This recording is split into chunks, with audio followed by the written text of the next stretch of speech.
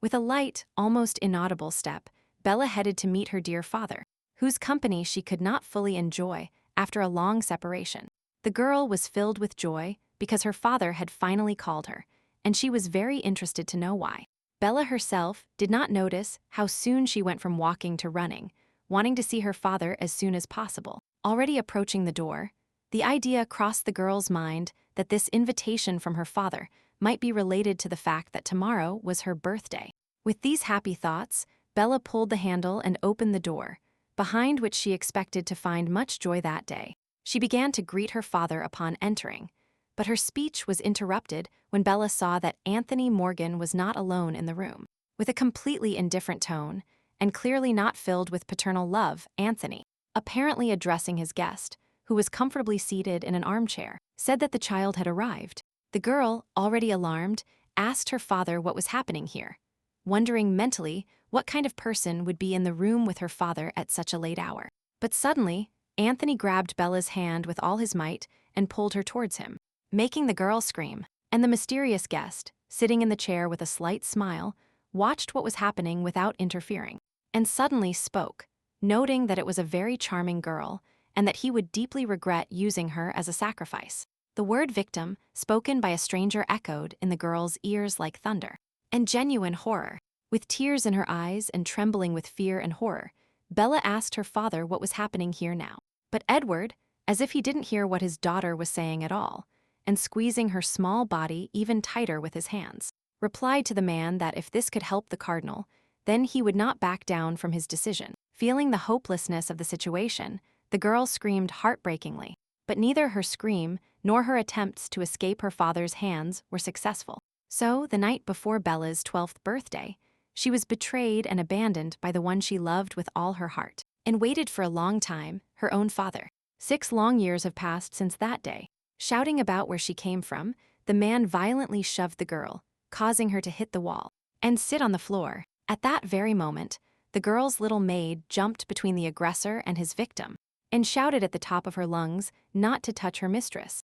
But the main offender and his henchmen just laughed, saying that such a vagrant had no business being here. Holding the little maid who protected her clothes, the girl said that the men should not think of harming them, since her father was the Marquis of the Northern Lands. But the attackers did not believe it, saying that the Marquis's daughter would definitely not be walking in such a place, and in their turbulent times, accompanied only by a little maid. And their obvious leader, taking the girl by the chin and lifting her face, said that she was very pretty, and that therefore he could sell her for a higher price. Fearing for her mistress's fate, the little maid ran into her arms, shouting at the attackers to leave them alone. But this only caused the men to conclude, allowed that the child could also be profitably sold to those who love perversion. Then the group leader took active measures, grabbed the girl by the hand, and told her it would be better if she came with him on good terms. The shameless one didn't even notice how a new participant in this scene appeared behind him. With a swift movement of his hand, the stranger grabbed the culprit by the head, and with all his might, literally smashed his face against the masonry of the wall. Before he had time to understand what had happened, the gang leader, in front of his henchmen, was coughing up blood flowing from his broken face. He sharply turned in the direction where the unknown man who interfered in his actions was located, and began to hurl curses at him. But not a single word of what he said provoked any reaction from this visitor, whose face was hidden by a kerchief. The girl, also without saying a word, looked excitedly at her savior. And then the man, clearly thirsty for revenge, rushed towards the one who interfered with his lucrative business of selling girls. Believing that his opponent's triumph over him was an accident, since the latter attacked from behind, the man tried to hit him with his hand, which, however, the stranger dodged quite easily. And then, without waiting for further action from the attacker, the savior grabbed the gang leader by the head and knocked him down with all his might. The blow was so strong that the stone path was covered with cracks, and the failed child kidnapper was finally neutralized. Having dealt with the leader, the stranger cast a piercing look at his henchmen who were nearby, who did not tempt fate, and having taken their defeated leader, hastily retreated from the battlefield. And the girls, still sitting, silently watched the winner of this confrontation. The maid was the first to speak, and asked the stranger if he intended to sell him, and her mistress. But without answering the girl's question, the savior, revealing his face, asked if everything was all right with the girls. But the mistress was clearly in some kind of stupor from the events that had occurred. And without waiting for an answer to the question, the stranger offered to accompany the girls to prevent similar situations from recurring.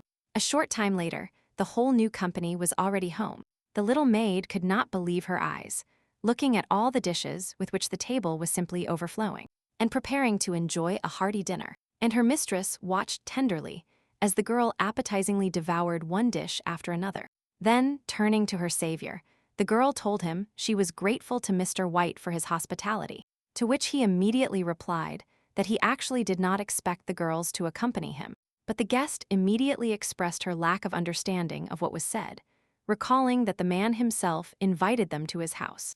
However, Mr. White replied, saying that simply with a stranger that was the height of stupidity, to which the girl innocently replied that they were no longer strangers, since they introduced themselves, and if the man forgot, then she reminds him that her name is Bella Morgan. But the man stood firm and objected to what was said, stating that knowing their names does not make them truly familiar people. After all that was said, there was an awkward pause, during which Bella and Nicholas White stared blankly at each other. The girl was the first to speak after this pause, expressing her assumption that with these words, the man meant to imply that it was time for the girls to know honor. But Nicholas immediately replied that Bella misunderstood him, that these were just thoughts out loud, and that she should not pay attention to them. To which the naive maid, Evie, said that the man himself first put them in an awkward position with his words, and now he is turning everything in the opposite direction. In response to what the maid said, Bella reprimanded her and was about to continue with her meal. But suddenly, Nicholas remembered what the girl had said about being the daughter of a duke, and said that he had never heard that he had a daughter. And the girl, without hesitation, replied that officially the Marquis has no daughter, but those who need her know about her existence. What Bella expressed gave rise to thoughts in Nicholas's head that this girl might be the Marquis's illegitimate daughter. An illegitimate daughter. And then the man said that in that case, the girl should return home, which caused an exclamation of surprise from her. Nicholas explained that, of course, he is not aware of all the events, but life in the capital is much more chaotic, and what happened today could easily happen again. And then, staring intently at Bella, he added that she was very striking because she had a very beautiful appearance. The girl never expected to hear such direct words, and the man continued, saying that due to her appearance, she would constantly be the object of attention, since the more beautiful the girl, the more profitably she can be sold.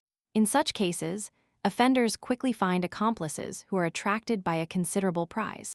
Bella looked at Nicholas and asked if he would demand any kind of payment from them for salvation, accommodation, and food, to which the man found no answer, as he was completely discouraged by what the girl said, and decided that he had simply scared her very much. Suddenly, without saying a word, he got up from his seat and headed for the table. Bella was also silent, awaiting events and interested in what her savior would do next. But contrary to all expectations, once at the table, Nicholas suddenly pulled out a dagger and placed it next to the girl. Frightened, Bella asked what this was for, to which she immediately received an answer from the man that it was for her safety. And while the girl picked up and examined the offering, Nicholas told the girl to use this item if necessary. Taking the weapon from the girl's hands, the man said that not even he was an exception in this situation, and she should stab him in case he suddenly approaches her with some dirty thoughts. Leaving the dagger and the turkey and finishing his speech, Nicholas left the room. Bella seemed confused, first after the man leaving, then she turned her gaze towards the dagger, which was still sticking out of the carcass of the smoked turkey. And suddenly the girl laughed, saying that Nicholas too, not understanding either the essence of Bella's reaction or what the words told to him could mean. The man turned around and asked her what she meant. Giving the man the kindest and gentlest look, Bella said that she also found Nicholas to be a very attractive man. The man did not expect to hear such an answer, and literally opened his mouth in surprise. He stood up and looked at the smiling girl, not knowing what to say or how to react to what she told him. In complete confusion, Nicholas wondered why the girl suddenly started talking about his attractiveness, and the only thought that came to his head was that the girl might have some kind of mental disorder, or have a mental impairment. Dinner was over, and all the current inhabitants of this home had long been in their beds. Bella's sleep was interrupted by the feeling that someone was approaching her, and the girl opened her eyes. Directly in front of her, she saw Nicholas, hovering over her and putting his index finger to his lips. He signaled her to be quiet, looking confusedly at her savior from yesterday, who was now doing something unclear. Bella asked if this was the case when she needed to stab a man with a dagger, but Nicholas suddenly took the girl by the hand and told her to immediately hide under the bed and sit there silently. But seeing her confusion, he pulled Bella's hand a little harder and asked her to hurry. And a moment later, the room door burst open, where the same gang leader appeared in the doorway, whom Nicholas, defending the girls, had defended yesterday, appeared in the doorway with a triumphant exclamation, placing himself in the middle of the room and gaining the support not only of his henchmen, but also of some military man. The girl's kidnapper bluntly asked Nicholas where he got his loot, where the next immediate demand was to return those girls who rightfully belonged to him. But Nicholas replied with complete calm that the man was apparently delirious, and that it was better for him to leave his house in a friendly manner. Clearly feeling some kind of superiority over his opponent, the girl's kidnapper smirked slyly, clenching some object tighter in his fist, saying that he would now regret interfering in his business. The kidnapper suddenly quickly pulled out a knife and ran the tip of the blade across his hand. Nicholas could not believe what he saw, but his thoughts were already forming a response to what was happening now. Meanwhile, the blood flowing from the kidnapper's hand splashed onto the stone he held in his palm, and the hieroglyphs carved on it began to emit a glow. The entire room was enveloped in a white mist, in which the silhouette of someone began to become visible. Realizing what the kidnapper had done, Nicholas angrily shouted at him that he was a real madman. After all, this fool just summoned a monster, one of those that live in the world of the dead, to solve his problems.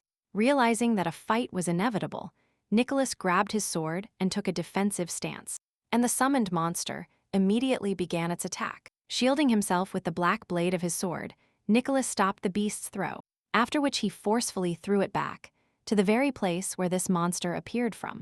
And at that very moment, Bella appeared between the beast and the man, who shouted loudly for them to stop the battle.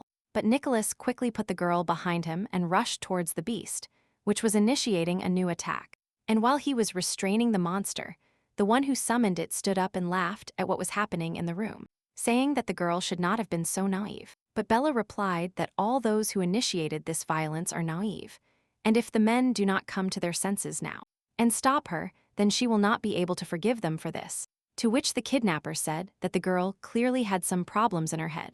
At that moment, the monster asking to be disarmed suddenly focused its attention on Bella, and having overlooked its opponent in the person of Nicholas, the undead abruptly lunged towards the girl.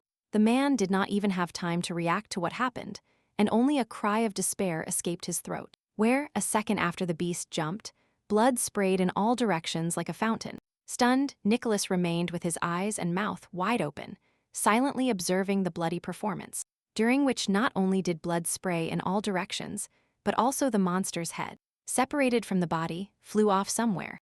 After which, Bella appeared before Nicholas's eyes, completing her elegant move with her hand, grabbing the hilt of the dagger, which was the reason for the separation of the monster's head from the body.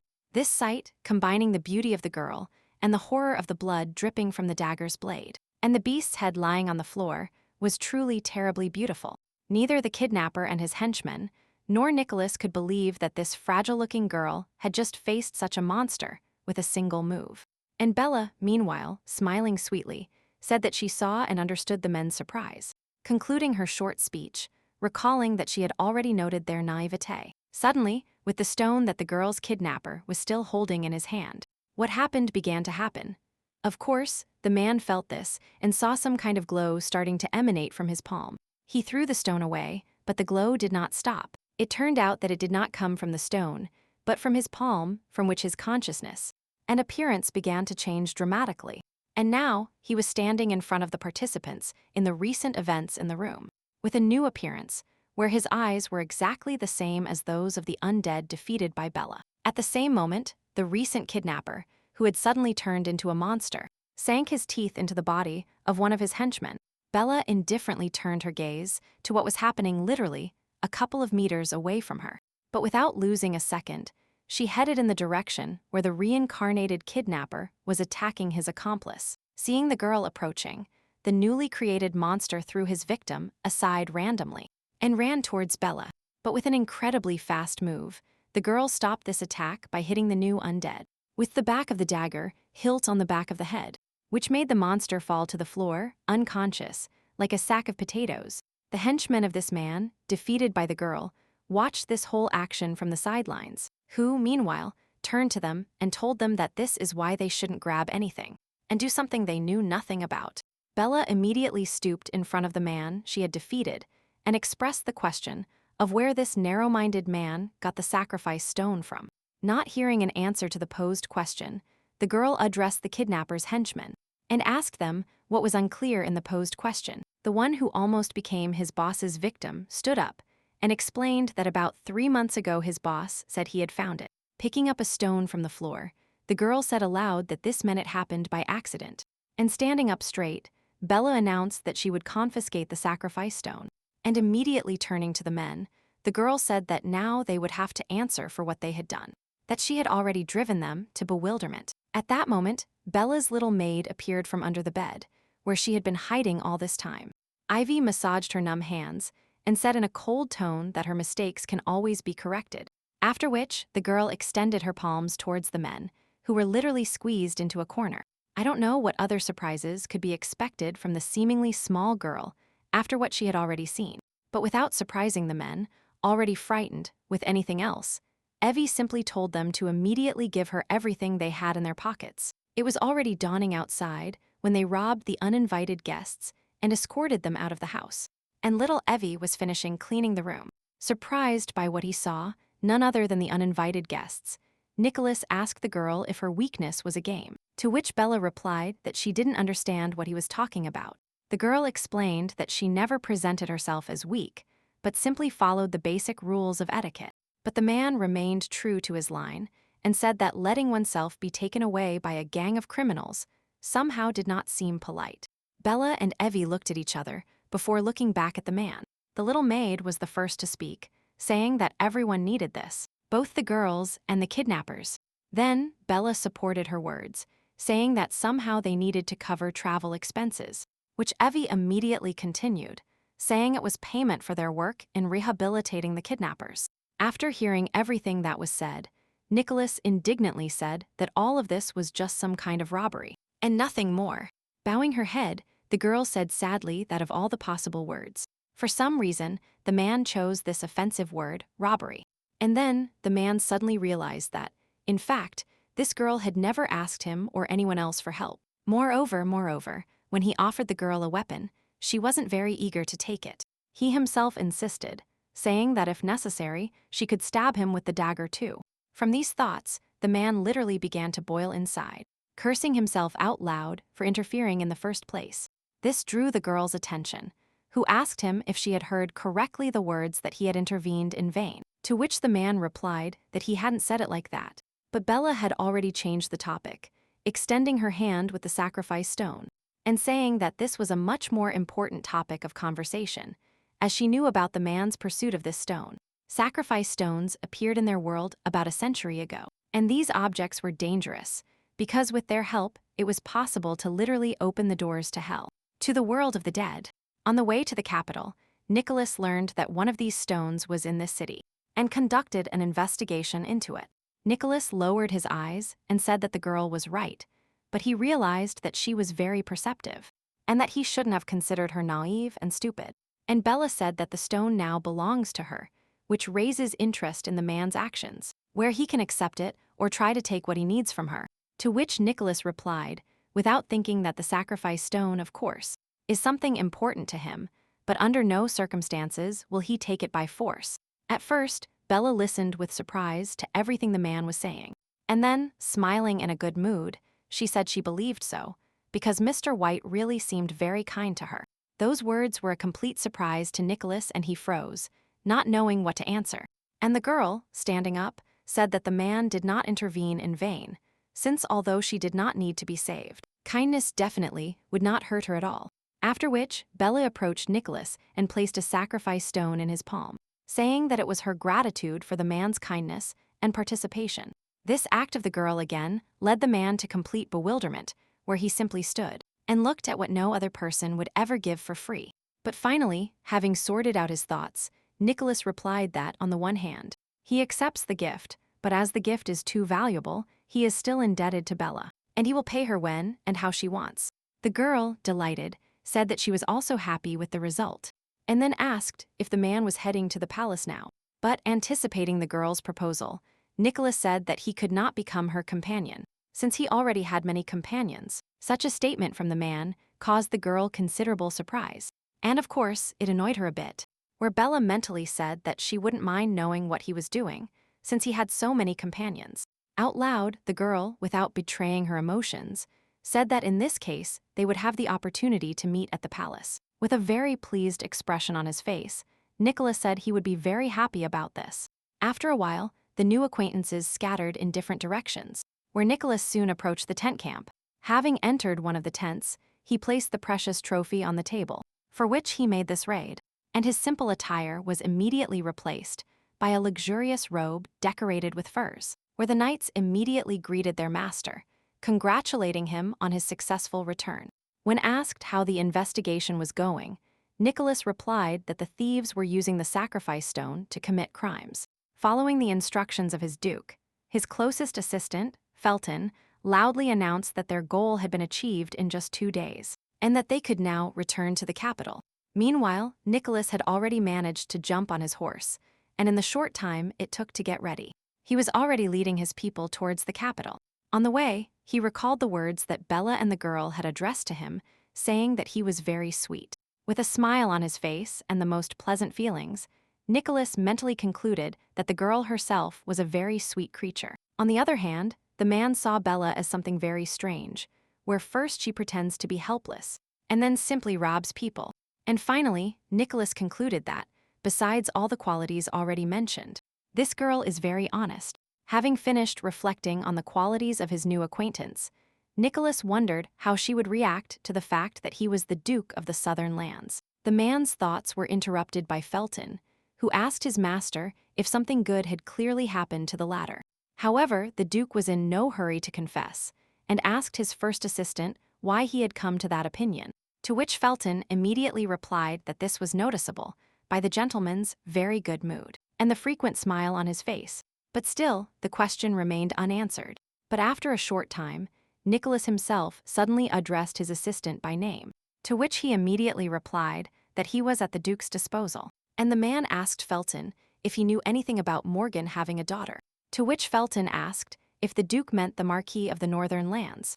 The Duke confirmed his assistant's assumption and said that the Marquis did indeed have a daughter, but that she died many years ago. And in response to the immediate question about her name, the assistant said that it seemed to be Isabel, or Bella, but he was not sure.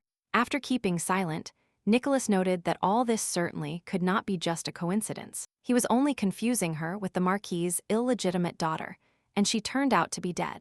Deciding that yesterday he saw the ghost of Isabel Morgan, Nicholas decided that at the next meeting he would definitely find out all the details. He spurred his horse, gaining speed, just like his entire army. At the same time, a modest carriage was slowly moving along one of the roads leading to the capital. Inside, Bella thoughtfully looked at the landscapes flashing outside the carriage window. The voice of the little maid, who expressed her thought that it is not possible to often meet such a decent young man, and honest as Nicholas, attracted the girl's attention. Recalling the details of this gentleman's appearance, Ibai wondered aloud what this man might be doing.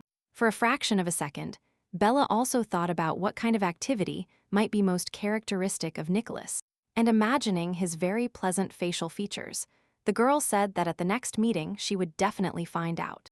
And the little maid had already changed the topic, asking her mistress what she would do when she met her father at the palace. To which Bella, after thinking a little, replied that first she would greet him, ask how he was, and then she would give him a chance.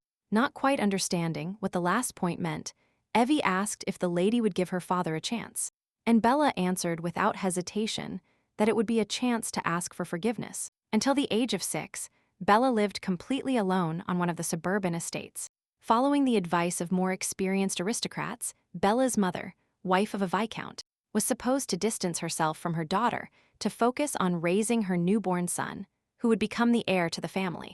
That is why the little one was constantly surrounded by loneliness. All she could do was look at the portrait of her parents, dreaming of the day she could meet them. Little Bella often talked to this portrait and said she missed her parents very much. And then, one day, the maid told Bella that a letter had arrived from the main estate demanding that she return home. This was the best thing the girl could hear, and she returned home filled with joy. Experiencing the most pleasant sensations, the little one went to this long-awaited meeting with her parents. And as if the parents, whom she had never seen, who had come to life in a painting, and were warmly greeting their daughter, they seemed to her the most beautiful people in the world. After all the necessary ceremonies, Bella curtsied and greeted her parents. Calling herself Bella Morgan, the girl believed that from that moment on, every day of her life would be filled with nothing but happiness. All these past events passed through Bella's head more and more as she approached the place where she would meet her father. And once again, the little maid distracted her mistress from the not-so-pleasant memories, telling her they were getting close. And indeed, through the carriage window, the capital could already be seen, and the imperial palace full of luxury. Life on the capital's streets was in full swing, manifesting in people who knew no pain. That filled its streets. Meanwhile, in order to enter, it was necessary to stand in a considerable queue, as many people had arrived today. Evie, peering out the window and assessing the size of the queue, concluded that they would only enter when night fell. But Bella said they didn't need to queue and asked the maid to look for an invitation. Fulfilling her mistress's request, Evie immediately hurried to look for the precious envelope, which was supposed to help them avoid the need to waste time waiting for their turn. And very soon the maid produced that very envelope, sealed with a stamp. Without a second thought, Evie handed the invitation to a nearby guard. And as soon as he saw the seal, the guard immediately apologized to the girls and instructed them to let their carriage skip the line. Soon the travelers were in the rooms assigned to them, where the little maid only had time to marvel at the luxury of the imperial palace. In a matter of seconds, she examined everything possible in their room, but noticing that her mistress was clearly examining her appearance, the girl asked where she was going, to which Bella replied that she wanted to go meet her father. Evie expressed her doubts about this, saying that the girl was just traveling and was not ready, to which Bella immediately replied that no special ceremonies were needed to meet one's parents, after which the girl turned and headed for the exit, saying she would just go see her father. But reaching the desired door, Bella realized that she simply couldn't meet her father, since the guards blocked her way, saying she couldn't go there. Instead, one of the guards took out and handed Bella a letter from their master. Unfolding it, the girl read only one sentence, where it was said that she shouldn't even dare to take advantage of her father's loss. Having finished reading, the girl turned once more to the guards and asked them to tell them that Bella Morgan was insisting very much on meeting. But the guards, without moving from their place, still said that the girl had to leave. But suddenly, an exclamation was heard from the side, where the approaching man said that the girl should not rush. Turning her head, Bella saw her family's butler, Carl, approaching her. And so, a few minutes later, the butler and Bella were sitting opposite each other in one of the rooms. Hoping that the man would remember her, the girl asked him how he had been all this time. But suddenly, Carl sharply said that it was completely inadmissible for the girl to impersonate a person who had been dead for a long time. Surprised, Bailey exclaimed that it really was her, and asked why the butler didn't recognize her. As proof, the girl reminded the man of past events, where she kept slipping on the steps of the stairs. And to protect the little lady, the butler covered the stairs with a carpet, which then made the girl very happy, and she was sincerely grateful to the man for this. But Carl again did not believe the girl, and asked her where she found out. And then, getting up from his seat, Carl said that if the girl had imagined how much her master regretted the death of his daughter, she would never have decided to personify her. At that moment, one of the servants served tea, and the man said that since the girl had arrived, she should be invited for a drink, after which she should leave and not try to bother the Marquis anymore. Carl said that he would prepare the tea himself and ordered the servant to leave. Turning his back to the girl, the man suddenly reached into his inner pocket, from where he took out a small gold-plated bottle. Thinking that the poor lady should not have returned here at all, Carl poured the poison into a cup of tea. He then placed the cup on the table in front of the guest. Bella had long understood everything that was happening now and looked into Carl's eyes without any emotion. Then, looking at the cup of poisoned tea, the girl concluded that, apparently, not a single word of hers here would be accepted normally. And when Bella picked up the cup, Carl realized with sadness that this was it, that soon the girl's life would be cut short. Bella, holding a cup with a deadly drink, asked him to tell her father that she was asking about his health. But after thinking for a second, she suddenly asked Carl what would happen if she were suddenly found dead tomorrow. These words completely discouraged the man, where it seemed to him that the girl had seen through his plan. But immediately saying that she had asked like that, the girl drank the entire contents of the cup. Placing the cup on the table, Bella quickly walked away, leaving a final note for the butler, telling him that they would meet again.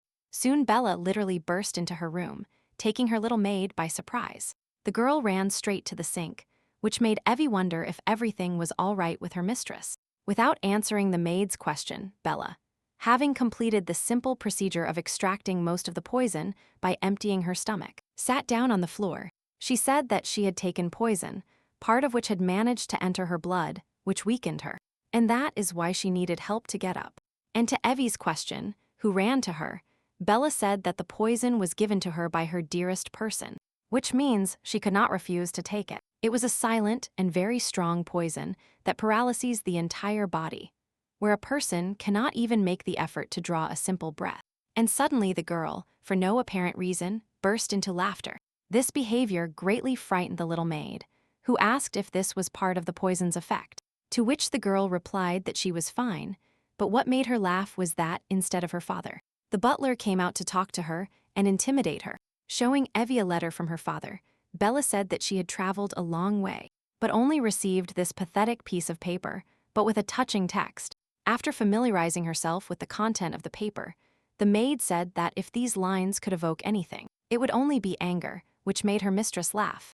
Where Bella explained that the words paternal loss mean a wound, and this could well mean that he regrets what he did. And that is why she wants to believe that, at least in a small way, the father will be able to feel guilty towards his daughter. But the little maid continued, not believing that her mistress truly believed these words, to which Bella immediately replied that at first she was confused by these words. But then she heard them pouring poison into her teacup, and suddenly the girl laughed again, saying you should have seen how pale the butler turned when she told him about her possible death. But the little maid was indignant and said that the poison could not be swallowed, as it posed a real threat to life. But Bella replied that everyone tried very hard, and she simply couldn't avoid drinking it. And besides, she was definitely not in danger of dying from this poison. But Evie objected again, saying that even if her mistress didn't die, the pain wouldn't go away. Bella said nothing to the maid's words and sat down next to her. Evie rested her small head on the girl's shoulder and said that tomorrow, probably, Bella's poisoners would come to check on her condition, to which Bella replied that in that case, she should be the first to pay a visit. And Evie immediately said that after this, they would definitely send an assassin after her. The fear was justified, and the little maid said she would sleep with her mistress just in case. And when Bella tried to object, Evie said she should feel sorry too, since in essence, she was still a very small child. The night turned out to be restless for the girl. Her whole body was burning. Her insides ached from the poison she had ingested inside. Realizing she couldn't fall asleep, the girl got up and walked to her room window.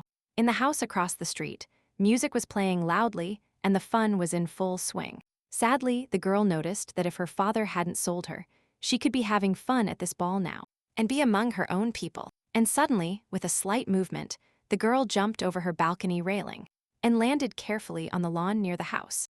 Upon entering the garden, she remembered that night gardens are rightly considered one of the best places for secret dates. And suddenly, she felt someone approaching her from behind. Bella immediately recalled her little maid's words that next time they would send an assassin after her. Ready for anything, the girl quickly turned, struck with her hand, and froze upon seeing someone in front of her whom she did not expect to see at all. Protecting himself from the girl's hand movement, Nicholas White looked at the surprised Bella. Surprised, Bella exclaimed loudly, calling the man by his name. After which, she added that she completely forgot to bring with her the security measure the man had presented to her earlier, to which Nicholas immediately replied that that was no longer necessary. This whole situation made the girl laugh a lot, as she did not expect such an unexpected encounter on a night walk. She noticed that their meeting took place much earlier than expected, with which the man completely agreed. Observing Nicholas's appearance, Bella noticed that in this short period of time during which they had not seen each other, the man had changed a lot. Without commenting in any way on what the girl said, Nicholas asked what the girl was doing in the garden at such a late hour. to which he immediately received the answer that she wanted to take a walk. And to a similar question from Bella, he replied that he also decided to take a night walk. As the man was answering, his attention was drawn to what his random encounter was wearing, where he noticed that this was the second time he saw a girl in pajamas. Without a second thought, Nicholas took off his outerwear and threw it over the girl's shoulders. Such kindness and care from a man towards an unknown girl seemed very sweet to Bella. As they walked through the park, Nicholas asked if the girl had met her father, but instead of answering, she asked him in return what his part was, genuine interest or some kind of verification, to which the man replied that he had already heard how rudely Bella was treated by being denied entry to the marquise. And the girl immediately said that in that case, Nicholas already knew everything and she had nothing to add. Continuing the conversation, the man asked for what purpose Bella was seeking a meeting with Marquis Morgan, but the witty girl cunningly avoided answering, saying that the man was somehow strangely interested in her affairs, while at the same time not talking about himself at all. To this, Nicholas replied that he belongs to the eastern lands, and the girl's father belongs to the northern ones, where it is no secret that relations between the east and the north are, to put it mildly, tense. It was precisely this circumstance that the man explained his silence, so as not to create discomfort for the girl. After hearing everything that was said, Bella realized that it turned out Nicholas's hiding of her identity was not accidental, but was done for the sake of her peace of mind. Smiling imperceptibly, the girl said that she only wanted to exist. That is why she seeks to meet her father, Anthony Morgan, because he officially does not exist in this world today. And for all these people, after all, his death is something much more natural and simple than the fact that she will suddenly be alive. It was for this reason that she made her father assume this responsibility. But so far, it turned out that he, not only out of responsibility, did not even want to meet his resurrected daughter. Upon hearing Bella's story, Nicholas noted that under normal circumstances, sensitive people have a kind character, whereas strong people are cold. But this girl, in some unimaginable way, combined tenderness and perseverance. The walk continued, where Nicholas suddenly said that if the father still did not want to recognize and accept the girl, she would always be welcome in the East, which she immediately thanked him for. But Bella immediately added that at first she considered the man a small pawn, only seeking the sacrificial piece, but now she sees that the man's position is much higher. And the girl finished her speech by saying that it would be better for her to address the man by the title of Duke at their next meeting. Nicholas realized that the girl was truly very insightful, and said that in the presence of others, she should address him that way. But then he asked in return how he should address the girl at their next meeting, to which Bella replied that in front of others you should call her lady, but when they are one-on-one, a man can simply call her by her name. After thinking for a while, Nicholas suddenly said that he very often walks at night to get some fresh air. Not understanding anything, the girl asked why the man said that, to which Nicholas replied, not without a hint of irony, that he said it just because. Bella supported this game and said that it was a very good coincidence, as she also loves night walks. Charles handed a letter to Edward Morgan, saying it had been sent today at dawn. After printing it, the Marquis read the lines written by Bella, where she said that he was probably curious to know why she was seeking a meeting with him after so many years, but he was also curious to know the reason why she did this. Therefore, if he explains the reason to her, she will also satisfy the Marquis's curiosity and show everything she is capable of. Having finished reading the letter, Edward asked the butler what had happened, to which Carl replied that the poison was the most powerful, but that by some miracle the girl survived. The Marquis immediately said that he had no doubts about Carl's actions, as he knew his scrupulousness, and the butler replied that he would fix everything, and this time there would be no mistake.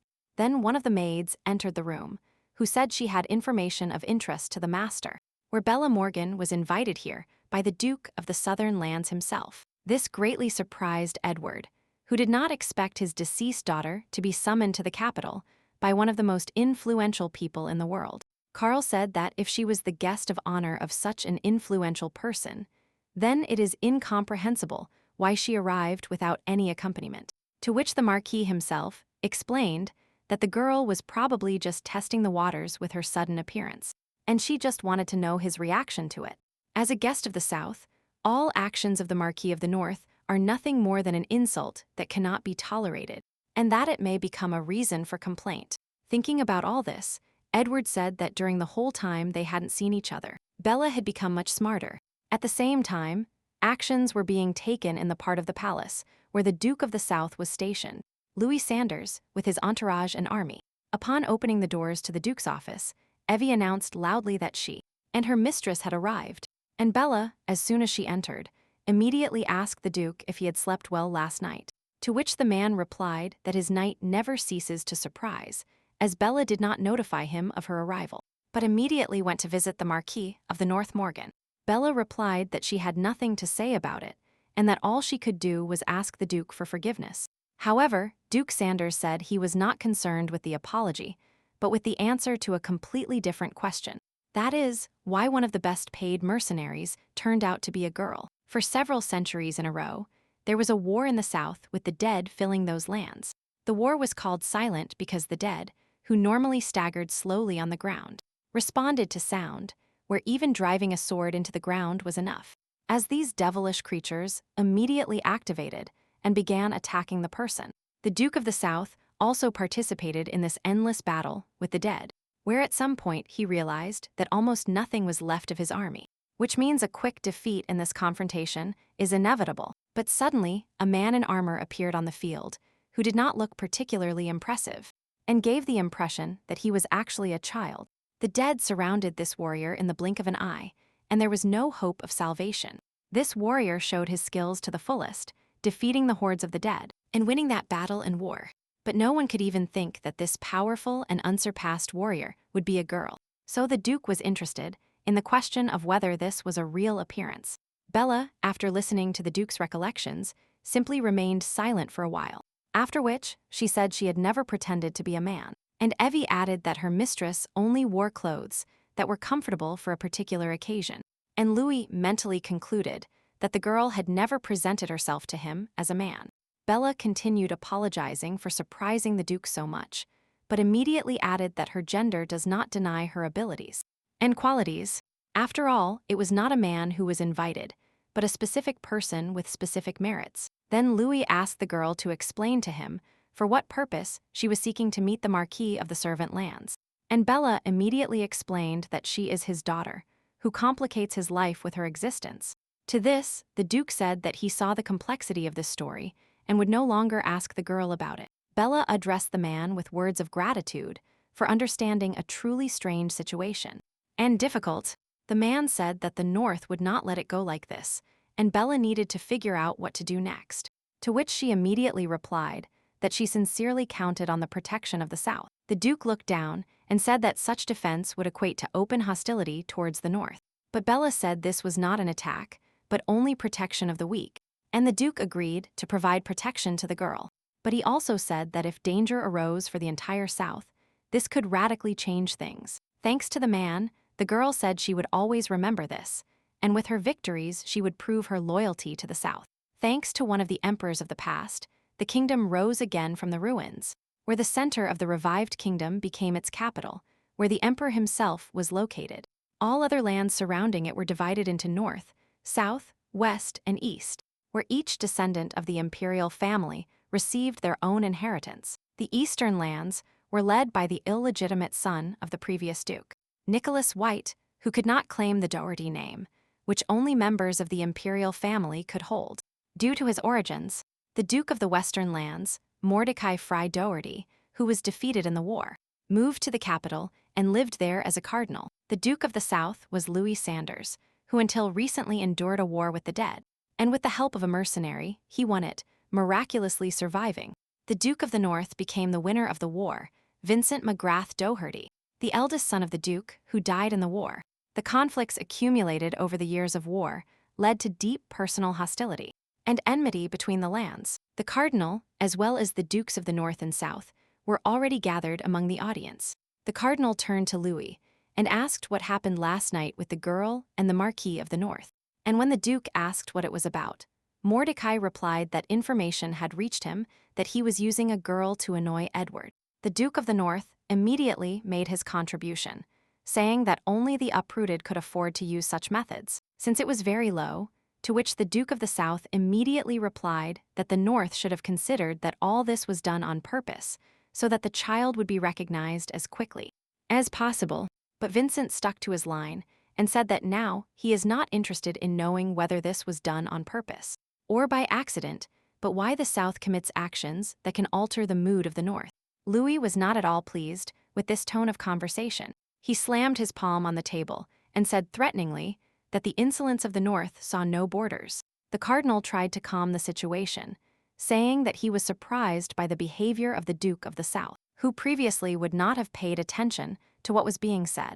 And then, changing the subject, the cardinal asked why no one invited the Eastern Duke to the negotiations, to which Louis immediately blurted out that this illegitimate creature should not be here at all, in which Vincent fully supported him.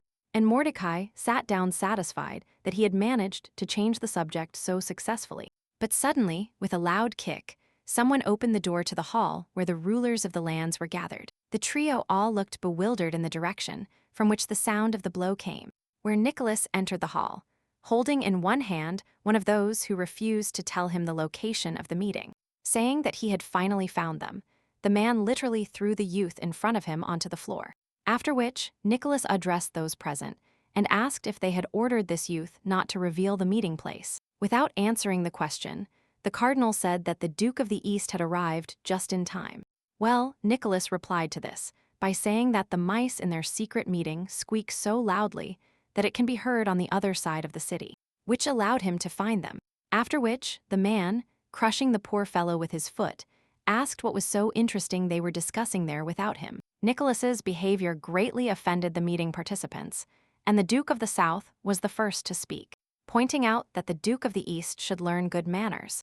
To which Nicholas, sitting down at the table and putting his legs on it, said that the pathetic mice who arranged a secret meeting dared not teach him manners. These words completely infuriated Louis, who mentally covered the Eastern Duke from head to toe with all the abusive words he knew.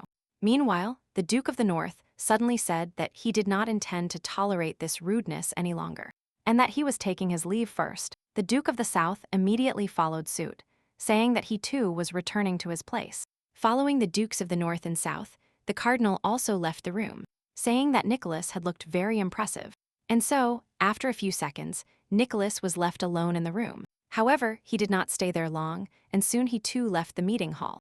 Upon reaching his chambers, Nicholas told his first officer Felton that he could be free. Finding himself alone with himself, the man exhaled with relief and began to review everything that had happened in his head. He recalled Louis's angry face, after which Nicholas thought that perhaps he had gone too far with the mice. Since the Duke of the South, after all, was much older than him, literally falling onto the bed without undressing, the man concluded that, after all, hatred towards him would be preferable to disdain. And then he remembered Bella, where he asked his assistants to find out as much information as possible about her, where it turned out that she was in the service of the Duke of the South. This situation did not please Nicholas at all, where the girl he really liked turned out to be close to the one who despises him. Bella and her little maid, after visiting the Duke of the South, returned to their home, where Evie, grimacing, said that Louis, having lost the war, invited them only for cover. And now he was trying to pretend to be something, which made Bella laugh a lot. But upon approaching her room, Evie saw an envelope on the door, which she immediately reported to her mistress. Receiving the envelope from the maid's hands and opening it, Bella discovered it was an invitation to the imperial ball, where only the sender was not indicated. The little maid was very happy that her mistress was invited to the ball, where for some reason Bella herself did not share her joy, which greatly surprised the little maid, who asked her mistress why she was not happy with this invitation. To which Bella, without hesitation, explained that this invitation was nothing more than a test. Proof of this is the absence of the sender's name, who, if his intentions were pure, at least he would pay his respects during a personal visit. Evie immediately asked for what purpose this test was organized, and immediately received the answer, probably to understand how much she understands about high society. After clarifying everything to her maid, Bella began to think of ways to get out of the situation, where the first option was simply to ignore the invitation, where then she would be seen as arrogant. Another option was to look for a partner to accompany her, but in this case, they would consider her calculating, or they would think she was scared. Hearing her mistress's thoughts, Evie said that any of the above options was not very good, but that something had to be chosen, to which Bella suddenly told the maid to look for her dress. Evie didn't understand what they were talking about at first, and Bella had to explain to her that she needed to get that very dress, which was one of the reasons for her lack of money. And to completely complete the look, you must decorate this dress with flowers and choose a beautiful fan. And then the day of the Imperial Ball arrived, where the guests were astonished by the magnitude of the event, where an entire lake of champagne was made in the center of the hall. Receiving one guest or another first, the cardinal simultaneously wondered if that girl from the incessant rumors would come today. And, as he suddenly learned, he was not the only one interested in this question, where two ladies nearby were talking about how among the guests they had even made bets on whether this girl would come and what exactly she would look like. After hearing this conversation, the cardinal turned to the man sitting next to him and told him that thanks to him, tonight's evening promises to be very interesting. And suddenly, general exclamations witnessed the beginning of some interesting events, where the ballroom door opened, and the one everyone was eager to see today appeared on the threshold. And as Bella moved through the hall, she kept hearing disapproving comments directed at her, mainly about the way she was dressed. Without responding to a single comment, Bella walked proudly to the center of the hall and took a spot where all present could see her. Mordecai was very interested in what this girl would do now, and he devoted all his attention to her. Meanwhile, Bella stood up and listened to the rude statements of one of the guests, who said that no clothes would help her, and that it was little that a girl appeared without company. The next comment from this aristocrat was that this girl understands nothing about etiquette rules. And as he said these words, Bella laughed loud enough, which of course could not go unnoticed by this man and greatly hurt his pride. Bella, who remained silent for now, covered her face with a fan, hiding her smile. And the cardinal, watching intently what was happening, noticed that she was bold, and even daring on her part to take the first step, but that she could take it all the way. And then a woman appeared in the foreground in front of Bella, who immediately accused the girl of indecent behavior and said that she did not understand at all where she was. To which Bella first asked the person who approached to explain where she was, and then added that nothing unusual had happened yet. Not knowing what to say to this, the loser turned around and walked away, muttering something under her breath. Mordecai was simply astonished that Bella only needed a couple of words to calm the person who attacked her. And the girl's cold gaze was already directed in a completely different direction, where the cardinal, looking up, noticed with horror that she was staring intently at him, because their gazes met. And while the cardinal calmed his hands so they wouldn't tremble from overexcitement, the one who lost the verbal battle loudly announced that there was a guest in the hall who did not correspond to the status of the ball, where the lady approached the manager and told him that it was urgent to take some measures regarding this matter. But before the manager had time to say a word, the same guest whose words Bella had mocked suddenly burst out in a cry that it was inadmissible to come to the ball without permission, and that this insolent girl simply needed to be kicked out. After which, he resolutely headed in the direction where Bella stood above the guests. And as soon as he approached her with his arm outstretched, the girl, with a sharp movement of her hand, pulled out the envelope.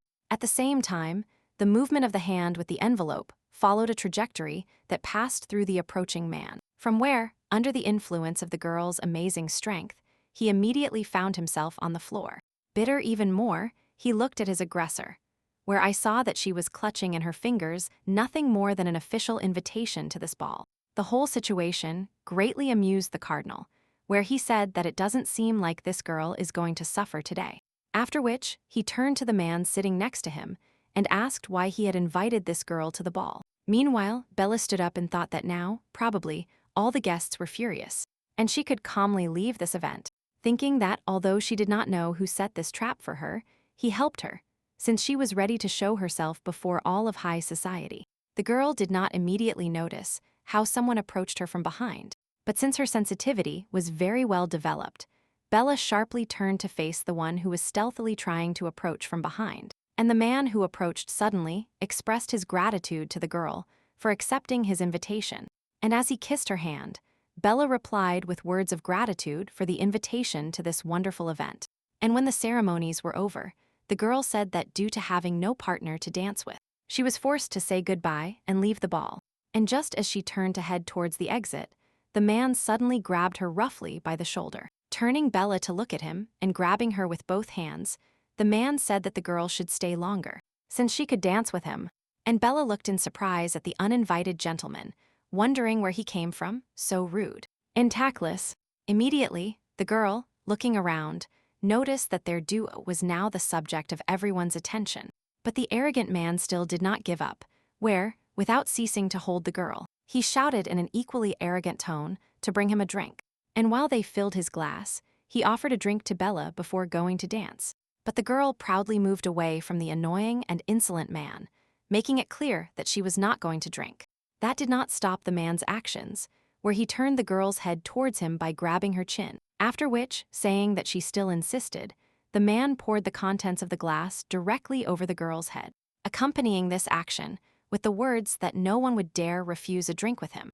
The younger brother of the Duke of the Northern Lands, Aidan McGrath Dougherty, having finally heard the name of this insolent man, Bella immediately realized that now they were simply taking revenge on her for her attention to the north.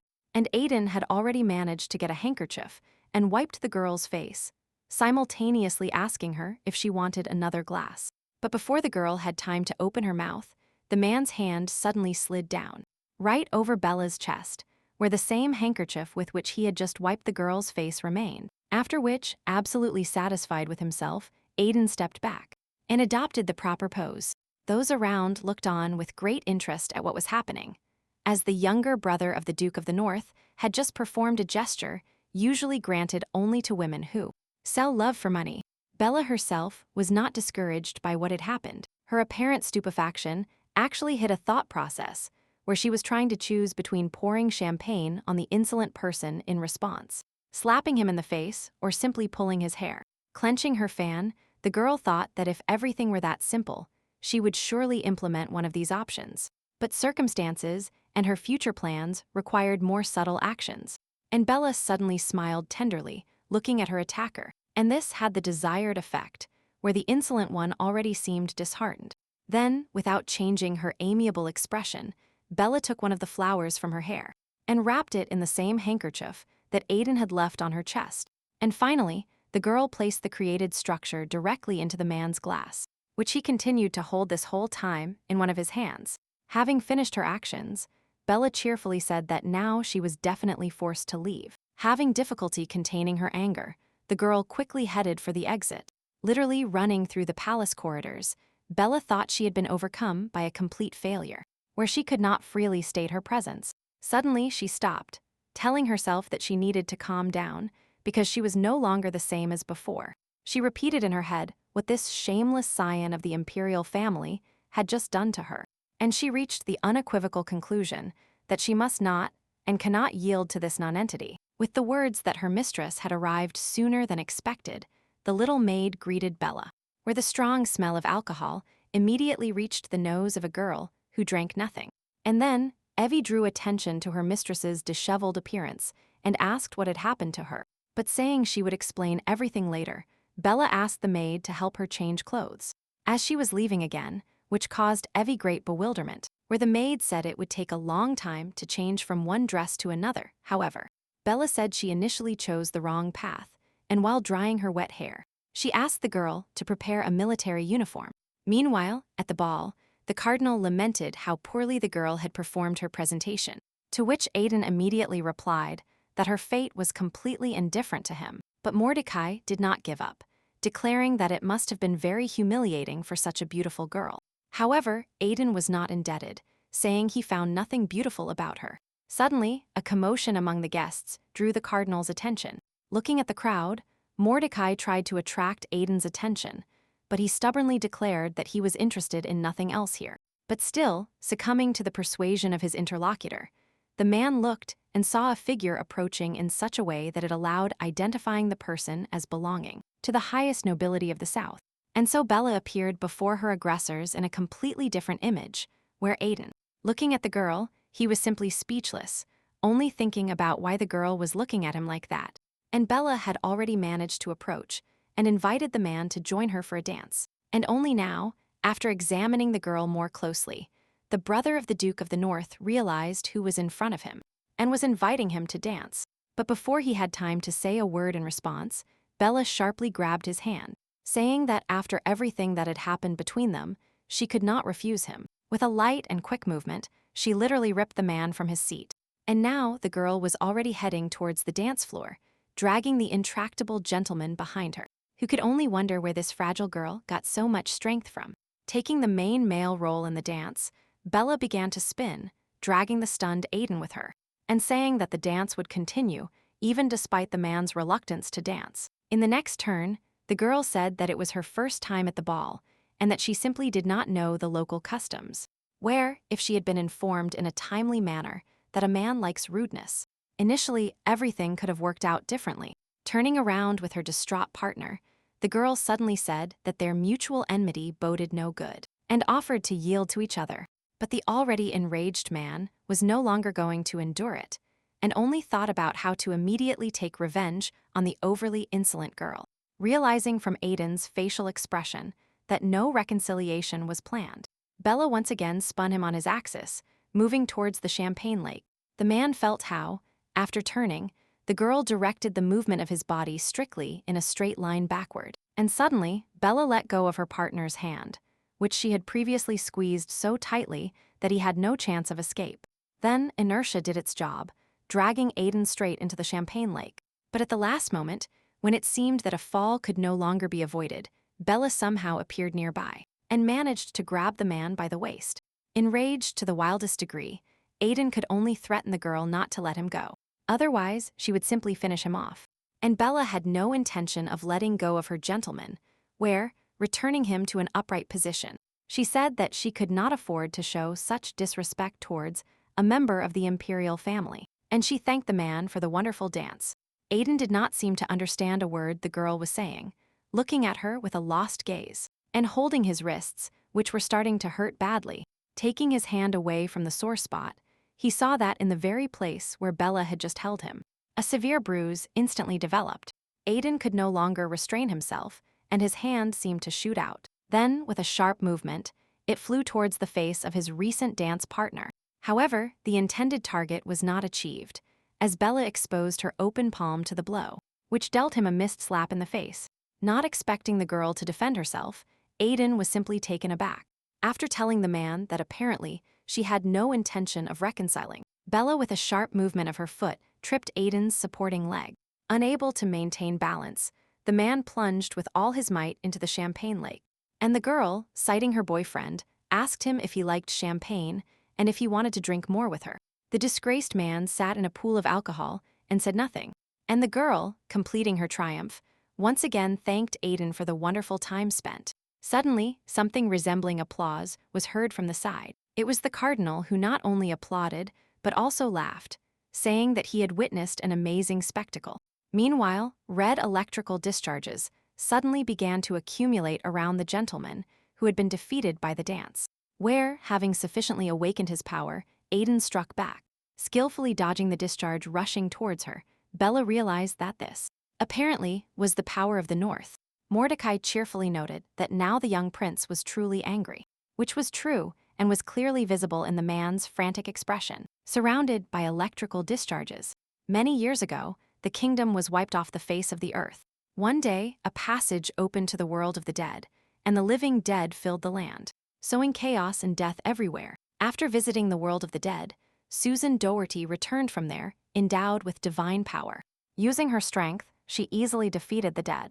Having restored peace and tranquility to the kingdom, Susan divided her power among her descendants. The younger brother of the Duke of the North had inherited that very part of the power, and now he advanced towards Bella, saying that it was not too late to ask for forgiveness. Where, approaching the girl, he told her that he would then save one eye for her, to which Bella immediately replied that one was not enough for her, and she wanted to have both eyes. Even more infuriated by the girl's disobedience and bravery, Aiden waved his hand and shouted that in this case, he would lose both eyes at once. But his actions were interrupted by a suddenly appearing man who said he had come to escort Aiden.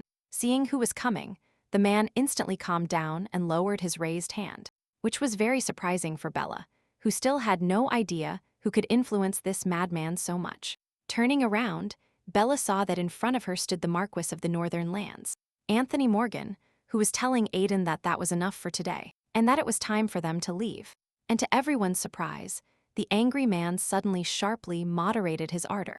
And in response to Anthony's repeated request, he said he had heard him, leaving the scene of the night's stormy events, dissatisfied with this outcome. Aiden, passing by Bella, roughly pushed her with his shoulder. The Marquis also hurried to leave the ball, but was stopped by a woman's call, where the voice of course belonged to Bella, who called him with one word, father. But pretending this call did not concern him, the man simply continued moving. Then Bella called him again, this time calling him, Your Excellency, Marquis Morgan, and asking him if the wound she had previously told him about in a note was all right. To which Anthony replied dryly and coldly that he had nothing to do with the girl. Bella silently listened to what her heartless father replied, without commenting or answering. Soon the Marquis and Aiden were already in the part of the palace reserved for the north, where the disgruntled younger brother of the Duke of the North wondered if this girl definitely wasn't the Marquis's daughter, because she looked a lot like him. To which Anthony replied without hesitation that his daughter had been dead for a long time, and that this one was just a swindler trying to take advantage of his weakness. Deciding to change the course of the conversation, the Marquis suddenly thanked Aiden for intervening to defend the honor of his family and of the whole North. But the man was clearly not happy with this turn, muttering under his breath that Anthony shouldn't even try to flatter him. But the Marquis continued saying that, although the method chosen by Aiden could not be called elegant, because her appearance, like that of a cat that had fallen into water, would only dishonor the imperial family. The man, who was starting to get angry again, tried to object to what was said, but the Marquis skillfully interrupted him, telling him that he was grateful anyway. Apparently the Marquis's assertiveness, who knew how to approach this unbalanced man, took effect, and Aiden said that we should send this damned south to hell and forget about everything. And Anthony continued speaking, already expressing his thoughts that the Duke of the South lost all his children in the war, and that his new gentleman had cleverly tangled the old man. But suddenly looking at Aiden, the Marquis thought that this stupid boy sitting opposite him couldn't even imagine the whole reality of what was happening, where the girl who soaked him in champagne was really his daughter.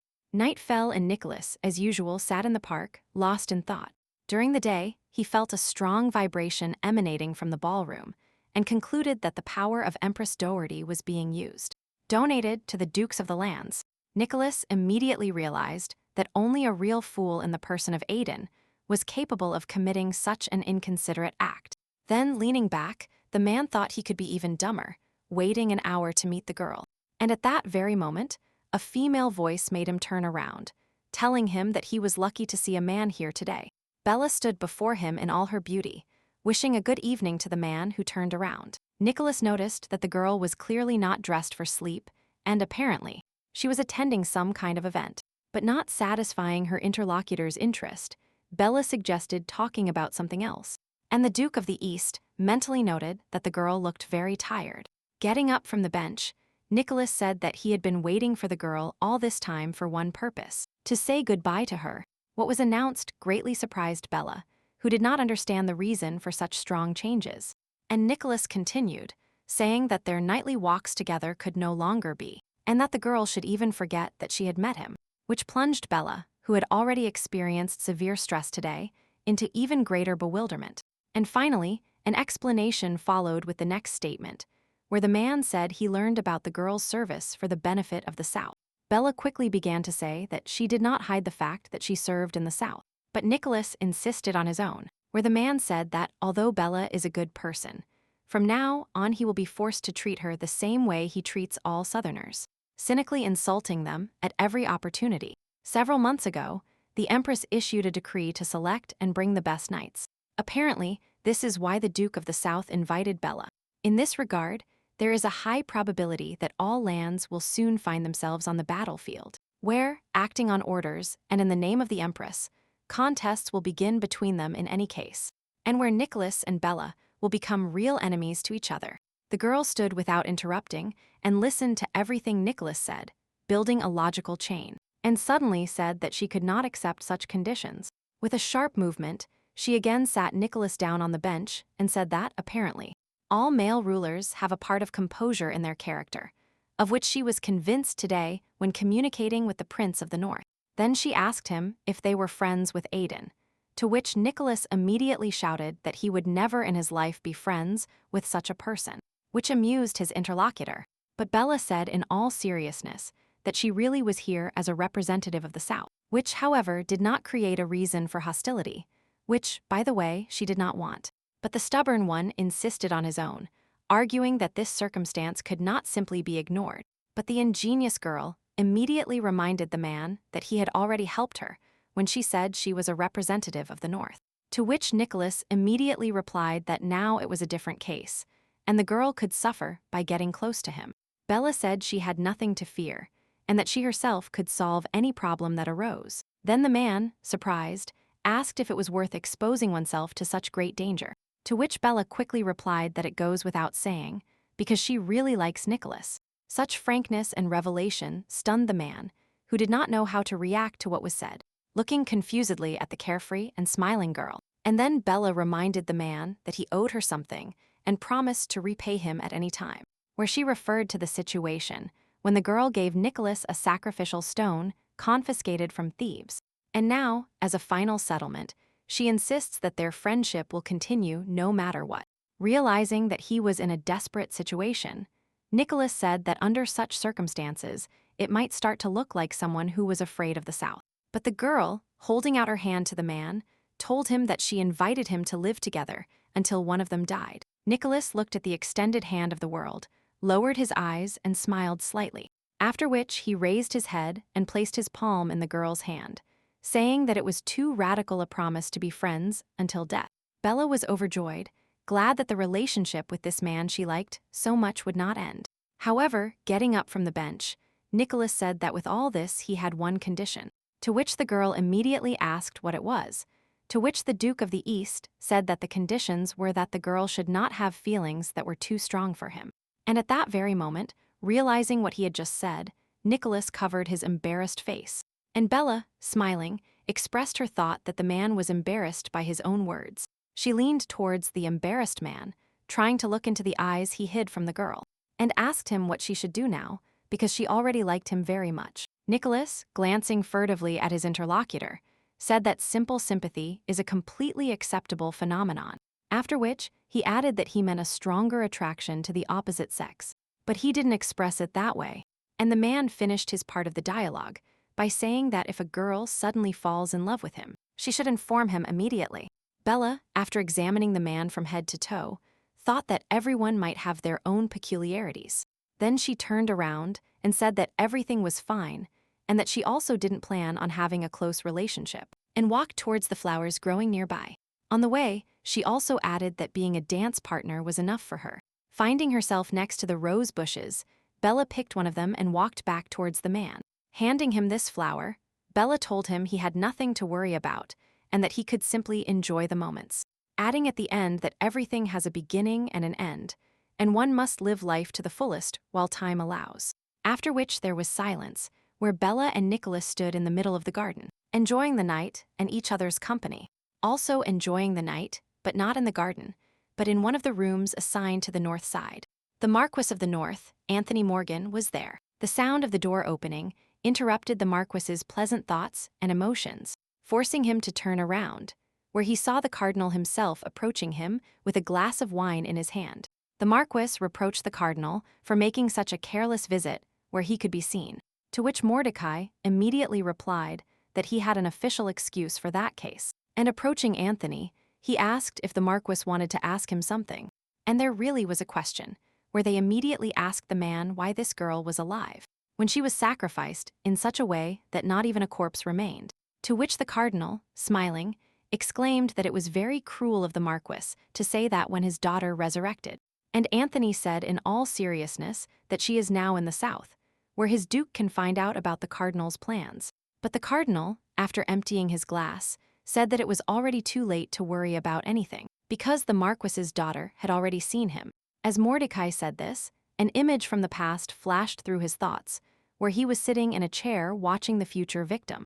Then, lowering the hand with the empty glass, the cardinal added that from her look he realized the girl remembered both that day and him very well. From the look he saw at the ball today, where this girl smiled at the man who literally pushed her to hell. Having managed to sit down, Mordecai said that now the child whom he and the Marquis had sacrificed had returned as a real monster, where this girl, once defenseless, could reach the imperial palace herself, which means a lot. After hearing the cardinal, the Marquis concluded that he needed all this to oppose them. To take revenge, the cardinal agreed with Anthony's conjectures and said that the man should meet his daughter and find out all her intentions. Approaching and handing the Marquis his empty glass, the cardinal coldly said that this was not a request from him, but an order. The Marquis replied to the departing ruler that he obeyed. Once upon a time, a very long time ago, a rift that opened the doors between the world of people and the world of the dead. Mordecai secretly wanted to receive the power that the empress possessed after her stay in the world of the dead. To gain power, the cardinal secretly sacrificed countless girls by pushing them toward the rift. However, the desire to obtain power equivalent to the empress's amounts to rebellion. Therefore, the Marquis thought that he was forced to hide not only the truth that he had sacrificed his own daughter, but also his secret was that by doing so, he had joined the rebellion. The Duke of the South walked down one of the castle corridors, accompanied by Bella, and said that he had already learned about what happened yesterday at the ball, to which the girl casually replied that she simply defended the honor of the South. And won, and Louis said, not entirely seriously, that today he would officially declare her a full representative of the South, and that the girl needed to control herself. But the girl said nothing, noting the Duke's lecturing tone to herself, and as they continued moving, the Duke said that today the Empress would issue an official order to enter the war, to which Bella asked whom she wanted to conquer. They had already reached the ceremonial hall, where they were greeted by one of the Southerners. When Louis, answering the girl's question, said that all secrets would soon be revealed, Nicholas was already in the corridor, and immediately noticed that Bella and the Duke of the South were arriving. The girl also immediately noticed her companion from the nightly walks, where the latter did not go unnoticed by Louis. In his usual manner of communicating with the dukes of other lands, Nicholas said that finally the old scoundrel from the South had also arrived. This behavior from Nicholas was new to Bella, and of course, greatly infuriated the Duke of the South. The representatives of the northern lands were nearby with full force, where at some point the Marquis's gazes and Bella suddenly crossed. But at that very moment, Louis told the girl to stay close to him during the ceremony, to which she replied with words of obedience. And suddenly, loud sounds notified everyone present about the arrival of the Empress. She appeared at the other end of the hallway, and everyone present immediately bowed before her. No one dared to raise their head, while the Empress moved with her elegant pace throughout the ceremony hall, and thus took her place on her throne. She rested her head on her hand, and without much enthusiasm, told everyone to raise their heads. After which, she still coldly said that she was glad to see everyone present, some of whom she had known before, and others she was seeing for the first time. Yawning unceremoniously, Susan asked why everyone was gathered here, to which the cardinal immediately replied that today was the day the empire was founded. Then, having received permission from the Empress, Mordecai began to express that today was a happy day. And to celebrate 100 years of the empire's history, the Empress issued a decree on the expansion of territories, where the new place that should become part of the empire is the world of the dead. This statement surprised even Vila, who had seen a lot on her thorny path. Meanwhile, the cardinal, so that no one doubted what they heard, repeated once more that the Empress orders the conquest of the world of the dead. Then, the floor was given to the Duke of the East, as one who had already faced the dead and won that war. Louis stepped forward and greeted the Empress, and said that he asked permission to transfer his powers to younger shoulders. After accepting, Susan drew her sword and asked the Duke to point out a successor. After which, without saying a word, Bella stepped forward. The Empress asked the girl her name, to which she, kneeling, said that her name was Bella Morgan. Susan lowered her sword to the girl's throat and said that Bella had gone too far with such a despicable name, and leaving a wound on the girl's neck, which immediately began to bleed. The Empress said she would take care of it with her own hands. However, Susan's next words were permission for Bella to enter the world of the dead and risk her life. Smiling, the girl replied that everything would be as Her Majesty wished. After this, the Empress left immediately. Bella and Louis also decided to leave. But on the way, Anthony suddenly called the girl. Pressing the wound on her neck, Bella realized that it was extremely unusual for the Marquis himself to make contact with her, having avoided her in every way possible before. With an unusually amiable expression on his face, Anthony asked if the lady would grant him a couple of minutes, to which Bella, smiling coldly, replied that addressing her as a lady was inappropriate here, since she was a knight. Looking down, the Marquis acknowledged that he had made a mistake in handling it, and he apologized, after which he repeated his request, turning to the young knight, and telling her that it would not take long. Having received Louis's tacit consent, Bella replied that she was ready to talk. But not for long. A few minutes later, they were sitting alone in a separate room. With paternal concern in his voice, the Marquis said Bella looked very good. The girl remained silent for several seconds, trying to compare everything she knew up to that moment. After which, without showing much emotion, Bella asked if the father truly recognized his daughter. "Where is the Marquis?" Still with the same good-natured expression on his face, he replied that he could not help but recognize his own daughter. After what was said, Bella tensed up a bit, trying to understand what this man was doing. Anthony continued the conversation, saying that Bella had made a dangerous decision by taking the place of the Duke of the South in the war, to which the girl, suddenly smiling, said that her father had gone too far, starting his dialogue with moral teachings, when in reality he should have started with something else. Looking down, the Marquis said that's right. He should start with completely different words. Then, without saying a word, the man suddenly got up from his seat and stood up straight.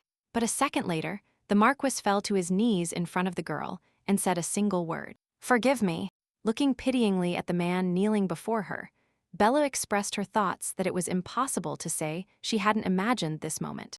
The girl also got up from her seat and, walking towards the man, told him that now that moment had come, for some reason, she didn't feel the expected joy. Also kneeling in front of her father and taking his hands, Bella asked him why he did this to her. But without answering the girl's question, Anthony said he couldn't believe she had reappeared. Without wiping the tears welling up in his eyes, the Marquis said that all his thoughts were only about the fact that he would never see his daughter again. Bella looked pityingly at the weeping man and drew his attention, calling him father. Hugging him by the shoulders, the girl said she was very sorry, and she definitely would have believed his words and tears if there hadn't been a recent poisoning attempt. And hearing this, the man began to realize that he had miscalculated. Grabbing the girl's hands, the Marquis shouted at her to tell him what she wanted him to do for her, and so it would be done. To which Bella replied in good humor, and without hesitation, that she only wanted to live under her own name, where the only thing she needs is for the Marquis to officially recognize her existence as his daughter. Both the girl and the man understood what would follow such a confession, because the Marquis had been claiming his daughter's death for many years. Therefore, bowing his head, Anthony replied that he could not fulfill this girl's request. As if not understanding the difficulty, Bella asked why a man could not do this, to which the Marquis angrily said that such a confession would be proof of his involvement in the rebellion. The girl did not understand this statement, because she believed they were only talking about morality, and her father immediately explained that on that day he handed her over to the cardinal, so that the girl could be used in opposition to the empress. And if this turned out to be true, Bella would become the daughter of a rebel. That being said, the Marquis grabbed the girl's hands, telling her that instead of that life, he would give her a new one, where he promises her a nobler life than the life of a Marquis's daughter, which is in no way inferior to the life of an imperial family member. The girl looked at her father with a hint of contempt. Then she said she would not give up the name Bella Morgan, even if it earned her fame as the daughter of a rebel, and suddenly asked her father if he wanted to get rid of her, where she demanded recognition as his blood family. The Marquis fell silent, turning over in his head the thoughts that the girl read him like an open book. And the role of a longing father didn't work. And so, taking off the mask, Anthony told the girl to speak directly, everything as it is. Looking closer at her father, Bella said she was ready to give him a chance. Taking a knife from the table, the girl approached and placed it in the hand of the man who was perplexed by her actions. Looking at her father with her cold gaze, Bella said she was giving him the opportunity to kill her. The girl said she only has time until she takes over the world of the dead. And then, turning the tip of the knife towards the man's throat, Bella added that if he doesn't kill her by then she will end his life.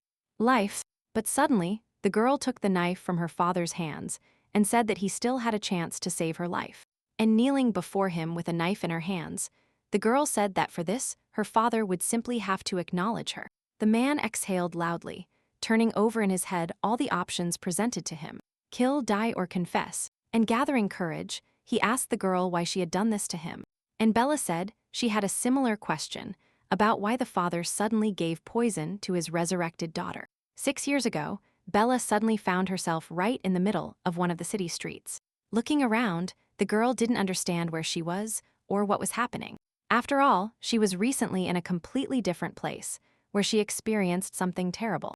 Suddenly, a voice behind her attracted Bella's attention. A man approached the girl and asked if she was alone there. And now Bella and this man were already in some house, where a certain woman was paying him. And the girl, looking around, tried to figure out what kind of place it was. But there was no answer. And from all sides, some people with obvious bad and vulgar intentions were looking at the child. Frightened, the girl suddenly grabbed the man by his clothes and shouted that she was from a family of aristocrats. Before the man had time to react, the girl added that she was the daughter of the Viscount of Morgan and asked to be taken home. The actions of the man, who was about to cover the girl's mouth, were stopped by the woman sitting next to him, who paid more attention to Bella after what they told her. Leaning towards Bella, the woman asked if she could write, to which she immediately received a positive answer. In a very short time, the child was given a sheet of paper and a pen, which gave her the opportunity to demonstrate her writing skills. When Bella finished, the woman took the paper, read a few lines of the poem, and asked the girl what it was. To which Bella replied that this was the first poem from a collection of poems by Megan Waldrich. Such knowledge greatly pleased the woman, who said that Bella was truly an aristocrat. And so, a few minutes later, Bella was already sitting in a chain in one of the rooms of this terrible house for her. She could think of nothing but her father, who said he loved her, but actually betrayed her. Then the girl learned that the woman's messenger, whom she had sent to get information about the Morgan family, had returned, and to his lover's question, the man replied that the Morgan family really exists, only they are not viscounts but counts. And when the woman asked if there was any information about their daughter, the messenger replied that the Morgans had a daughter, but that she died. Little Bella listened to this whole conversation with interest and fear. The woman said that, obviously, the situation here was not simple, and moreover suspicious. And then the idea occurred to her, to cut a lock of hair from the girl and send it to Morgan's balcony as proof. From this room, the girl was transferred that same night to another, which was located in the next building, where the woman, threatening to separate from her family forever, ordered Bella to sit quietly. The girl's instructions were interrupted by the one who found her, telling the woman that it was time for them to leave. And then everyone left the room, leaving Bella completely alone. The girl looked out the window and saw those who kidnapped her and locked her in this dungeon. Sadly, resting her head on the stool, Bella wondered if her father would come to save her. And if he did, if she could trust him again. And then she saw a crowd of men heading towards the kidnappers, where they were led by the butler of the Morgan family, Carl, whom the girl loved very much. The child's joy upon seeing her savior knew no bounds. Meanwhile, negotiations began on the street regarding the fate of the girl, where the ingenious woman demanded to see money. And when Carl asked where the girl was, the woman replied that she was in the back room of the tavern, but that they would only take her out after giving her the money. But the butler was in no hurry to give her the money, but rather, upon approaching, he asked again if the child was really in the tavern, to which he immediately received an affirmative answer. Bella got up and started screaming that the woman was lying, and that she was sitting somewhere else. As her scream was interrupted upon seeing the quick movement of one of the men accompanying Carl, who stuck a knife directly into the woman's heart, and her beloved butler loudly ordered everything here to be burned to the ground so that no one could escape alive. And so, having driven back the people who were trying to leave, those accompanying the butler began to execute the order. Soon everything around them was in flames, and the murderers only had time to drive back everyone who tried to leave the premises. So they burned one building after another, cynically and mercilessly killing innocent people. When it became clear that there were no more survivors, Carl and his assistants left the scene of the massacre, and the girl, who was in one of the burning buildings that was already beginning to collapse, experiencing terrible agony from a broken heart, she tearfully repeated the poems by Megan Waldrich that she had recently written. All these memories passed through the girl's thoughts in a split second as she looked at the man who organized all these terrible trials for her. Without saying another word, Bella turned around and quickly left the room where such a long-awaited meeting with her father took place. Bella's little maid was lying on the sofa, looking at the piece of bread she had just taken a bite out of. She thought they had only been in the palace for the third day, where on the first day they tried to poison her mistress. On the second day, the lady was humiliated at a banquet and sprayed with champagne. And tiny Evie faced the question of in what state the mistress would return today. As soon as the maid shooed this thought away, the sound of the door opening was heard. Evie turned around sharply and said in surprise that the mistress was in perfect order, thus causing complete bewilderment in Bella. But the little maid immediately changed the subject, asking why Bella returned so early, having said before that she had a lot to do. But the lady did not answer this question. She seemed to be in a kind of prostration. Surprised, Evie quickly asked what was wrong with the girl who was behaving so strangely, to which Bella replied that nothing could be hidden from the maid's eyes and explained that she had met with her father. Evie quickly invited Bella to sit down and enthusiastically asked her to tell her everything in detail. Taking a seat next to her maid, the girl said it was a forced conversation, but Evie did not let her continue, assuming the girl was hungry and asked her to wait while she set the table. In a matter of minutes, a variety of sweets appeared on the table, seeing which Bella asked with amazement where Evie got them all from, to which the little maid explained what she received from her sympathizers in the palace. She told stories to people. Everyone found her very kind and invited her to eat various foods. And now it happens that almost all the adult maids constantly look after and feed her.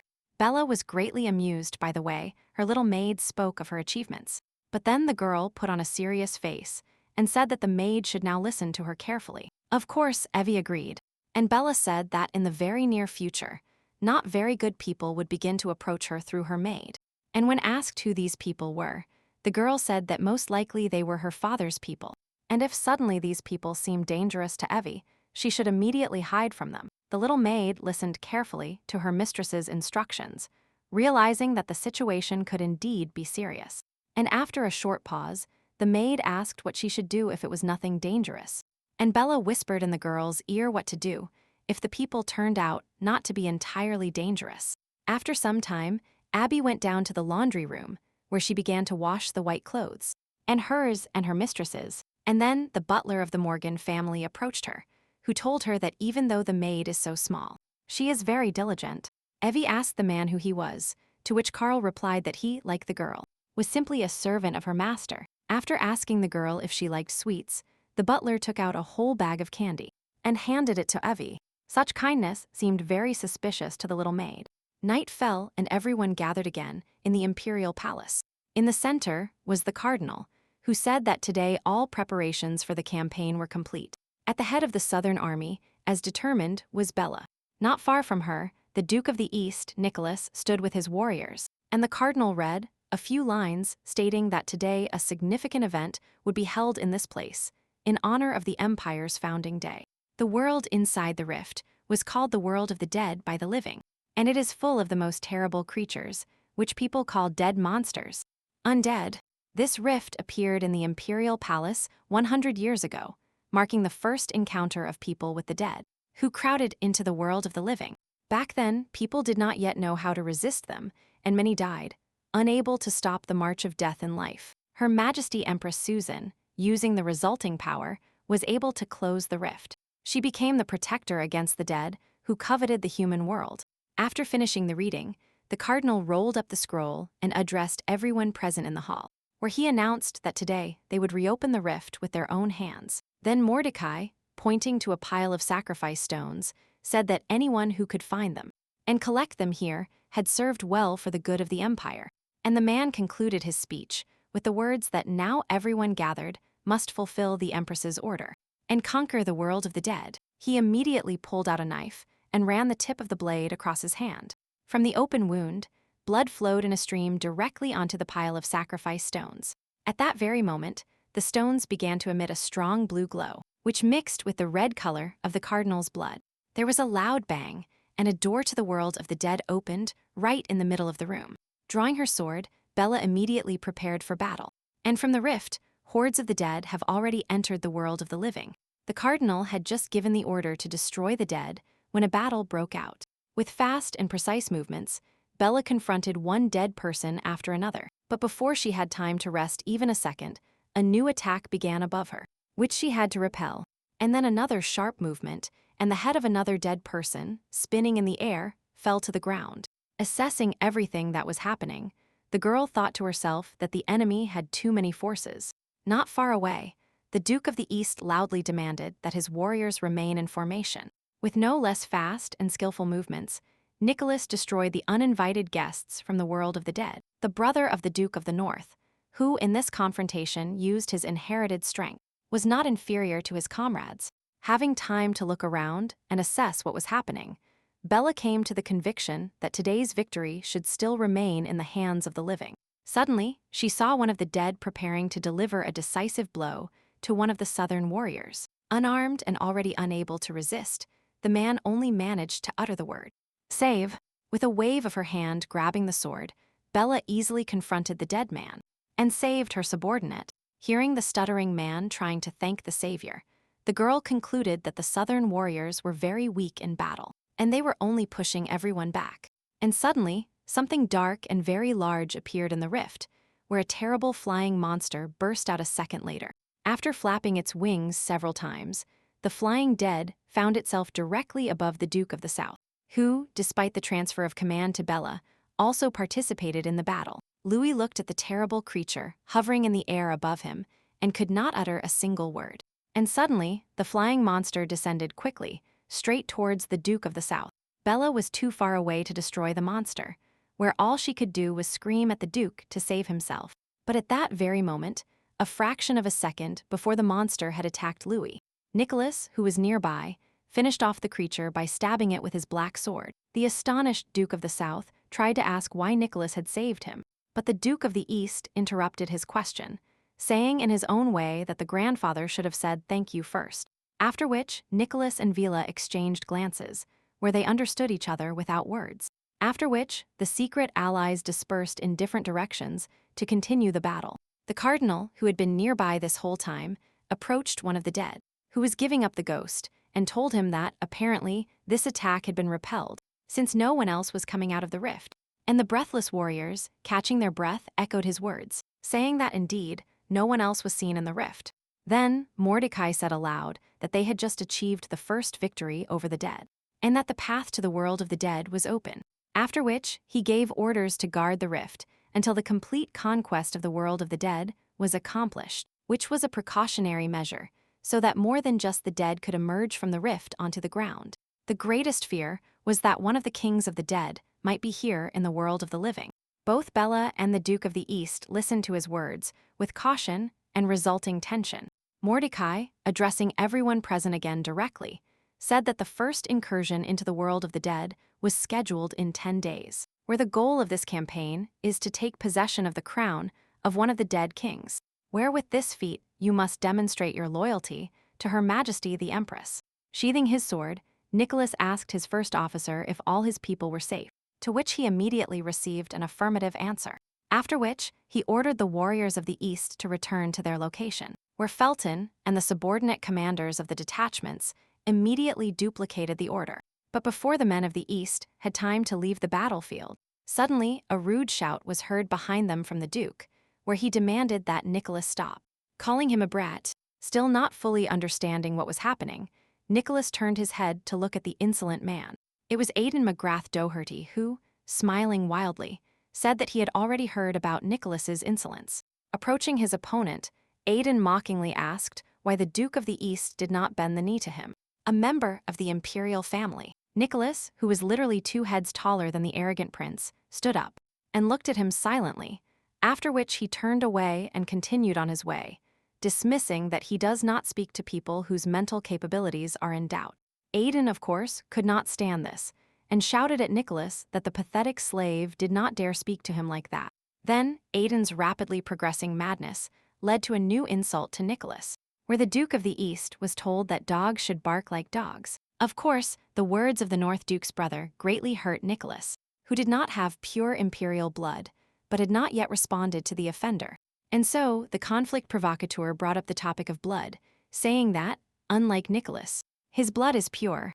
This was the last straw for the Duke of the East, who severely warned his opponent to be careful with his words. And at that very moment, when it seemed that a violent confrontation could no longer be avoided, Bella appeared and turned to the Duke of the East, first calling his title, and then his full name. And when both men turned their attention to her, the girl said that this was her first official meeting, and that she was happy to finally introduce herself to the Duke, giving him her first and last name. Nicholas could not understand what was happening, and why Bella decided to interfere in their conversation. Here, Aiden tried to insert his word, saying that he was actually speaking when the insolent woman interrupted him. But without paying attention to this upstart, Bella noted that today the Duke of the East saved the Duke of the South. And then, in front of the enraged brother of the Duke of the North, the girl thanked Nicholas in her own name, and on behalf of all the South to Nicholas, for his invaluable help in preserving Louis's life. After which, the young men's gazes crossed, and the man realized that Bella had just averted a completely unnecessary conflict. Responding that there was no need for gratitude, Nicholas turned and reordered his army to return, and Aiden tried to stop him, shouting at him how dare he turn his back on him. But suddenly, Bella turned to him, calling him by his last name, which came as another shock to the overly violent man. In a cold tone, the girl said that Aiden should not lose his self-respect with such behavior, and if he doesn't have it, then at least he should remember his manners. Seeing the new victim, Aiden reminded them that they still had unfinished business with the ball, after which a ray of light began to shine in his palm. And then, someone firmly placed his hand on Aiden's head, saying that everything depends on how you raise a dog. And while the North Duke's brother tried to shout at the cardinal to remove his hand, the latter said that if the dog is raised correctly, it can be useful in many ways. After which Mordecai noticed that the entire northern army had already left the battlefield, where it was time for Aiden to join his own. Shouting that Bella could not get rid of him so easily, the prince hurried to catch up with his army, and Bella let out a sigh of relief, where she was not afraid to confront this man. She was just very tired of him, and the cardinal noted that Aiden is so cute that he himself was trained so much that he doesn't even realize that he himself turned into a dog a long time ago. Mordecai then turned to Bella and greeted her, telling her that it had been a long time since they last saw each other, and that she probably missed him. And suddenly, the man grabbed the girl by the wrist. Bella demanded that the cardinal let her go, to which he replied that if the girl did not like something, she could withdraw her hand, and the ingenious girl replied that in that case, she was afraid of leaving the cardinal without a hand. Continuing to hug Bella, Mordecai said that he really wanted to see her again. But not sharing the man's joy, Bella replied that this was absurd, as she had never had a close relationship, or friendly, to which the cardinal suddenly burst into violent laughter. And when he finished laughing, he leaned towards the girl's face and told her that he really wanted to get to know her better. Bella simply said in a frosty tone that she was not interested in the cardinal in any sense, after which, with a light but quite strong movement, she broke free from his grip, where she immediately moved away from the hall, where the first battle with the dead in a long time took place today.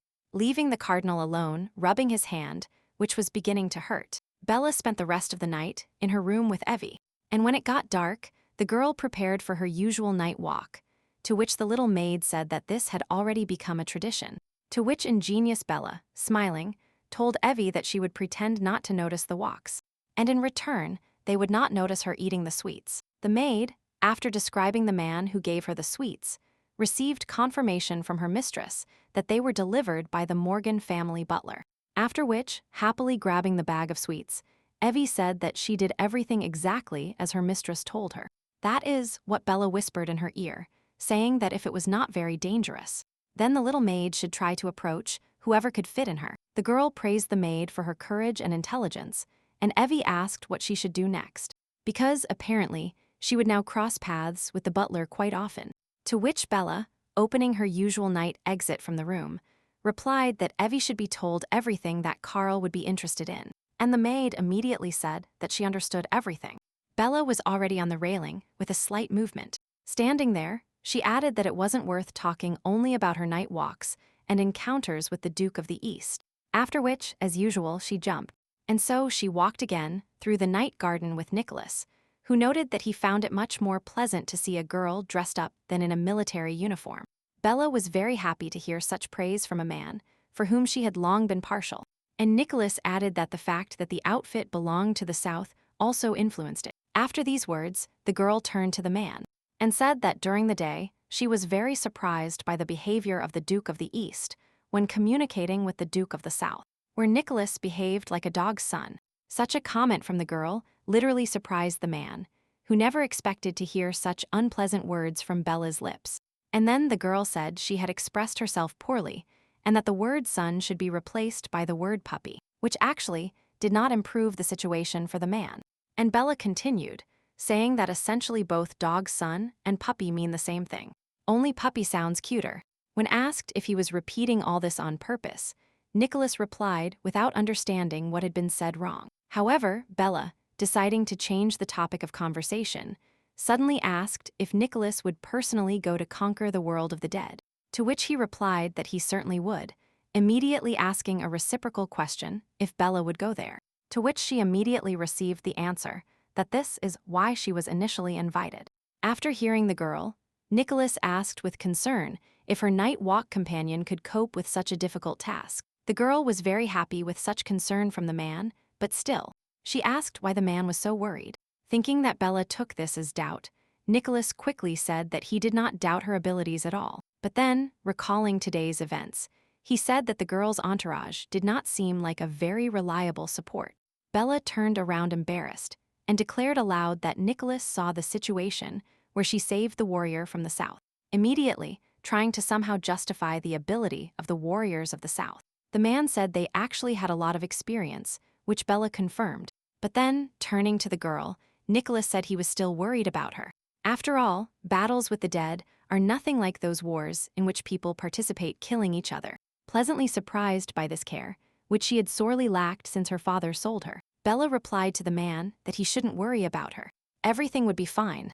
And she realized that she was not at all against such care, and her thoughts turned to the past. In fact, the world of the dead, where she found herself as a child, became her home. The girl remembered very well her emotions and tears when this terrible world first opened before her eyes. Holding little Bella by the head, the cardinal whispered to her in a sinister tone to look down, where the world of the dead was visible, with all its most terrible horrors. The cardinal pushed the girl to the very edge of this terrible abyss, after which he said that only one person managed to return from that world. Who was their empress? She has already sent many girls there, hoping to learn about that world and receive her power. Grabbing Bella by the shoulders, the cardinal told her that no one had ever returned from there, and that now he wants to try sending there the one who was attended to in the same way as the empress. And suddenly he sharply lifted the crying child, where Bella, trying to escape these tenacious hands of death, cried for help. She was already hanging right above the black abyss when Mordecai said that if she returned, she would become as strong as the empress. And instead of saying goodbye, the man added that he would wait here for now and beg the girl to return. After which, the cardinal loosened his fingers, and Bella quickly flew into the black abyss and bottomless death. The last thing she heard from the living world were the words of a man who said that if she managed to return, she could even take revenge on him. Meanwhile, a 24-hour guard was set up at the rift, where the warriors of the north were on guard first. Looking at the monstrous hole in matter and space, Aiden said aloud that it was a stupid idea to voluntarily open the door to the world of the dead.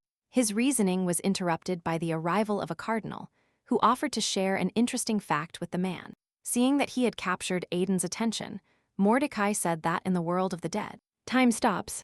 This made a good impression on the younger brother of the Duke of the North, who opened his mouth in surprise. And the cardinal continued, saying that only 10 minutes could pass there, but here people would have time to live their whole lives. Aiden's feeling of surprise quickly gave way to skepticism, and he asked how the cardinal knew this.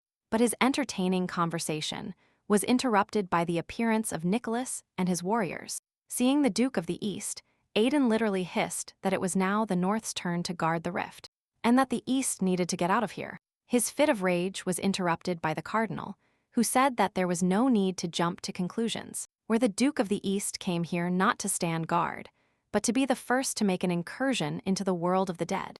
And now Nicholas was already entering another world, telling his people to stay here, and receiving in response a wish for a quick and safe return. And the annoyed Aiden had no choice but to silently remain angry at someone he didn't even consider a person.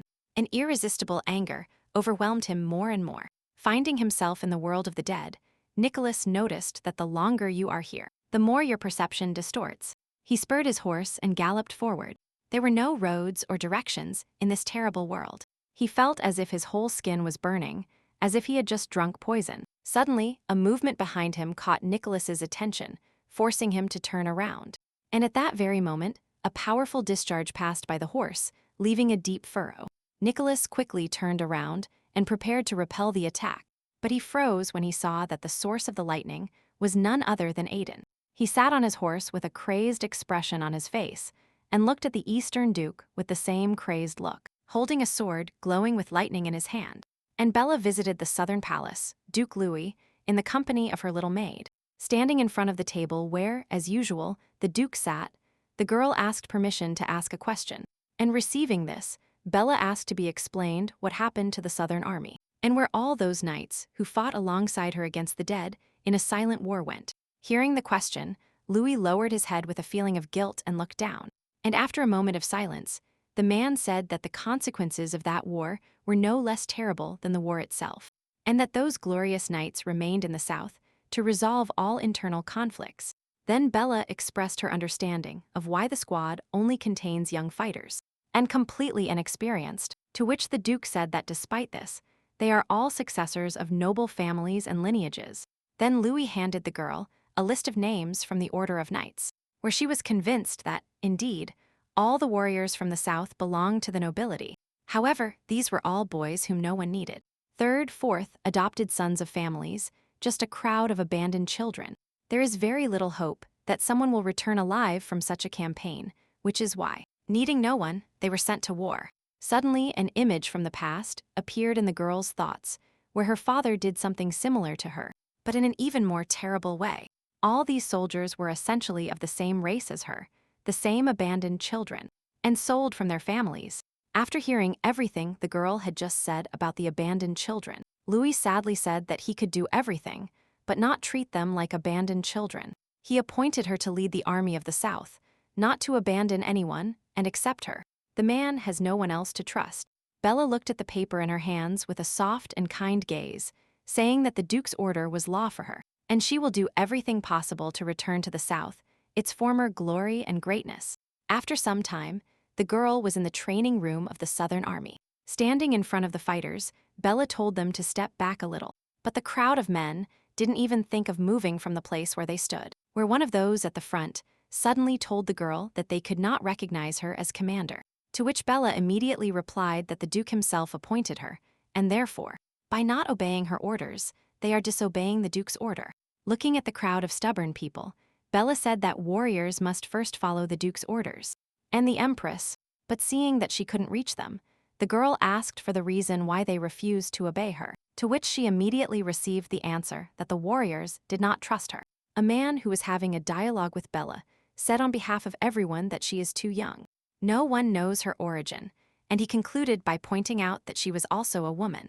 In the frosty tone that characterizes her in such situations, Bella asked her interlocutor what to do now. Taking this tone as a sign of insolence, the man adopted a fighting stance and grabbed his sword, saying he had no intention of tolerating this. Shouting that the girl could complain to the Duke about this incident, the soldier lunged at her and drew his weapon, to which Bella replied that she didn't need complaints because she had arms and legs. And in the world of the dead, Aiden, putting his glowing sword to Nicholas's throat, hissed at him to get out of his way, to which Nicholas replied that Aiden's words meant nothing to him even in his world, and even less so where they were now.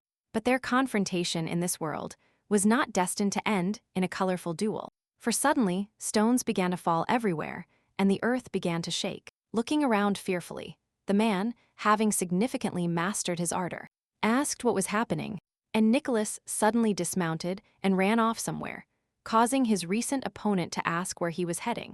But without receiving an explanation, Aiden found nothing better than to follow Nicholas, and soon the men stopped at the edge of the cliff.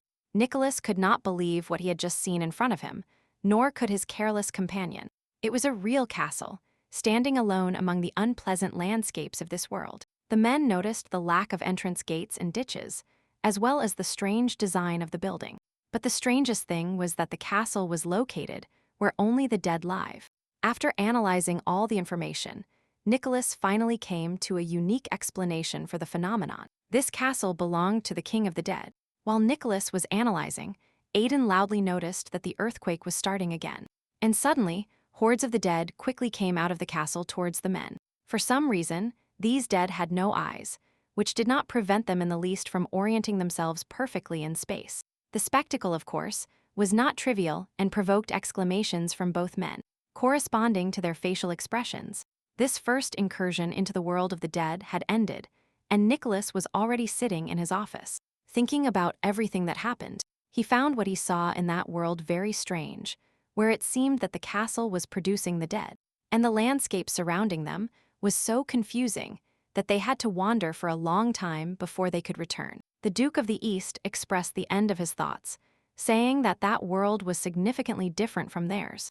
And Felton, who was nearby, said that another strange thing was that from the moment they entered the world of the dead until the moment they left, only 15 minutes passed. Such a statement was extremely unexpected for Nicholas, where, according to his calculations, at least 3 hours had passed. And then he remembered the words. He accidentally overheard the cardinal saying that time flows differently in the world of the dead, where the Duke of the East concluded that apparently these words were true.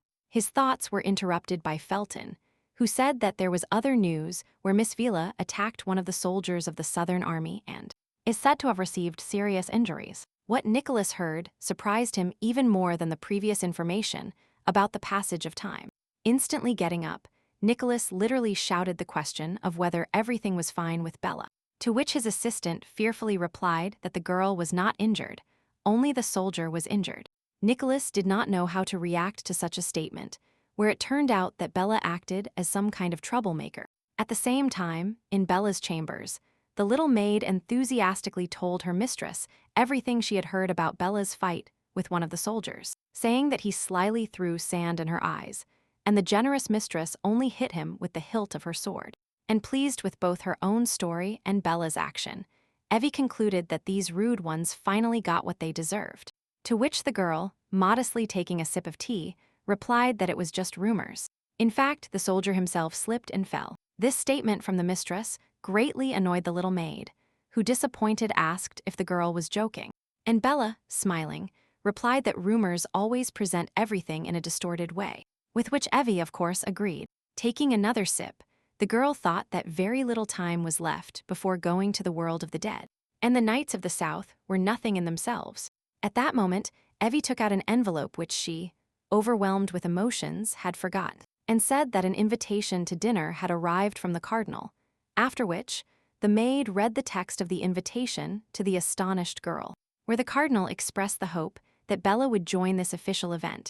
It was impolite to refuse, and as night approached, the girl arrived at the designated place for dinner.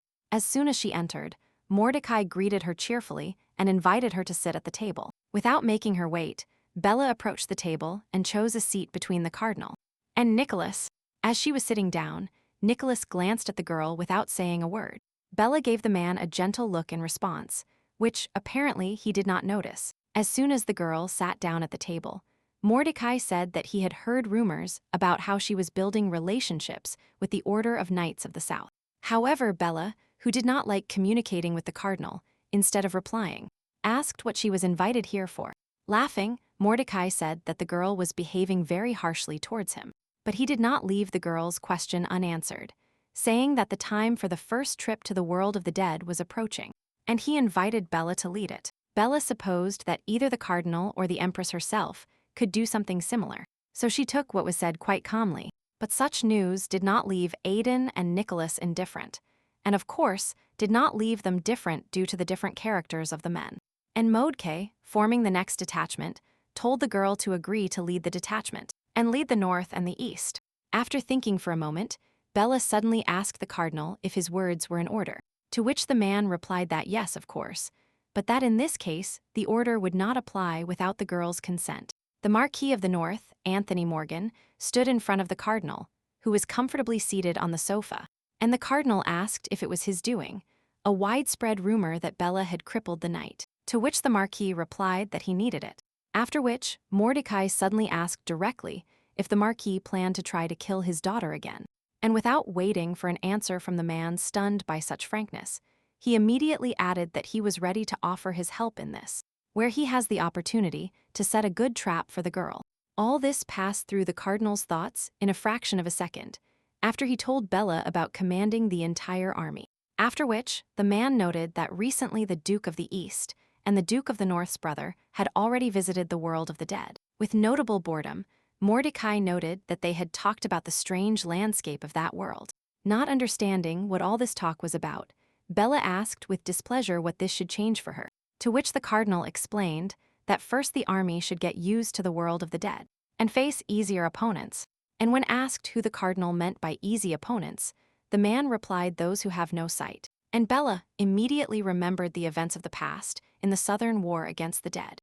While these blind dead fought very well, they left no chance for the one they attacked. She and the entire Southern army went through very difficult times in those battles, but in the end, victory was achieved. But many Southern warriors paid for it with their lives. And the cardinal continued saying that the South had been fighting this type of dead for a long time and had to study them well, where now the Southern army would have the opportunity to wash away its shame in the first skirmish with the dead. When the rift opened, here the girl had nothing to answer. The Southern army truly showed itself worse than ever. Having finished his speech and set the trap, the man looked directly at the girl, thinking about what she would choose, death or shame. But Bella, without hesitation, suddenly said that it would be an honor for the South to be the first to undertake a campaign. But in return, she would have a request for the cardinal. This unexpected move interested the man, and he asked what the request was. Without tormenting the man with anticipation, the girl said she was only asking to change the date of the march, advancing it by 2 days. Neither Nicholas nor Aidan could understand the meaning of this request. The cardinal was surprised by the simplicity of the girl's request, and of course, he agreed to such a beneficial exchange. As night fell, Nicholas and Vila met in the garden as usual.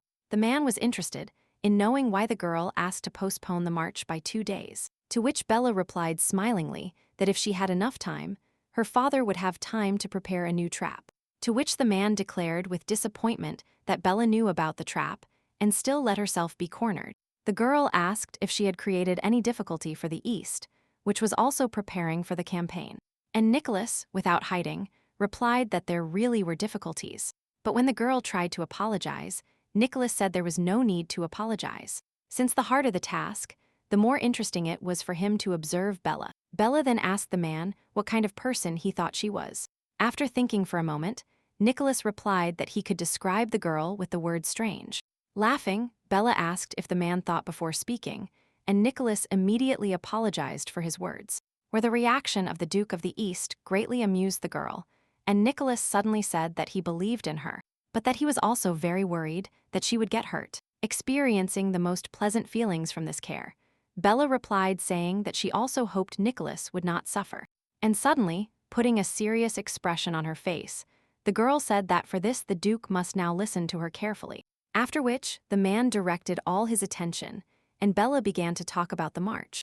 2 days later, the little maid was helping her mistress with her uniform, when the Duke of the South suddenly burst into the room and asked loudly if the rumors that Bella was going on a solo raid into the world of the dead were true. Evie answered the question saying that this is the purest truth, that her mistress really is not taking any of the knights with her, and today she is going to the world of the dead alone. With some notes of paternal concern, Louis shouted that no one had dared to do this before, to which Bella simply replied that everything happens for the first time. Such carelessness greatly annoyed the man, who said that no one except Bella would dare to do this, and that it would be difficult for her there. And the girl, laughing, replied that it was actually a great honor to be the only one in history.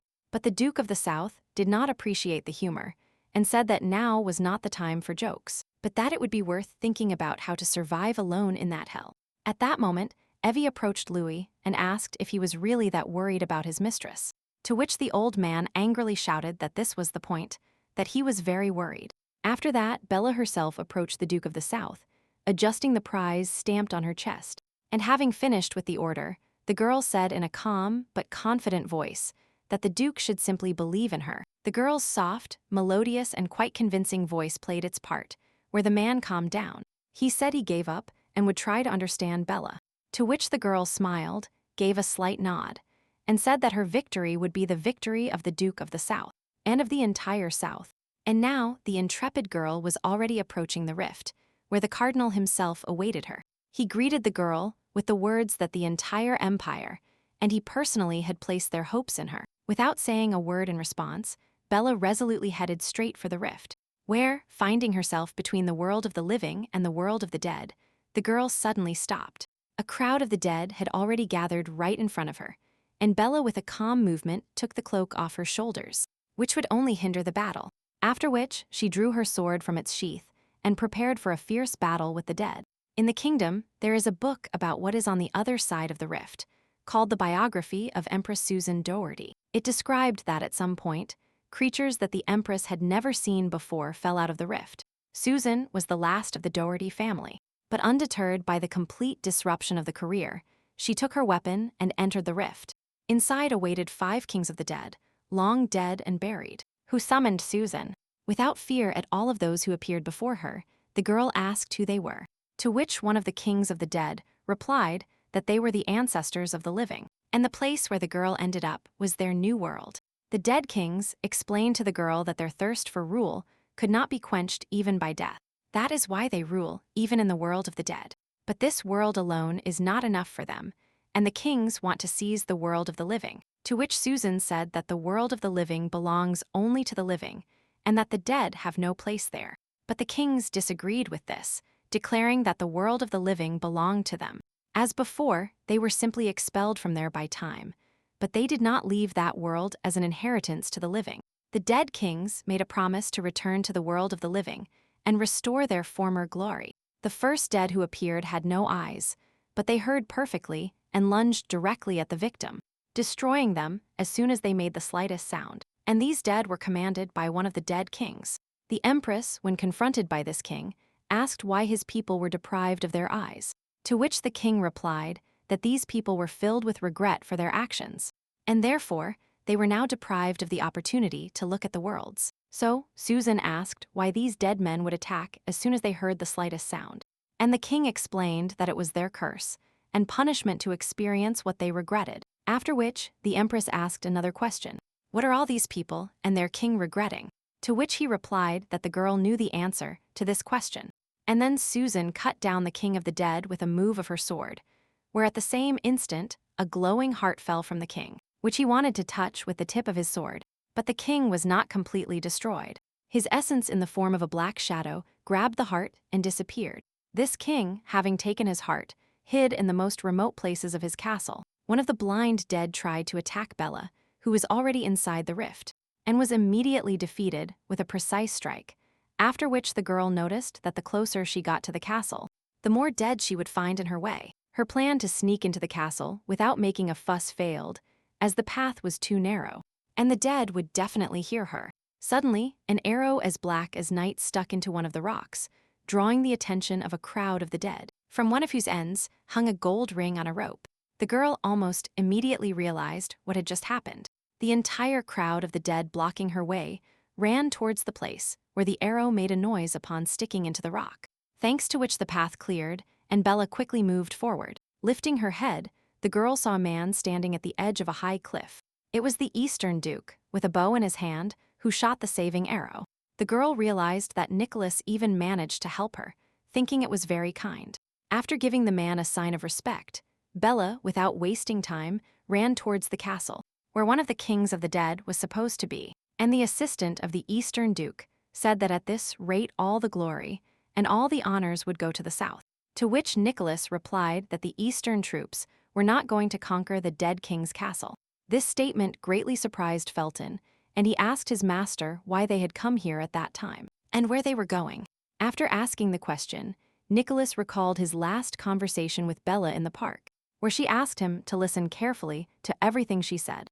And the man, turning around and heading in the opposite direction of the castle, said that the east was heading towards the trophies. Bella, skillfully weaving between the dead, was glad that Nicholas listened to her and did not lead his army to the castle. And then the girl's ears caught a strange sound, the sound of an arrow flying in her direction, which stuck into the stone right next to where she was. Having examined the markings on the arrow, Bella immediately determined that it belonged to the northern troops. Before she had time to think about it, the northern army appeared behind her, on the very rock where Nicholas had recently been, where the man standing in front of everyone loudly noted that they had found the girl. After which, without delay, the order to open fire followed, where immediately in the direction where Bella was located, arrows rained down like hail. But the girl was already prepared for such a turn of events, and grabbing one of the dead, she covered herself with him like a shield. From her hiding place, Bella saw that her execution was silently watched by Marquis Morgan, who, in fact, was the commander of the detachment. Instantly, she realized that one of her father's attempts to destroy his daughter, whose continuation of life boded no good for him. Realizing that she needed to change her plan of action, Bella shouted as loudly as she could, calling the dead to her voice. The reaction of the dead was not long in coming, were dozens of those nearby, and above all, reacting strongly to the sound of the voice of the dead, rushed towards the girl. And Bella was simply waiting for this. Grabbing one of them as cover for her back, she quickly started hiding among the crowd of the dead, where, just a few seconds later, the Marquis stared with astonishment at the crowd of the dead, where his daughter was no longer visible, lost in this mass of the dead. And one of the commanders fearfully reported that another army of the dead was approaching. But Anthony didn't seem to hear his assistant, who was looking into the distance and smiling strangely. It turned out that he finally saw the place where his daughter managed to hide. Saying that he needed to go somewhere, the man ordered the approaching commander to take command of his army. And very soon, Anthony and several soldiers were already in front of Bella, where the girl had nowhere to retreat, since there was an abyss behind her. Dismounting from his horse, the Marquis replied that the girl was injured, to which she immediately replied that the wound was not too serious. Then, the man noted that for someone who had recently mocked him, she looked pathetic, but Bella replied by asking if her father was going to kill her or not.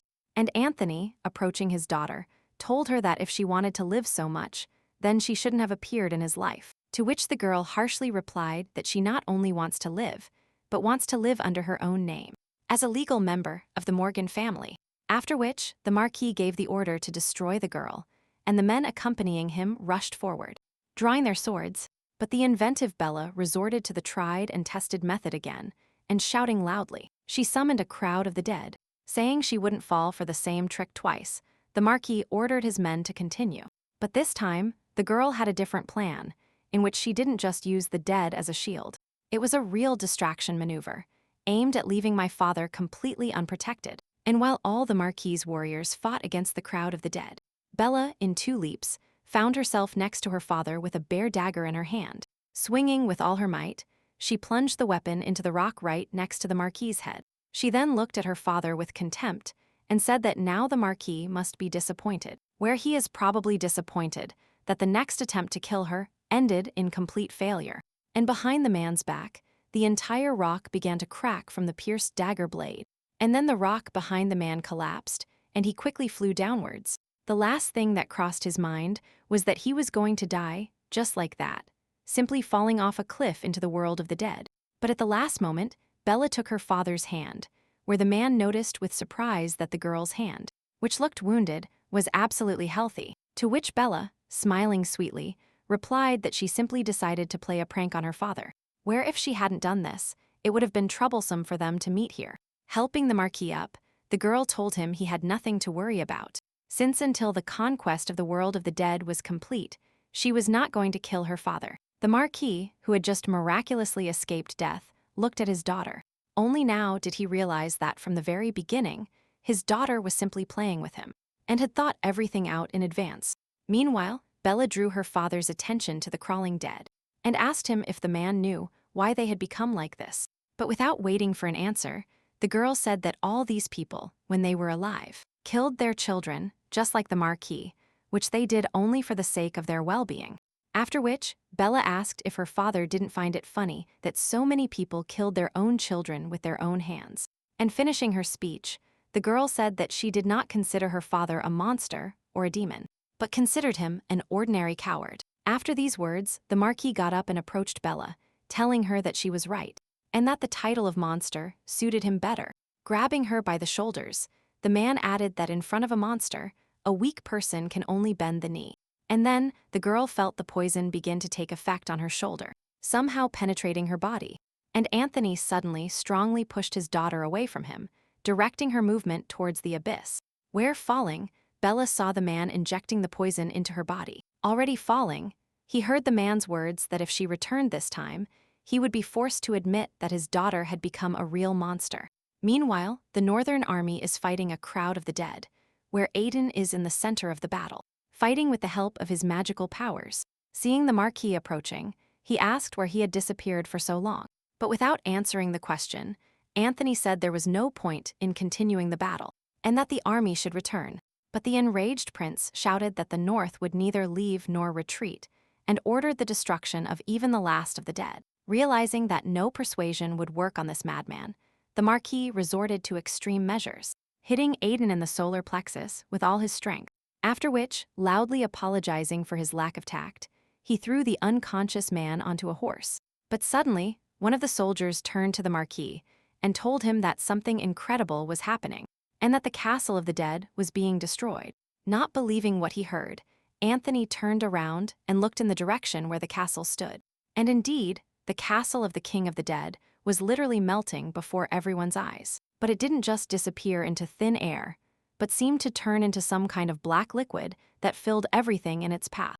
And one of the Northern Army commanders reported that the place where the castle of the king of the dead stood had turned into a swamp, and all the dead had disappeared. At that very moment, the Marquis ordered all personnel to drop everything they were doing and dig the ground with whatever they could and find those who should be here.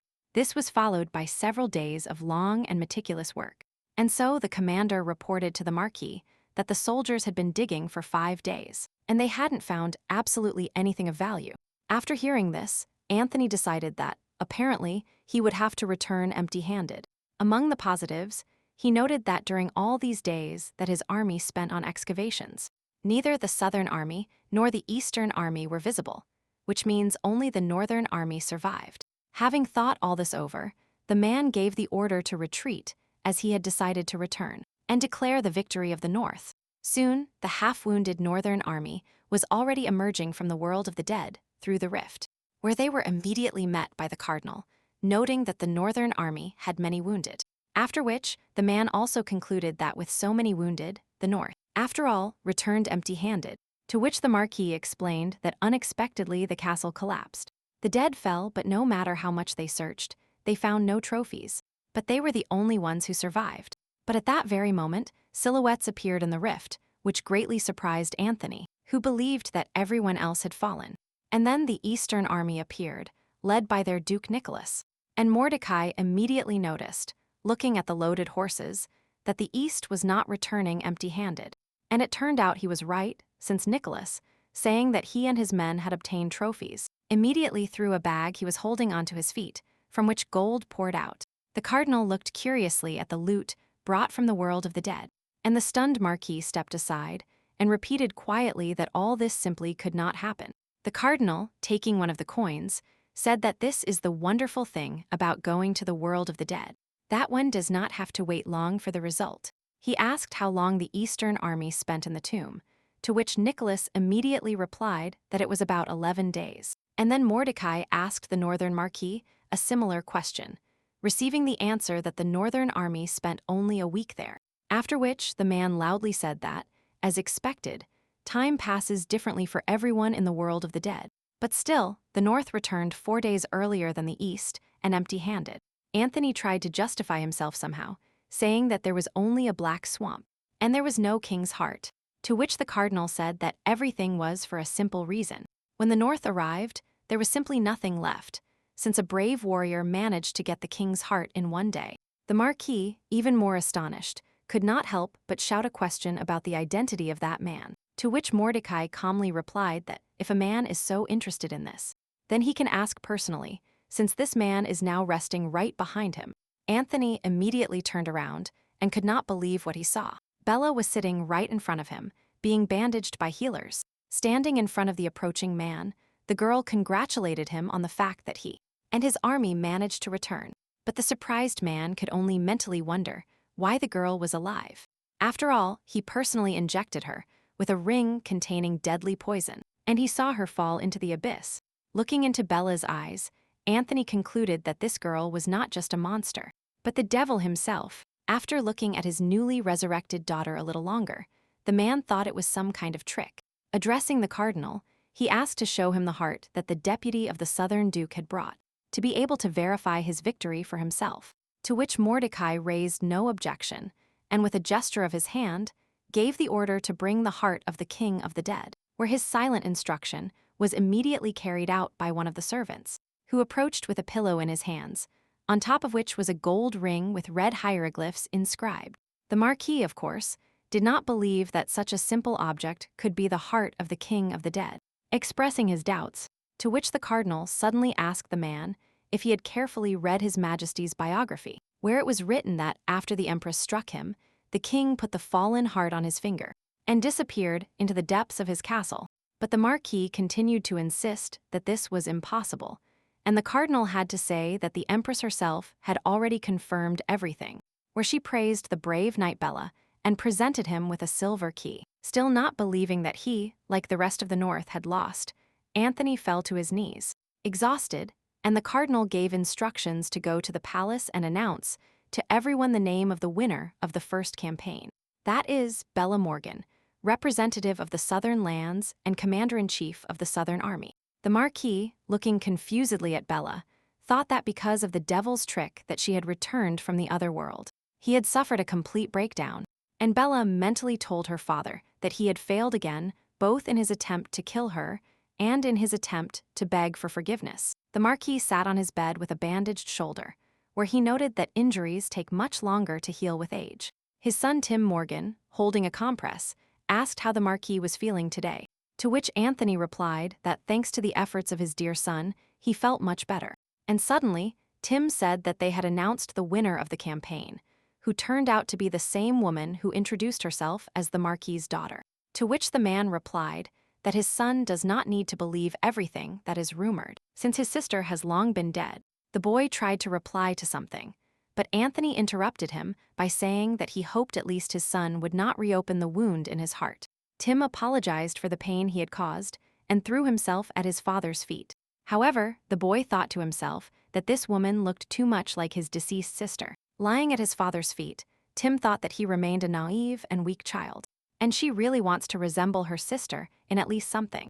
The next night, Bella and Nicholas walked through the night park again, where the man said he heard that Bella had died at the hands of the Marquis, to which the girl replied that these latest rumors are complete nonsense. But seeing that the man was very agitated, the girl asked him what she could do to calm him down, and Nicholas asked to show him his hand, which the girl immediately did. The man stood up and silently examined the girl's palm, without taking any action, and suddenly, he, smiling, put his hand on Bella's hand and asked her if it was true that the northern Marquis pushed her off the cliff, to which the girl invited the man to be the first to tell her how he spent his time in the world of the dead. Nicholas agreed to tell her about this, and the young people continued their walk. Nicholas said that on the first day, he led his men to a place where the castle was clearly visible.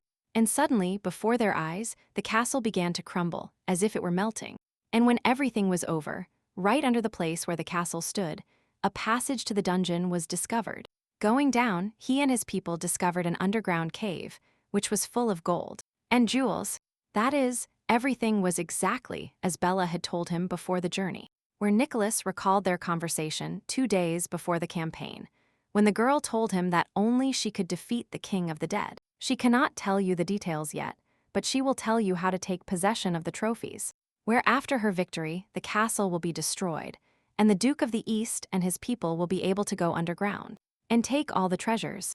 Returning to the campaign story, Nicholas said that in the end, they stayed in the world of the dead for 11 days. And they returned. Having finished his story, the man turned to Bella and told her that he was very interested in how the girl knew all this. But apparently, there was no point in asking her, to which Bella responded with silence and a look that spoke instead of language, in which gratitude for understanding could be read. And Nicholas added that, in any case, he was very grateful to her for the help she provided during the campaign.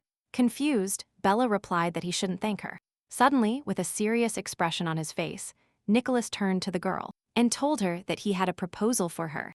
Without tormenting Bella with expectations, the Eastern Duke immediately expressed it. saying that he wanted to form an alliance with her, officially joining her to conquer the world of the dead.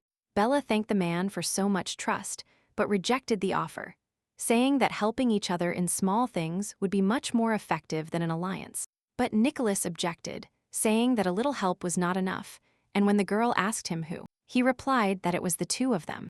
Then Bella spoke more directly, announcing that she wasn't sure she needed the East's help, to which the man replied that in the world of the dead, of course, they can hardly be useful, but in the world of the living, they are different. Hearing Nicholas's words that the imperial palace was also a battlefield, that she alone was against the north, the girl understood that there was truth in the man's words. And no matter how well she proves herself in the world of the dead, outside of it no one takes her seriously, not even knowing her origin. Turning to her interlocutor, Bella asked him if he himself was the same as all her opponents, but Nicholas replied that he had influence here, and that he was the only one who could resist the power of the empire. Laughing, Bella said that the Duke of the East could indeed help her, but she was still not sure that there was any urgent need for this, to which the man said that he believes in the girl's independence, but is not sure that facing everything alone is a good option. But suddenly, exhaling sharply and letting the smoke down to his hips, Nicholas admitted that he started this conversation only because he actually needed Bella's help. But at the same time, he also wants to help the girl, and that is why he asks for permission to fight shoulder to shoulder. Of course, such a statement from the young man was quite unexpected for Bella. After thinking for a while about what was said, the girl stood up and asked if the desire to help Nicholas was truly sincere, and the man replied that it could not be otherwise. Then Bella needed to make sure how far her new ally was ready and capable of going, about which she asked, turning to look at him, thinking not so much about his benefits as a duke, but about being closer to the girl. The man decisively replied that he would do everything in his power to ensure that the girl got what she wanted. Having received the desired answer, Bella understood that no more obstacles would arise, and gently taking the duke's hand, she asked if he could get engaged to her. Expecting to hear something more than such a frank proposal, Nicholas automatically pulled his hand away from his interlocutors, causing him some unpleasant sensations. The girl understood that her proposal might, to put it mildly, surprise the man, but she did not expect such a violent reaction that he told her, holding her throbbing palm. Nicholas was really not prepared for such a turn of events, and therefore, he asked the girl why, out of all possible requests, she had chosen engagement, saying that this is one of the oldest and most reliable ways to conclude alliances. Bella asked her ally the reasons why he hesitates, and if these reasons are hidden behind the secret of the girl's origin. Not having, as aristocrats call it, pure blood, Nicholas assured his companion on evening walks that this was definitely not the case. Then, the girl had no choice but to assume that in that case, she would come to the conclusion that the problem was in her appearance, which immediately provoked a violent reaction from the man, who almost shouted that this was definitely not the case. And to avoid further ridiculous assumptions, Nicholas explained to the girl that it was difficult to arrange an engagement because of her. Because for some reasons that he still cannot explain to the girl, he cannot have a partner, where these reasons will probably not cease to exist until the end of his days. After thinking a little about what was said, and looking at her interlocutor with an inquisitive gaze, Bella brought up a new argument, saying that she had no intention of becoming the young man's partner. Nicholas, already imbued with the romantic spirit, was quite surprised by the girl's not very cheerful declaration towards him. Confirming the man's assumptions that all this was just cold calculation, Bella said that they would break the engagement as soon as it was no longer necessary. However, the changing expression on the man's face finally made the girl realize that he had taken her words slightly differently, and she asked him with concern in her voice if he really thought they would actually marry. Yes, indeed, for an Eastern duke who honors and respects traditions, the announcement of an engagement means announcing to everyone that he has found his destiny in the person of such or such a girl. And so, after these words, Bella Nicholas said very emotionally that breaking the engagement would not be as easy as it might seem to the girl. But Bella herself, who does not follow such strict rules, could not understand at all what was so difficult about simply breaking the engagement, and she asked the man the appropriate question. Nicholas tried to explain that this, firstly, would damage his reputation, but the girl countered this argument with the statement that her reputation meant absolutely nothing to her, Then, looking at the man, who was already having great difficulty finding what to answer, Bella said understandingly that if it was so difficult for him, then she rejected his request, to which Nicholas immediately categorically stated that he did not refuse to fulfill her request, where he finally left the girl in a stupor with his changing position. The man said in all seriousness that he accepted the offer, but Bella seemed to fall into some kind of prostration, where she, looking into the void, suddenly whispered to the man not to rush. Little Evie, helping her mistress get ready for bed, at the same time inquired about her well-being.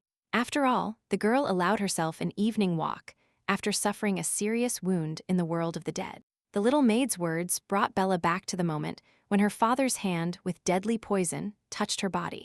Meanwhile, Evie, with her characteristic zeal, was already finishing changing the girl's bandage. Rolling up the rest of the bandage, the maid asked her mistress how the meeting with the Eastern Duke went, and whether she passed the test. Smiling, Bella replied that apparently Nicholas is a trustworthy person, since no one knew what she told him about the world of the dead before the start of the walk. This pleased the little maid, who noted that there were very few worthy people in her circle, and reliable. But after thinking a little and sitting on the bed next to Bella, Evie also noted that giving so much information about that world was, in any case, too risky.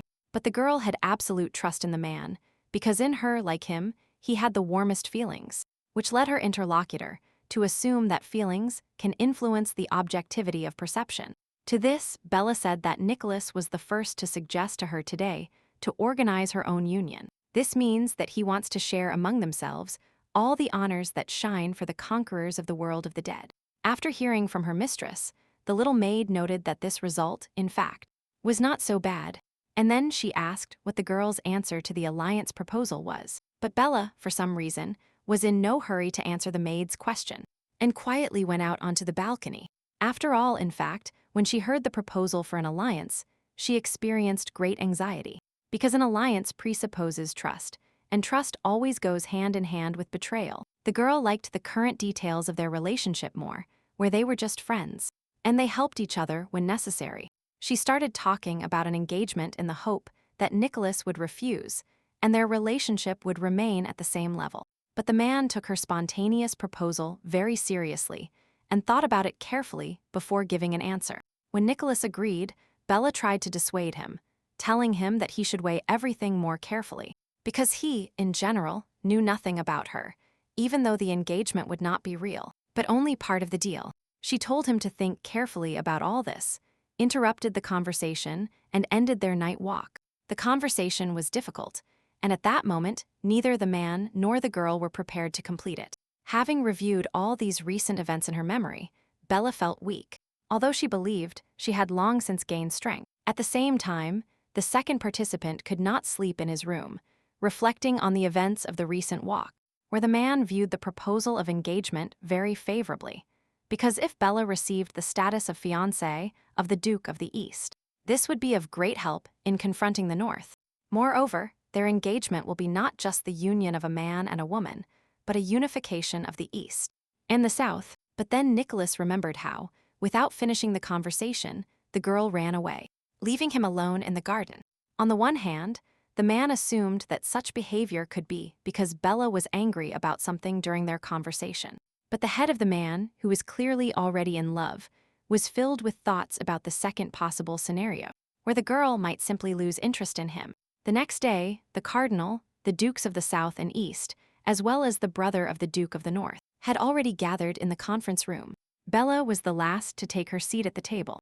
Even as she approached, she directed her attention to her knightly beau, trying to see something in his eyes and understand his mood after the events of the previous night. But the man's face did not convey a single emotion, and his gaze was cold and empty, where it seemed Nicholas did not notice the girl's presence at all.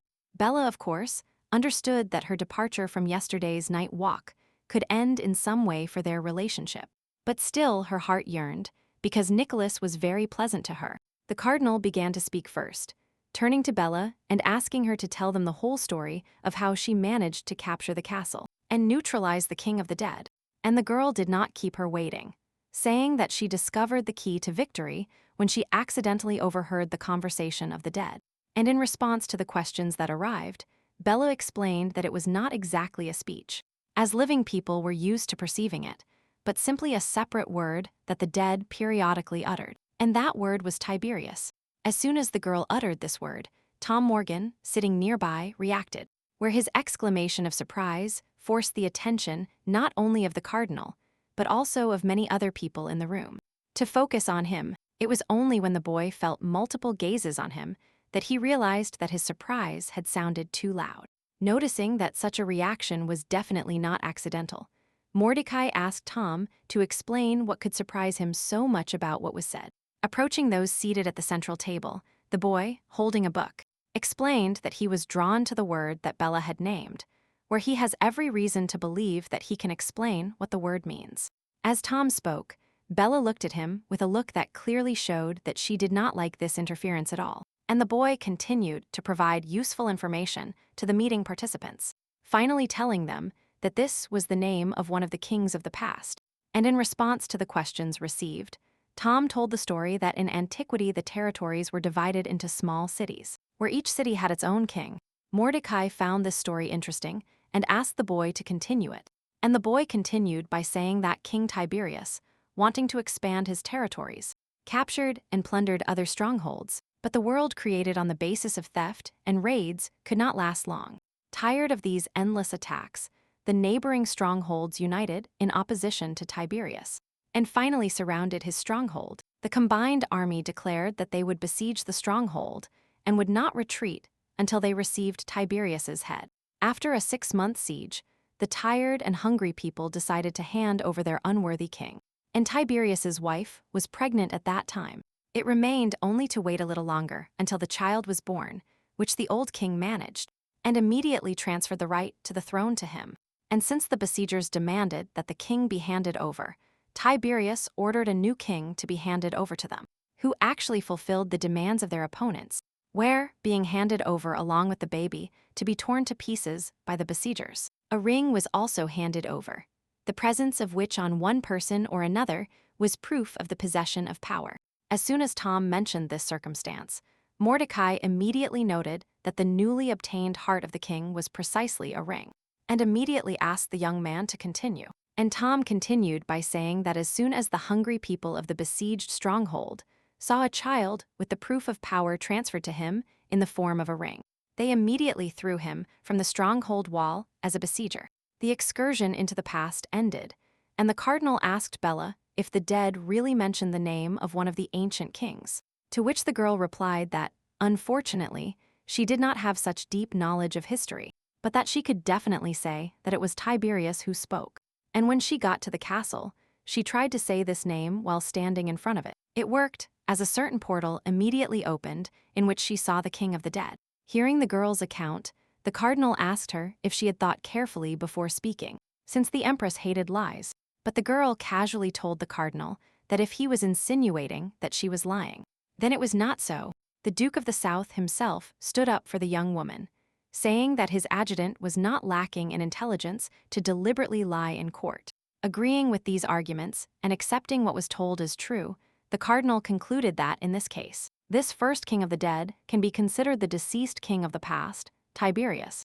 This official announcement alarmed everyone present, because this state of affairs, where it turned out that life in this world was not finite, greatly changed the idea of the structure of the world of the living. Among those present in the hall was the Marquis of the North, Anthony Morgan, who was also very interested in these unknown facts of the campaign. However, hearing his daughter, who did not want to die, the man did not believe that everything happened exactly as she had just said. And Bella, noticing her father's gaze, immediately understood his line of thought, also mentally saying that this time the man was mistaken, no magic was used, and everything really happened exactly as she had said. The castle of the King of the Dead has no entrance or exit on any side, and to be able to enter by opening the portal, you must loudly say the name of who rules this castle, which Bella did, after which the passage opened, and she found herself inside the place where darkness reigned. And horror, the only thing the girl erred in, was the speed with which the identity of Tiberius was established, something that she suspected would take the Empire's scientists more than a day. Moreover, the girl was not at all happy about who exactly managed to solve this riddle so quickly. glancing sideways at his younger brother. Meanwhile, the cardinal reasoned to himself, concluding once again that to enter the castle of the king of the dead, it is necessary to know his name. After which, Mordecai stood up and announced loudly that, naturally, they had formed matters for the future, where first they needed to find out the names of all the kings of the past, and secondly, eliminate the second king of the dead, whose name is already known today, which is none other than the great-grandfather of their current empress, whose name was Albus Dugherty. He is remembered for his cruelty when, under the pretext of a fictitious illness, he set fire to an entire city, where its population was burned alive. Recalling these facts, the cardinal concluded that this king of flames and ashes becomes their second target from that moment on.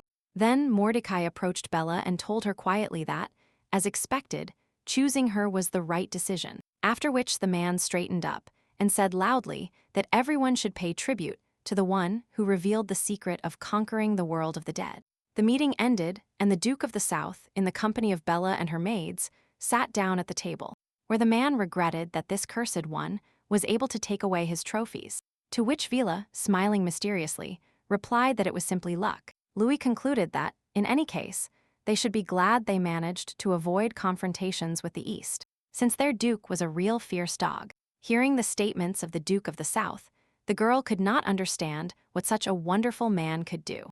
In her opinion, like Nicholas, whom Louis hates so much, but the little maid, in her own way, did not remain silent, and replied to the man's words that the Duke of the East seemed very kind to her. She didn't quite understand if she correctly heard what he was saying.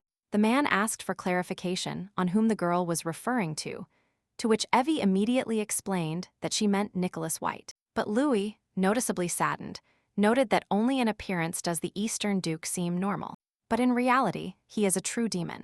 But the maid opposed this statement, reminding Louis how it was this devil who saved him the day the rift opened, and the first battle with the dead took place, to which the Duke of the South replied that this act was a real mystery to him, since normally he would not have done it. After some hesitation, Louis suddenly turned to Bella, telling her that he was worried about her, and recommended that she stay away from this man, not being fooled by his kind appearance. The girl became very interested in why Louis hates Nicholas so much, and asked him the reason for such a recommendation, to which the man explained that the Duke of the East secretly attracts young women, and then mocks them to such an extent that they are left barely alive and covered in blood. The Duke of the South began his story by saying that he met Nicholas about 7 years ago at the Imperial Palace. There were only rumors that this boy now held the position of Duke of the Eastern lands. Everyone was against him, as the rumor spread that he was not of pure blood, and Louis even felt sorry for the boy. But one day, a ball was organized in the palace, and it was in full swing. However, the fun and the ball were interrupted by a girl who quickly burst into the hall. They were all covered in blood. Horror froze on his face, and he screamed, begging for the devil's salvation. The Duke of the South literally jumped forward, assuming that someone had entered the palace, preparing to protect the people. And then, the monster that had entered the palace appeared right behind the exhausted girl, lying on the stone floor. He was all stained with blood. His eyes burned with a red flame. Madness was frozen on his face, where the Duke of the East showed his true essence to everyone that day. Being prepared to face any opponent, Louis was not prepared to see a living monster in the face of a child. Having finished his story, the Duke of the South added that after that incident, he later repeatedly heard about similar ones, in which the Duke of the East was always involved. Bella could not believe what she heard, where Nicholas, who seemed so familiar to her, and so normal to people, could be capable of such horrors. After examining the surprised face of his interlocutor, Louis asked her to listen carefully to everything he was about to say. But instead of words, the man suddenly reached out his hand towards the extinguished candle on the table, and after a few fractions of a second, under the influence of invisible forces, the candle lit up with a bright blue flame. To Bella's silent question, Louis replied that this was the same power that the Empress granted to the South. Where is his ability to control fire? The North's ability to control lightning, and the West's power became the ability to suck life force and energy. The manifestation of all these abilities can be seen, however. No one can see the manifestation of the power granted to the East. Among all the abilities given by the Empress, the abilities inherited by the Duke of the East are the most shrouded in mystery, where it is impossible to know what he controls unless Nicholas says it himself. What she heard allowed Bella to make a guess about what Louis meant, where, in his opinion, Nicholas used his power to attract girls to him, to which the Duke of the South responded positively, confirming his guess by the fact that without such influence, no one would have voluntarily agreed to undergo torture. This whole exchange made Bella think hard about who Nicholas really was, and why his behavior towards her was completely normal. And Louis, concluding his story, pointed out once again that the girl should not even come close to the Eastern Duke, realizing that, in such circumstances, it was absolutely useless to oppose a man. Bella agreed with his position. In the afternoon, the Duke of the South, accompanied by his adjutant, arrived at the imperial reception hall. As soon as Bella appeared in the hall, she was immediately surrounded by people congratulating the girl on her victory, which left the latter completely astonished, where he noted that if we compare the current situation with her first appearance at the ball, the situation today is simply like earth and sky. Looking around the room, Bella noticed that the Duke of the East was already here. She fixed her gaze on Nicholas, hoping that he would turn his head and notice her. But when this happened, and as soon as their gazes met, the man immediately turned away from the girl. Such unusually cold behavior from the young man was quite unusual, and Bella could not find the reasons for such radical changes. And then it was announced that everyone present in the hall should stop talking, after which the arrival of the Empress was immediately announced, who was invariably accompanied by the cardinal. With her elegant gait, Susan moved away from her throne and headed somewhere in the hall where everyone present was. It soon became clear that the Empress was heading towards where the representatives of the South were, who had already respectfully bowed their heads. Meeting at a distance, the Empress noticed that she had already heard about Bella Morgan's successful journey to the world of the dead, after which, reaching out and lightly touching the girl's chin, Susan said that she remembered her name well. Then, after a short pause, the Empress, in the coldest and most indifferent tone possible, told the girl that she was doing well. The words of praise were immediately supported by the cardinal, who loudly uttered words of glory for the kindness of Her Majesty, after which the hall was filled with applause. The ceremonies ended, and the entertainment part of the reception began, where music was already playing and couples were twirling around the hall. A soldier of the Southern Army, present in the hall and sitting alone with alcohol, suddenly, having reached the desired condition, he cursed loudly. Stepping into the center of the hall, he shouted that everyone present had a hole in their head, since they understood nothing. And when they were asked what exactly they were supposed to understand, the soldier pointed at Bella, who was surrounded by ladies and gentlemen, and said that the destruction of this special king of the dead was an obvious fake, where the man shouted that some girl who came from nowhere cannot have such pedigree and abilities. But before he could continue his monologue, the Empress's guards approached him from behind, amid cries that he had committed no crime, but was simply expressing his opinion. The guards took him somewhere, where, after a few dozen steps, the rioter was thrown onto the stairs leading to the imperial throne. The Empress herself was not too lazy to get up and approach the man, who was the only one managing to make so much noise. After closely observing the warrior from the south, Susan said that, apparently, he was planning a rebellion, which of course surprised the man, who immediately started making excuses, saying he was not thinking of any rebellion. But then the cardinal intervened in the conversation, saying that the soldier scorned Her Majesty's words, doubting the knight who defeated the king of the dead, which is equivalent to rebellion. But after this, Mordecai suggested that Susan reconsider the situation, with which the Empress completely agreed. She ordered Bella to approach, which she did, bowing respectfully once again.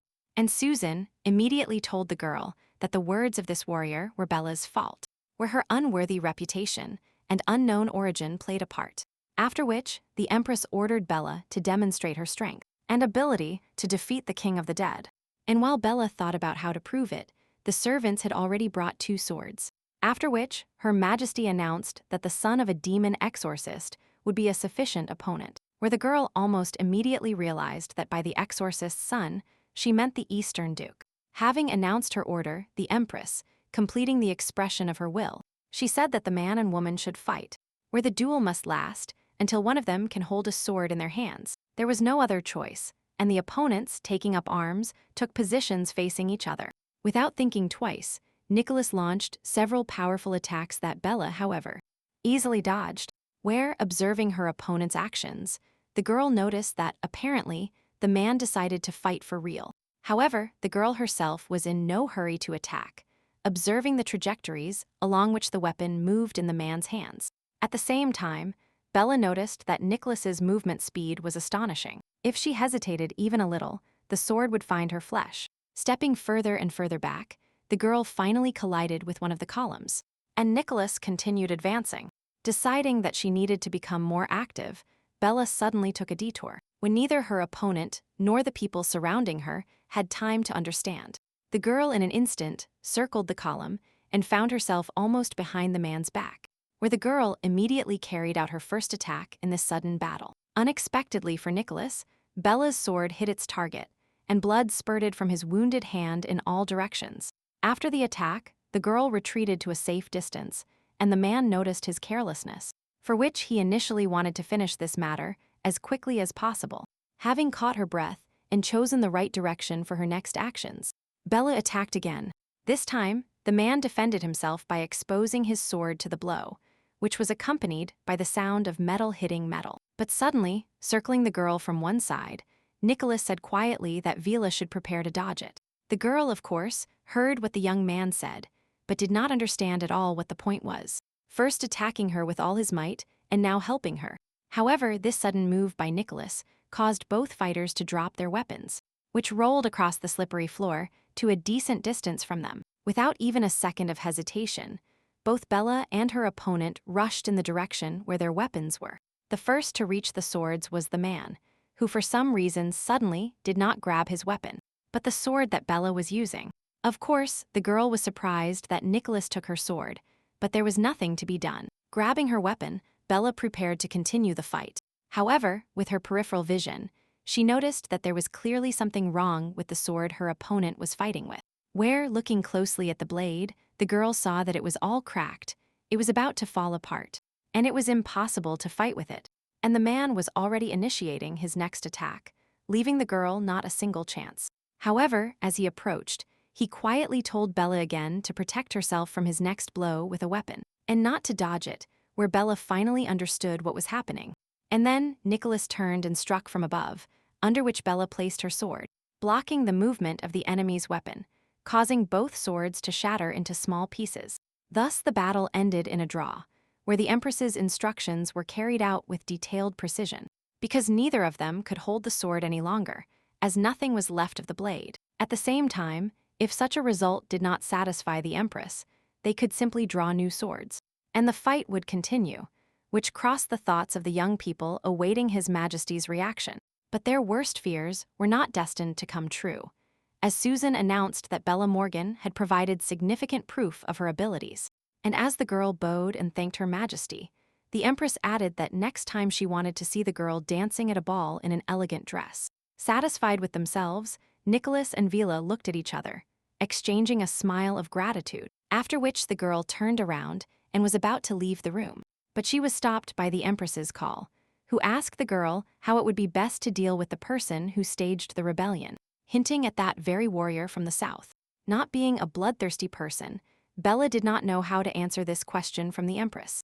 But Susan did not stray from the intended punitive goal and ordered Belle to say whether this soldier had insulted her.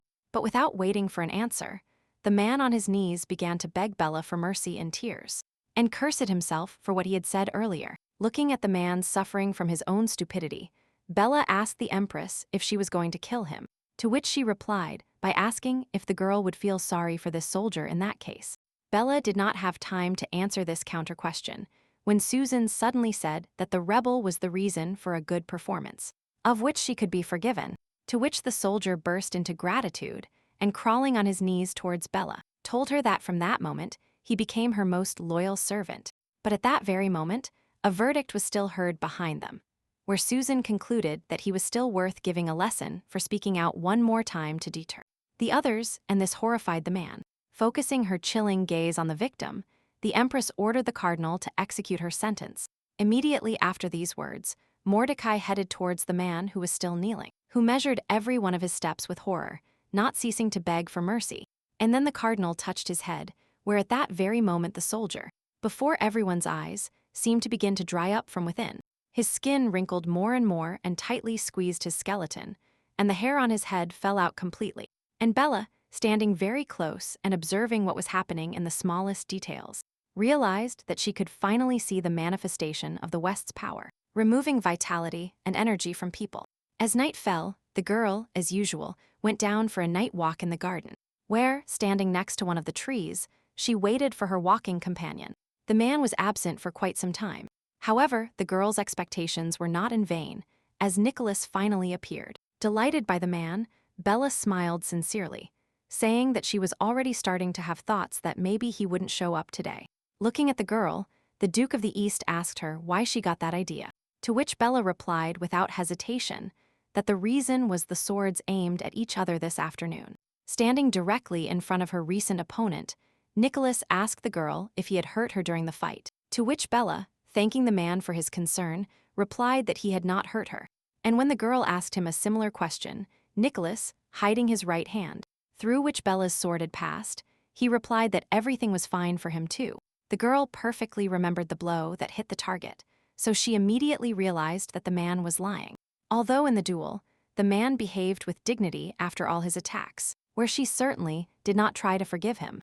Deciding to change the subject of conversation, Bella asked if the man's proposal about their joint union was still valid. In the next sentence, the girl said she did not want to agree at all, but now she changed her mind. And when Nicholas asked about the reasons for such changes, Bella, smiling flirtatiously, replied that the reason was the young man's attractiveness. Another frankness of statements greatly embarrassed the man again, who could not get used to such statements from his interlocutor. But suddenly, putting on her most serious face, Bella said she had a condition, where Nicholas must tell her the reasons why he cannot afford a close romantic relationship, and is so afraid of them. The man's silence showed that with her condition the girl, as they say, hit the root of all problems.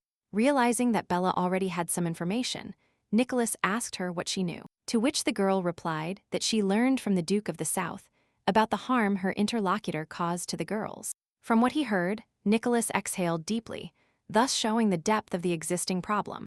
After which, the young woman was surprised once again, as the man confirmed that such rumors were not false. But at the same time, the man added that despite all this, he never deliberately tried to harm anyone.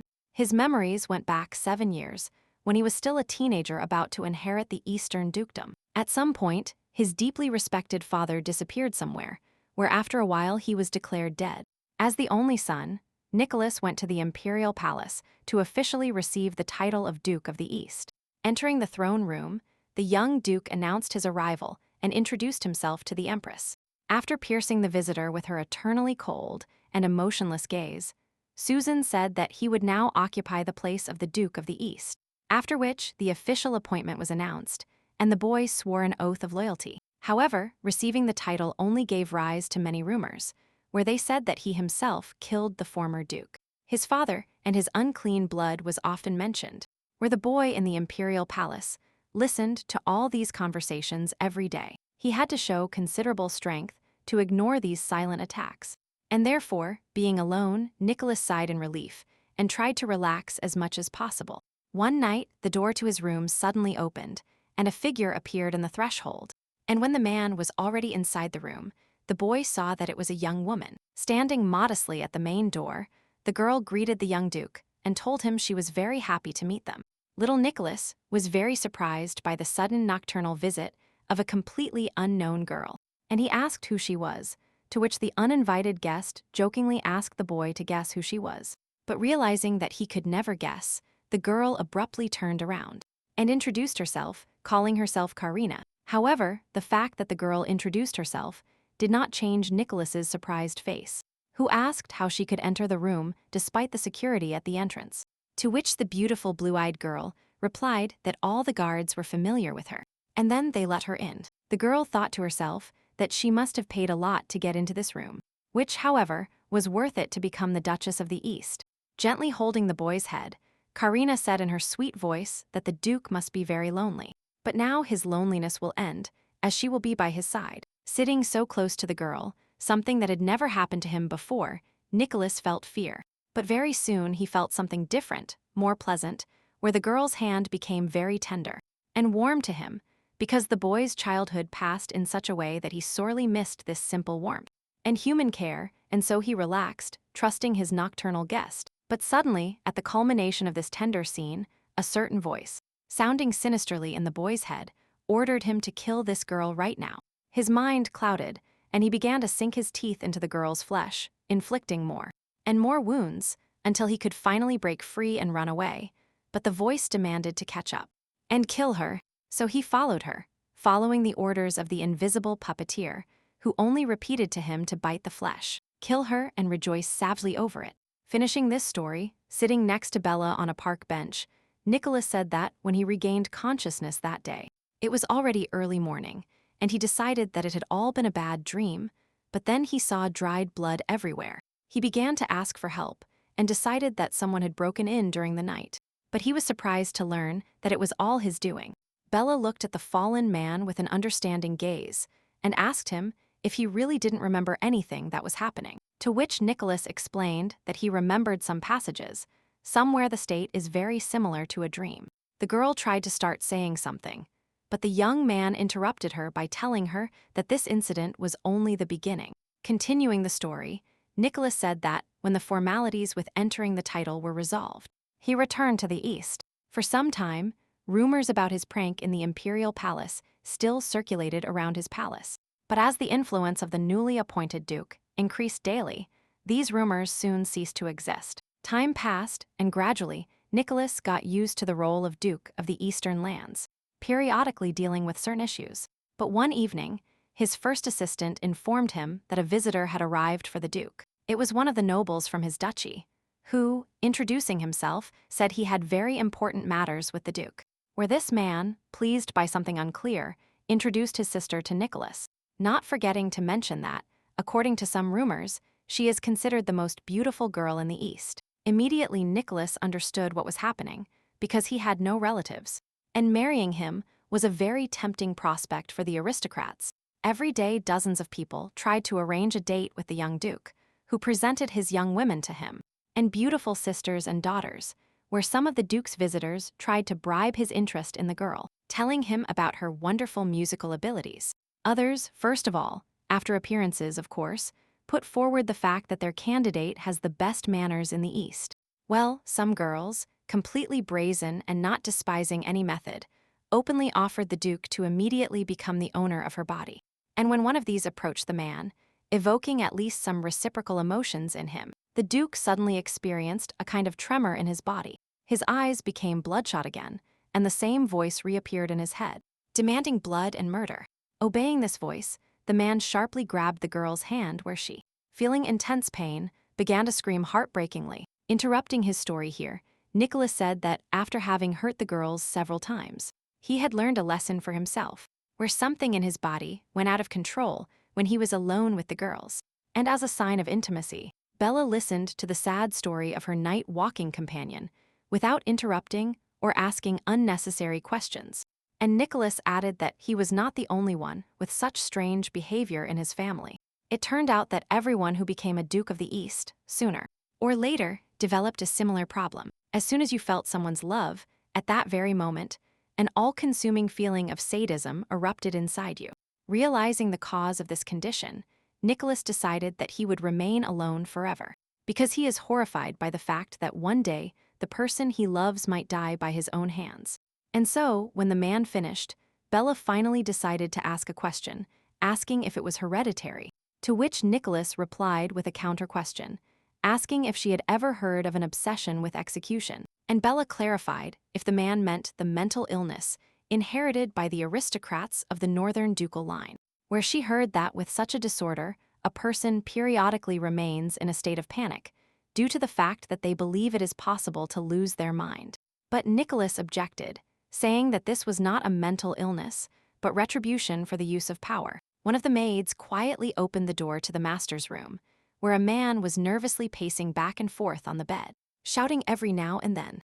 Soon the Marquis approached the chambers, whom the maid informed that they had run out of medicine, and Anthony asked the maid if His Highness mentioned blaming Aiden for the fact that the northern campaign in the world of the dead was a complete failure, to which the girl, recalling the last visit of the Duke of the North, replied that he was not blaming anyone. After hearing everything the maid said, The Marquis opened the door and entered the room. There, in the bed inside this room, the same mental illness that afflicts all members of the ducal family could be seen. An obsession with execution.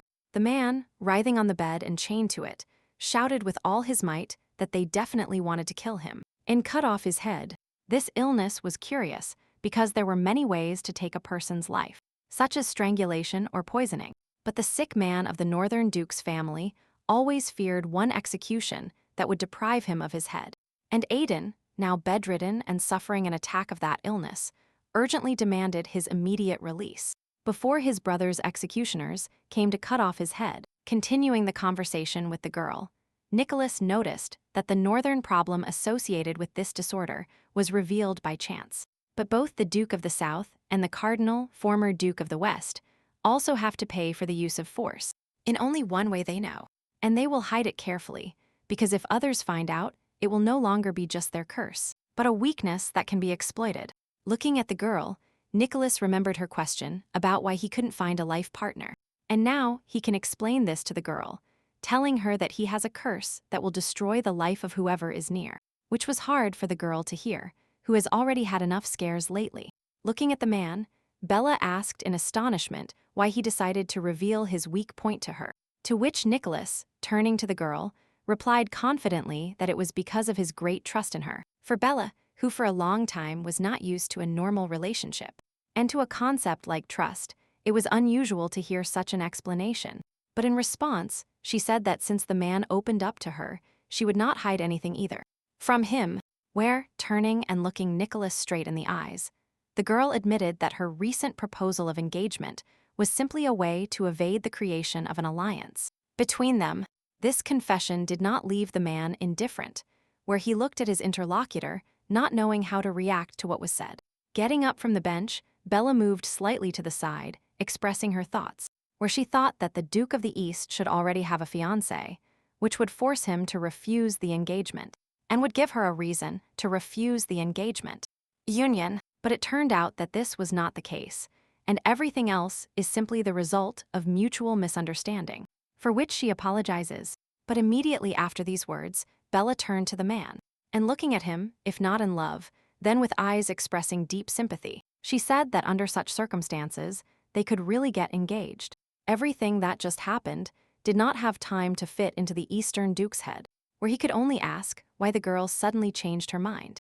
And Bella explained that if they have a real relationship, then no one can blame them for being allies, nor can they dissolve their military alliance, which of course seemed like a great idea to the man, as their relationship would really explain to everyone the help they would provide each other. And the girl, laughing heartily, found that her partner and future fiancé was a very rational person, after which Bella, giving her knight the tenderest look, she held out her hand to him, telling him that she expected complete understanding with her newly made fiancé. Taking the girl's hand, Nicholas moved closer to her and told her that he also hoped that this would always be the case between them. The man had no idea that Bella actually proposed getting engaged not for some benefit or alliance, but because this man seemed sincere and kind to her, despite everything said about him. But the girl said that since they were now in an alliance, due to their upcoming marriage, she needed to find out something else very important from Nicholas, namely, under what conditions the curse begins to manifest, and whether a simple kiss is enough for it. Blushing at such a question and moving away, adopting a defensive stance, the man replied quietly that when someone gets too close, the girl doesn't hear him and asks again. So Nicholas replied louder, saying that the curse activates when someone approaches him with dirty thoughts, where this time Bella did not understand what he meant by dirty thoughts. And then, the girl realized that her new ally had vulgar thoughts in mind, where this was told so loudly to her that the man's already embarrassed state intensified many times over. To the girl, such shyness from the young man seemed very attractive and sweet. And suddenly, the girl remembered an old conversation with Nicholas, where he asked her to warn him if Bella suddenly started feeling something for him. Only now did the girl fully realize what the man was trying to say at that moment, which did not mean any feeling, but a real sexual attraction. The girl shouted so loudly that Nicholas had to cover her mouth with his own hands, saying that she was right about everything, but there was no point in talking about it. Removing the man's hand from her mouth, Bella noted that for someone who seems so kind to her, Nicholas does not always behave respectfully. Realizing that he had definitely gone too far by touching the girl's face, the man sincerely apologized, and the girl continued holding his hands at that moment. She looked at him with her kindest gaze and couldn't get enough of the fact that this man was so sweet. So she suggested they forget about what just happened, as this moment was already in the past, and they need to think about the future. To which the man naturally agreed, thanking his fiancée for her understanding. Their hands were still holding, and Bella said that it wasn't him, but she who should thank him. Where, when the man asked her what, she explained what her frankness was, where she understands how difficult it was for Nicholas. The girl's words hurt the man a lot, who struggled, trying not to give too much rein to his feelings. And suddenly, a soft hand touched his hair, where when asked what he was doing, Bella also replied with a question about whether that gesture was too vulgar. After stroking Nicholas's hair, Bella finally answered the man's question, saying that she was cheering him up because he must be very lonely. Feeling the girl's hand in his hair, a similar image from the past appeared before the Duke's eyes. It was a wonderful, magical, and very beautiful evening, in which the relationship between Nicholas and Bella moved to a completely new level. After some time, the Eastern Duke was already in his chambers. He repeated many events of that day and night in his head, but nothing was imprinted in his memory as strongly as Bella's hand clasped in his, where, compared to his hands, the girl's hand seemed very small to him and fragile. But gradually, the man's thoughts about the size of the girl's palms changed to the reasoning that the girl initially perceived the proposed union as an exceptional benefit for the East. But in fact, Nicholas proposed the alliance only to protect Bella, because when he heard the rumors that she had died in the world of the dead, it shocked him so much that he couldn't think about anything else. Yes, despite the fact that he and Bella had only recently met, the Duke had such warm feelings for her that he did not want to refuse. But immediately, grabbing his clothes by the chest area, Nicholas told himself that the presence, or absence of feelings, should play no role for him. After all, no matter what he experiences, a man will never be able to hug or kiss this beautiful girl. Once again, while washing clothes, Evie could only think about the fact that her lover was now engaged. Bella herself told her this some time ago in her room. Of course, in her repertoire, the little maid asked if her mistress was also pregnant, to which the latter asked the girl to save her from such hasty conclusions.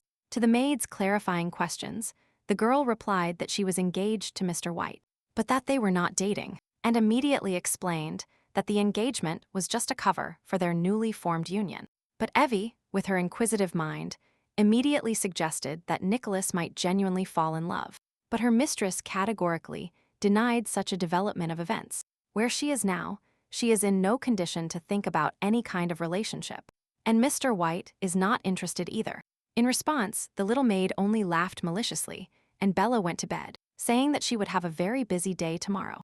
After analyzing last night's events, Evie came to the conclusion that Bella simply changed the subject and walked away from the conversation, which says a lot. Suddenly, someone interrupted the girl's work, approaching from behind and asking forgiveness for bothering her. Turning around, the little maid saw her mistress's brother standing in front of her, where Tom Morgan greeted the girl with the kindest face.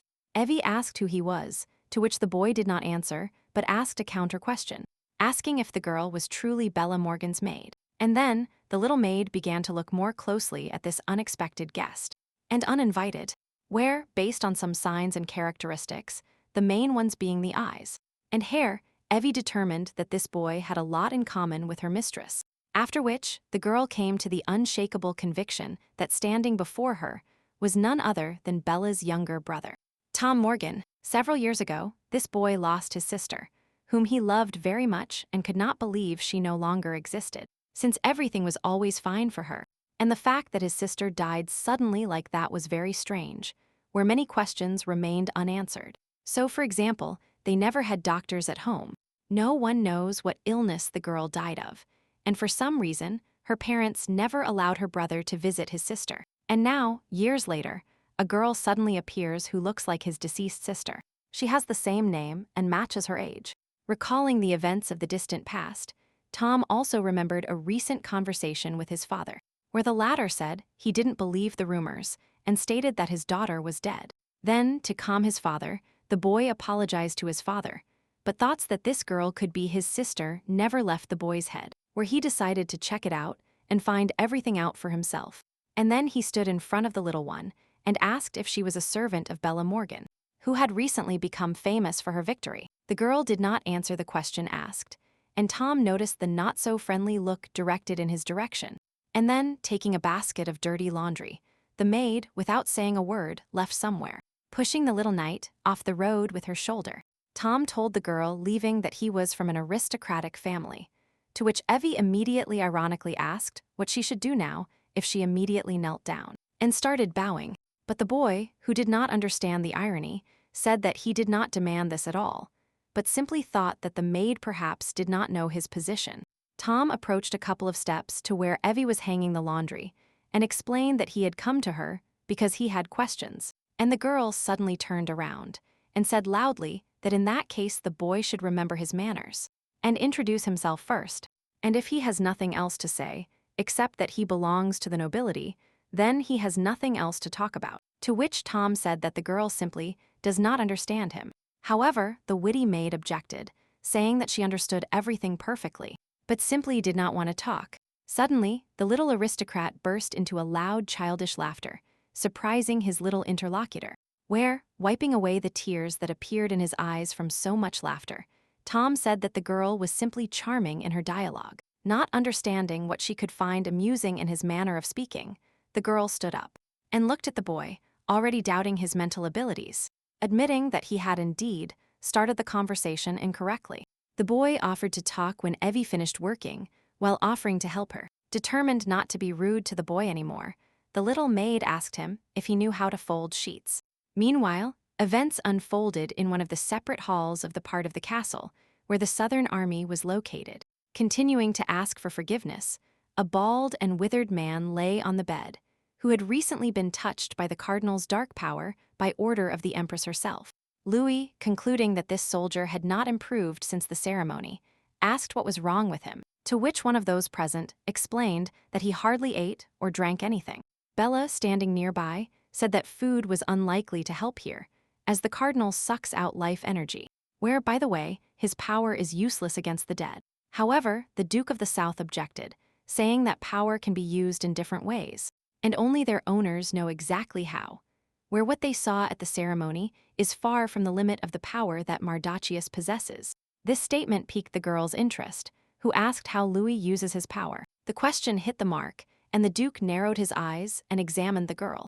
Realizing that no one should overhear the conversation, the Duke of the South asked the one guarding the object of the cardinal's power demonstration to leave the room, and when they were alone, Louis sadly told the girl that he did not use the power given to him at all. The power inherited by the South is hellfire, and if he uses it, in his madness, he will begin to burn everything around him.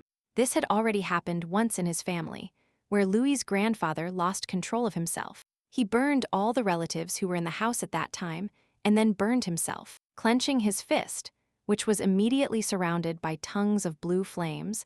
The Duke of the South said that having inherited this terrible power, he could not use it at all. This is the price paid by the members of the Southern Duke family for possessing this superhuman power. Looking at the Southern Duke with an understanding gaze, Bella asked when something like this had happened before, to which the saddened man replied that it had been a long time ago. However, turning his gaze to the slowly dying soldier, Louis changed the subject and said that now they need not think about the past, but about what awaits them in the future. Bella agreed with this, reminding the Duke that soon it would be the South's turn to guard the rift. Addressing the girl, the leader asked if Bella could stand guard alone, to which the girl replied that she could not be responsible for everything alone. Of course, this was clear to Louis, and the question addressed to the girl was just a way to emphasize her qualities. But a decision had to be made one way or another. And while the leader of the South sat holding his head, Bella, with an insinuating voice, made a proposal to ask someone for help. The girl's offer surprised the man, who hadn't even thought of such a prospect. And when asked what could help them, Bella replied smilingly that someone from the East. Of course, these words from the girl could not leave Louis indifferent, who, jumping up from his seat, began to loudly scold his deputy for his too strong attachment to the East lately. With the most threatening gaze and literally looming over Vila, the Duke of the South asked what interest the girl had in that eastern direction. But their conversation was interrupted by a knock at the door, where a man came. and said that Mrs. Morgan had business. Furious, the Duke still let the girl go, saying that he would finish this conversation later. Bella left the room and walked sadly down one of the corridors, accompanied by an attendant. The man was the first to start the conversation, asking if the Duke was angry because the girl constantly mentioned the East. But before she had time to answer this, the attendant immediately added that the reason for the master's anger was Bella, which could not fail to surprise the girl. Turning to her escort, the girl asked him why the Duke was suddenly so angry because of her, to which the man simply replied that the Duke of the South wants Mrs. Morgan to become his daughter. The news was more than shocking, and the girl looked at the attendant with wide eyes without uttering a word. But having calmed down a little, Bella, smiling confusedly, asked the man if he was sure about what he had just said, to which the attendant replied that Louis initially thought his new warrior was a man, and not from such a noble family, but when he learned that Bella was a girl and the daughter of the Marquis of the North, everything changed. However, the girl didn't even listen to the rumors that the Duke of the South had such intentions, to which the man replied that all this was because Louis was hiding his intentions. But if you look closely, his dependence on Bella increases every day. Of course, the Duke of the South never speaks of the obstinacy the girl allows herself, but that doesn't mean his behavior doesn't affect him. And concluding his explanations, the man spoke about Louis's feelings that Bella might leave him if she got close to the Duke of the East. This explained a lot for Bella, where she could finally understand the reasons for the sometimes strange behavior of the Duke of the South. For a moment, she imagined everything that could await her if she became the daughter of a Duke of the South, where she would definitely be valued, respected, and greatly protected. And Louis himself, without a doubt, would have become the best father, occasionally telling his daughter that she had gotten involved with the wrong boy once again. They were pleasant fantasies, but unfortunately completely unreal where, remembering her past, Bella noted that she could never live a normal life. Therefore, looking at her escort, the girl said that the South could be absolutely sure of her devotion, where, looking down, the girl added that there is no doubt in her words, at least because she knows perfectly well what betrayal is. Soon the girl went out and found herself in the garden. Then the cardinal sat alone at the table, which caught the girl's attention, inviting her to approach. After asking him if he had called her and receiving a positive answer, Bella coldly asked what the cardinal needed from her. Without waiting for an answer, the girl began to move the chair to sit down, where the man noted that if she hadn't been wearing a military uniform, but a dress, he of course would have helped her, but Bella again coldly said that she would have managed it herself anyway. When the interlocutors were facing each other and their gazes met, the cardinal asked what the girl wanted to tell him, but Bella replied that it was the man who called her. Therefore, he had to speak.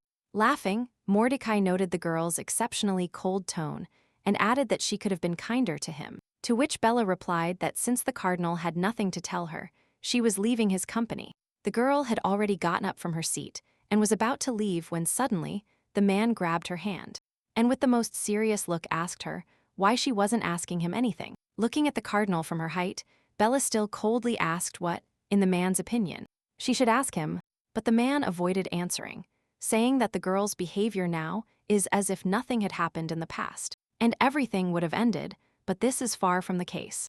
Continuing to hold Belle's wrist, Mordecai asked the following question, where he could not believe that the girl was not interested in him at all and was not making inquiries. And suddenly, the man said that the girl had climbed very high, from where it could be very painful to fall, to which Bella replied in an icy voice that she had already fallen once, so she was no longer afraid of any other fall. Freed from the cardinal's hand, the girl stood up, practically taking a fighting stance, and the man asked the question again, now about how the girl, trembling with fear, could become so strong.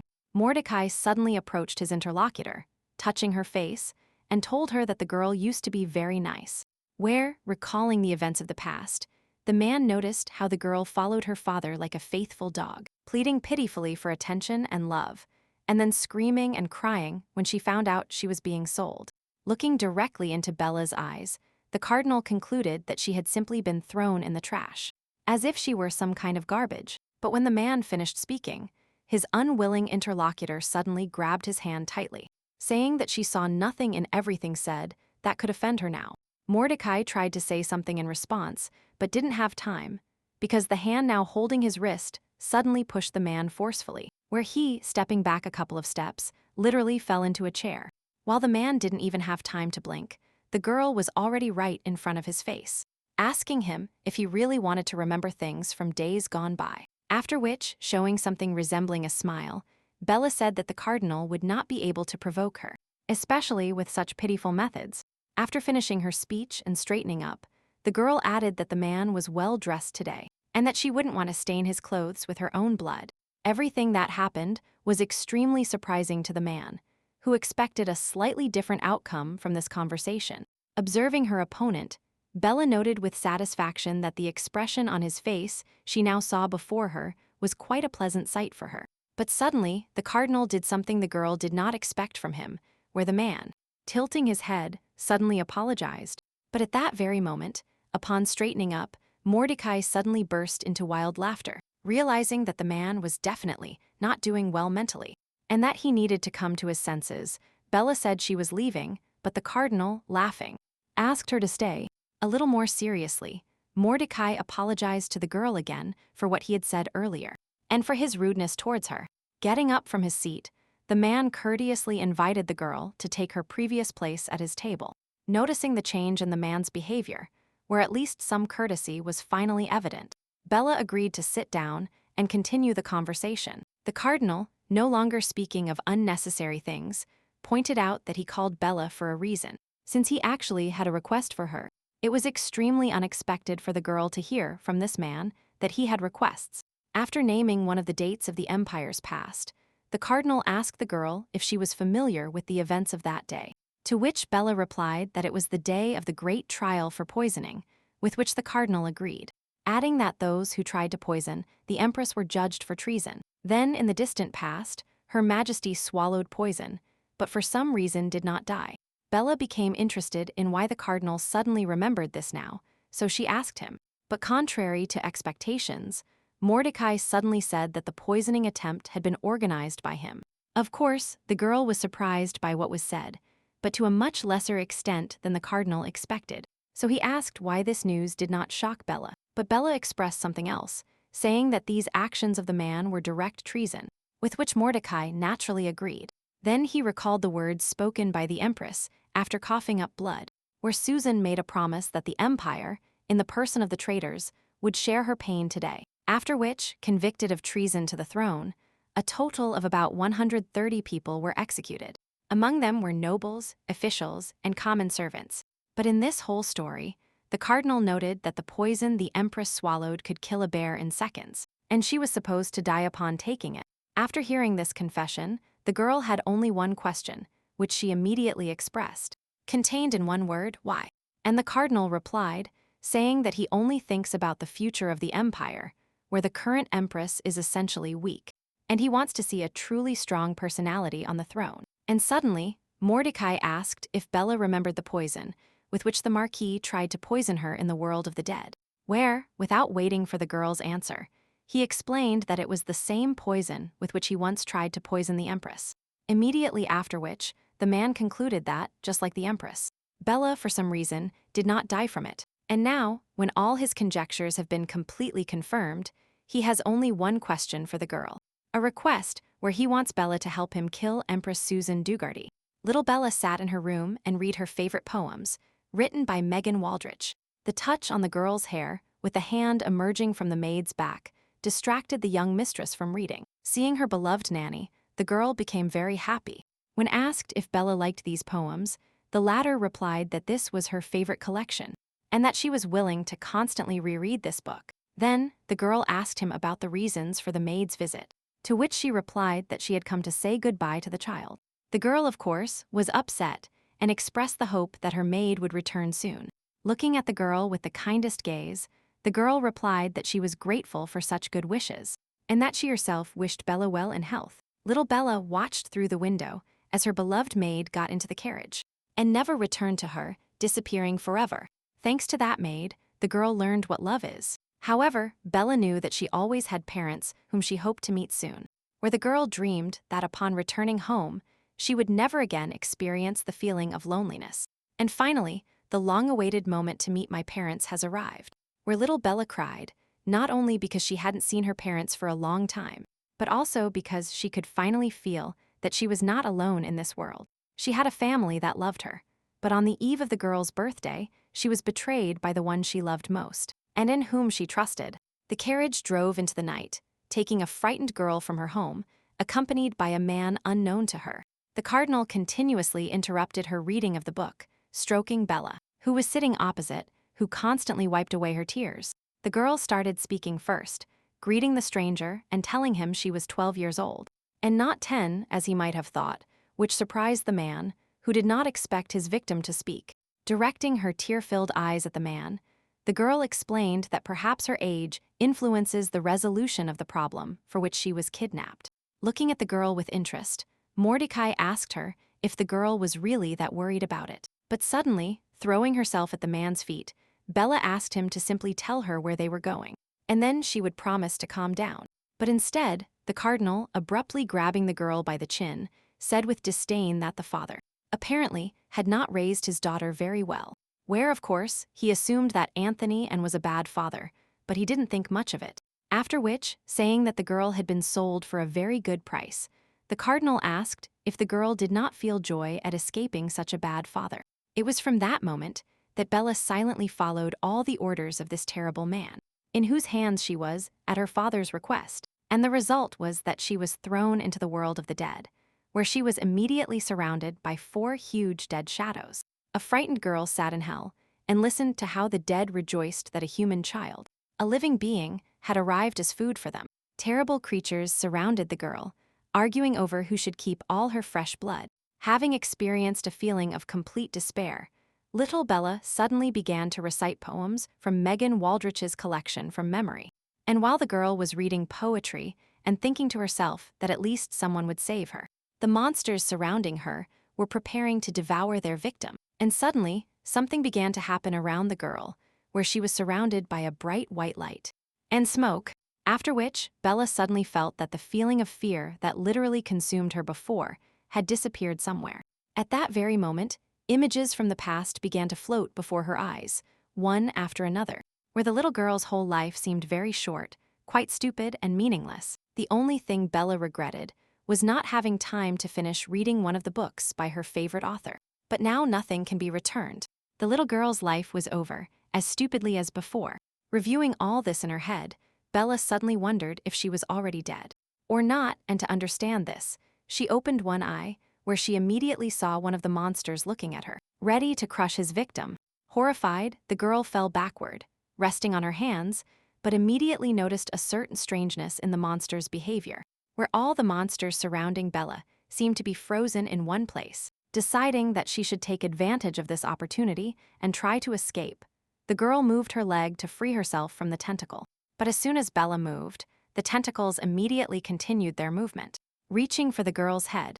But as soon as the girl stopped moving, the monster immediately stopped moving too. Having identified this pattern in the monster's movement, the girl laughed at what was happening now, although she didn't understand the reasons, where she saw for herself only 2 possible outcomes: either endure and not move, where she could sit for eternity, or die painfully after starting to move. The prospect was not pleasant at all, since, in any case, a painful death awaited her, and filled with horror. And so, after thinking for a moment, Bella decided that if the monsters were given the opportunity to move, then this death would be even faster, which she did, where the tentacles immediately continued their work. But suddenly, a voice shouted to the girl to stop and not let herself be killed. And in the rays of a bright white and blue light, a female figure began to descend from above. She asked the little one to listen to her, but Bella did not want to listen, saying that she was simply tired, and she wanted to die. But the girl, who appeared completely, who turned out to be a living stone figure with a half-destroyed head, demanded that Bella listen to her after all. But in a fit of rage, Bella shouted that she was not going to listen to a stranger.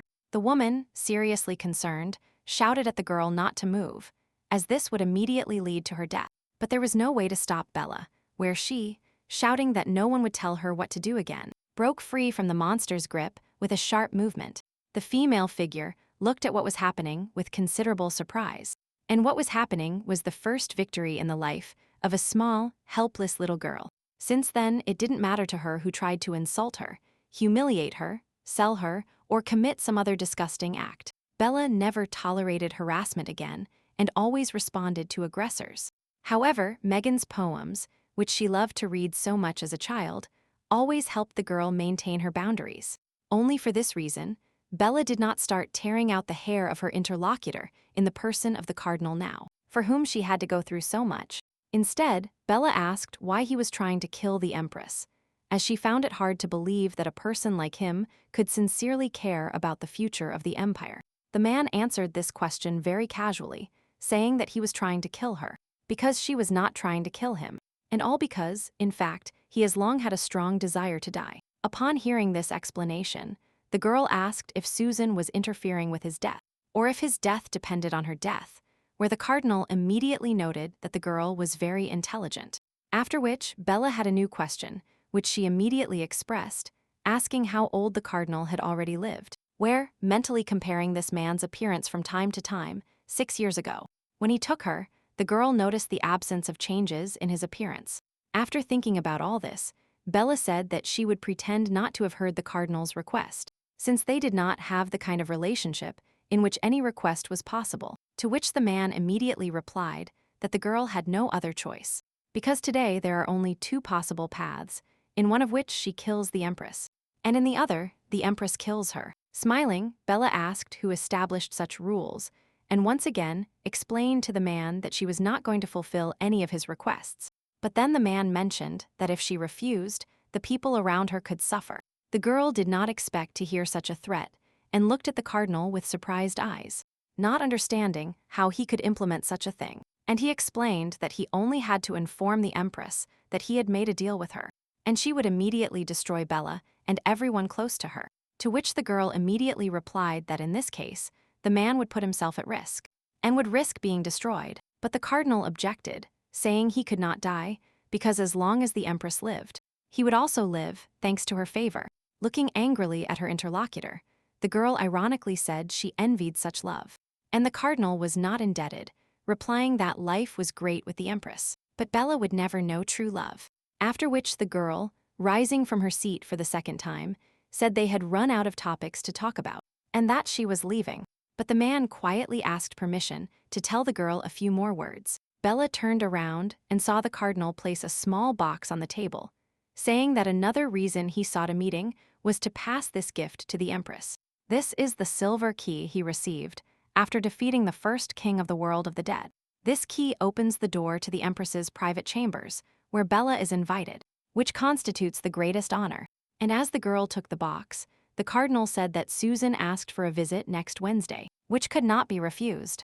Once again, Bella tried to leave the man, who was completely unpleasant to her, but he called her again, where Mordecai suddenly remembered the flower the girl gave Aidan at his first appearance at the ball. Hearing what the cardinal was saying, Bella turned her head slightly, still not fully understanding what he wanted to tell her. But suddenly, the man said that with that gesture, Bella had exactly repeated one of her favorite poems.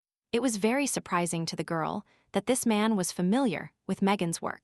And Mordecai, to confirm his words, read a few lines from a poem that Bella knew very well. Looking at the man, her interlocutor expressed doubts that he could love poetry. And she was right, as the cardinal explained that he remembered them accidentally.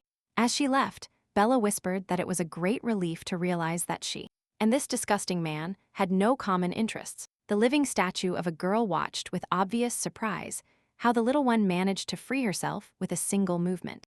But not even a couple of seconds passed when the tentacles grabbed the girl again, squeezing her small and fragile body with even greater force.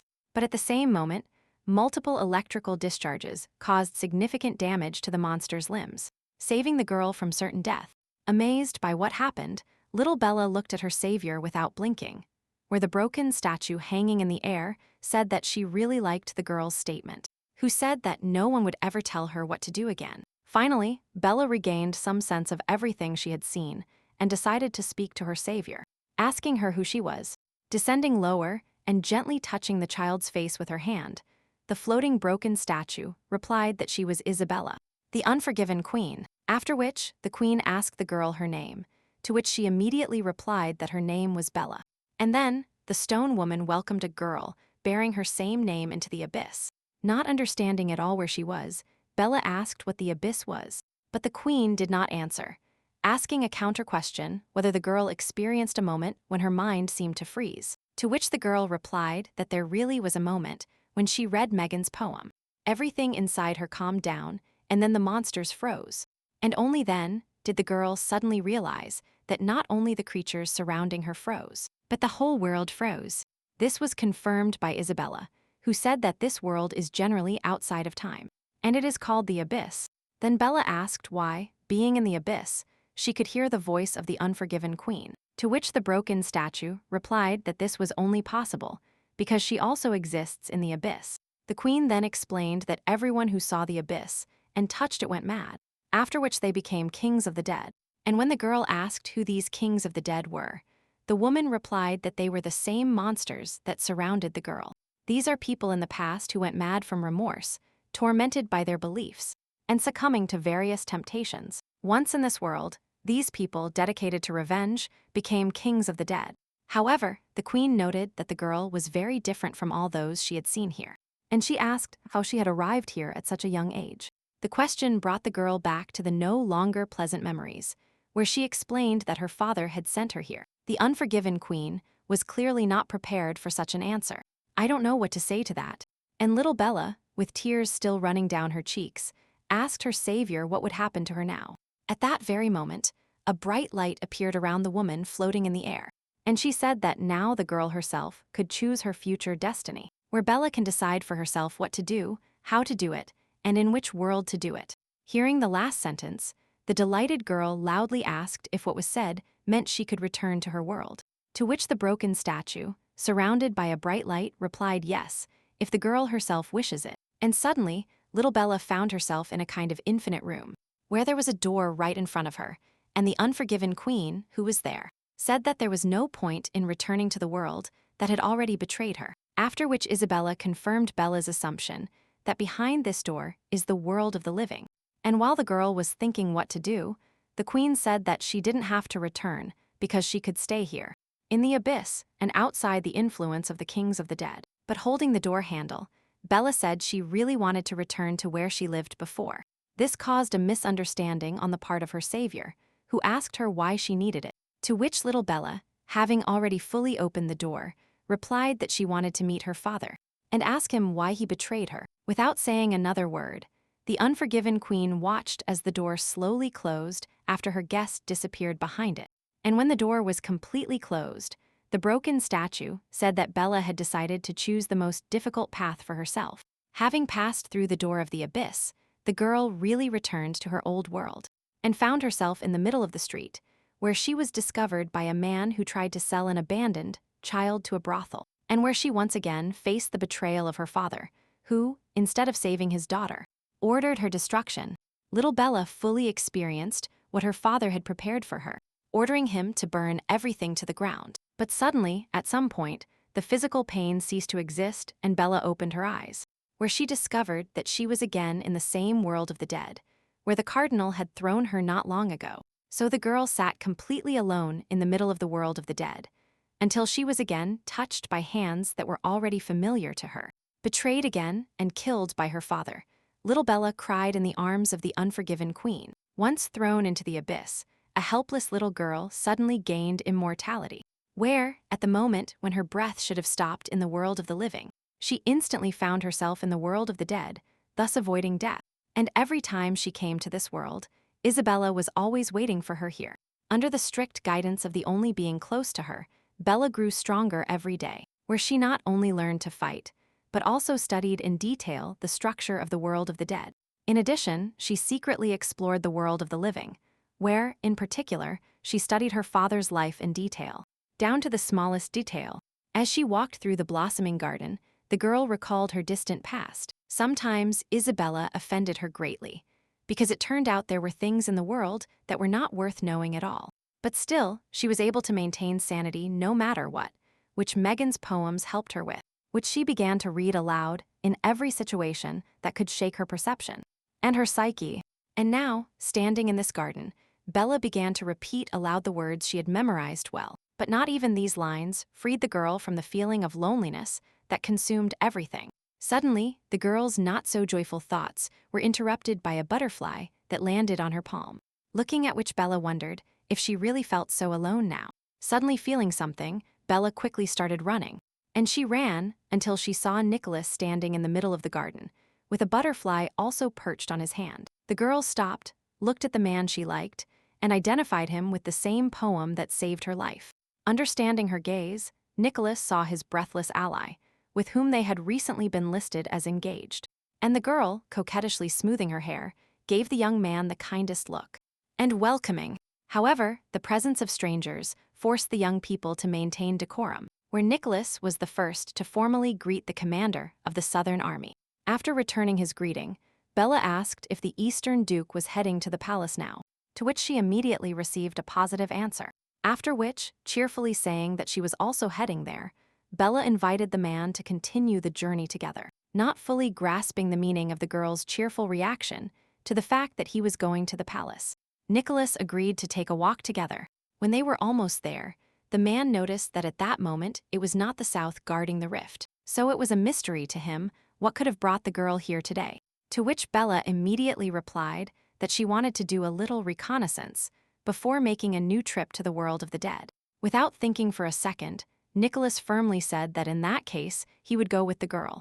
The soldiers accompanying the Duke tried to say they would go with their master, but their impulse was immediately interrupted by a young man who gave the order to remain at the entrance. Touched by such care, the girl cordially thanked the Duke of the East, and as they walked towards the rift, everyone around them whispered that there was definitely something between these two, since otherwise they had nothing to do in another world alone and unprotected. When the man and the girl were at the entrance, Bella, asking if Nicholas had heard the conversations, noticed that rumors about them were already starting to circulate, to which the man prudently replied that they needed such rumors so that in the future the news of the engagement would not seem unexpected and clearly planned. And then the girl invited her companion yesterday for her first trip to the world of the dead, which they did immediately. A day later, the explorers reached the place they needed, where in front of them, surrounded by flying dead, was the castle of the second king of the dead, Albus Dugherty. Nicholas asked if the king mentioned by the cardinal lived here, to which the girl replied affirmatively, further adding that this was the second castle they would conquer after the fall of King Tiberius's castle. Suddenly, one of the dead rushed right above them, leaving a bright trail of fire behind it. Looking at this terrible creature, the young man asked the girl if these creatures, completely different from humans, were dead, to which Bella replied that these dead are among the most dangerous, as they can attack not only with their hands and feet, but they know how to burn their victims to the ground. Drawing his black sword, Nicholas said they did not look scary at all, and that he believed he could defeat them easily. But Bella stopped him, saying that it is impossible to kill something that died a long time ago. While these flying creatures did not pay attention to them, the girl suggested trying to avoid collisions with them for as long as possible. Where, taking care of the flying monster, Bella added that if the dead attack, they will attack in a swarm, burning everything in their path, where it is unlikely that the two of them can fight them. After hearing her companion, Nicholas suggested that in that case the entire army would not have it easy, with which the girl completely agreed. And while the man was thinking aloud what options there were to solve this problem, one of the dead appeared on their left, moving directly towards Nicholas. Turning around in time, Bella saw the undead rushing towards them, where, with a quick but strong move, the girl pushed her companion out of the way of the dead one's movement, covering him with her body at the same time. The monster failed to catch anyone, but the trail of fire following it still touched the girl. Nicholas asked with concern if the girl was injured, to which she replied that everything was fine, except for ruined clothes. The Duke of the East began to say something, but what his companion did next left the man speechless, where, completely unashamed, the girl in the blink of an eye became half naked in the sight of her companion. Noticing Nicholas's stunned gaze, Bella asked him if everything was all right with him, to which he, blushing and stuttering, replied that everything was fine. Stepping away from the half-naked girl, the Duke asked if she would accept his help in the form of a jacket, to which the girl, smiling, replied that the man's size was not exactly the size that suited her, in which 3 people like her would fit in his jacket. Nicholas tried to somehow get indignant or justify himself, but the girl no longer listened to him, and directed his attention to the active movement on the right. That said, this time there were many more flying dead. The girl also drew her companion's attention to the huge swarm approaching them. It was obvious that the monsters decided to attack after discovering the location of the intruders, and the man, saying that this time he could not leave, prepared for battle. But suddenly, the dead exchanged some incomprehensible sounds, and in that very second, they all turned around and quickly headed in the opposite direction to the young people, leaving the latter in complete bewilderment. Suddenly, a flying object appeared in the sky, emitting a strong glow, upon which Nicholas drew his companion's attention. A strange object gradually appeared and approached the travelers in the afterlife, and the young people, trying to look at it, speculated whether it was a carpet or some kind of flag. But suddenly, a certain male voice sounded, saying that he had finally found his girlfriend. Hearing it, the girl immediately recognized whose it belonged to and understood everything that was happening. Suddenly, everything around her turned black, and Bella smelled a strong smell of burning. Trying to rub her eyes and coughing, the girl concluded aloud that only one person could call the girlfriend, and was capable of such a thing. Bella looked around and tried to figure out if she had entered Blandus's realm yet, and how he could use his power. And suddenly, in this complete darkness, a bright ray of light fell on her face. Taking just one step, the girl suddenly found herself in a beautiful blooming meadow, where a tent had been set up nearby. Without thinking twice, Bella headed towards this tent, as if it were the only building here. There, on one of the carpets, the girl saw her travel companion to the world of the dead. Asking him if he was okay, the girl quickly ran towards him. But the young man, with whom clearly something was wrong, suddenly shouted loudly for Bella not to dare approach him. Stopping a step away from the man, his companion sat down on her knees and asked again if everything was fine with him. But at that very moment, the Eastern Duke, with a sharp movement, grabbed the girl by the hand, causing her pain. Not even a second had passed when Nicholas had already thrown his companion onto the carpet, and he leaned over her. And only now did the girl see his bright and burning eyes and his fierce face, so it could be understood that the Nicholas she knew was not exactly in front of her now. And the distressed Duke of the East suddenly squeezed his victim's body tightly and let out a heart-wrenching scream, after which Nicholas abruptly leaned down and pressed his lips against the lips of the girl lying beneath him, trying somehow to resist such an improper pressure from the man. Bella managed to prop herself up on one hand, rising slightly, but at that very moment, the savage Duke suddenly grabbed the girl tightly by the neck. And suddenly, Bella felt a sharp pain and tasted blood in her mouth. With an effort, the girl managed to break free from the unusually strong embrace and break this bloody kiss. She reproached her companion for his unworthy behavior, but judging by the expression on the latter's face, it is unlikely that this reproach meant anything to him. In a quick movement, the man knocked the girl down again, immobilizing her with his hands. It was the first time Bella saw Nicholas like this, and the first time she saw a person's pupil color change this way. And while she was observing all this, the bloodthirsty man suddenly sank his teeth into the girl's hand.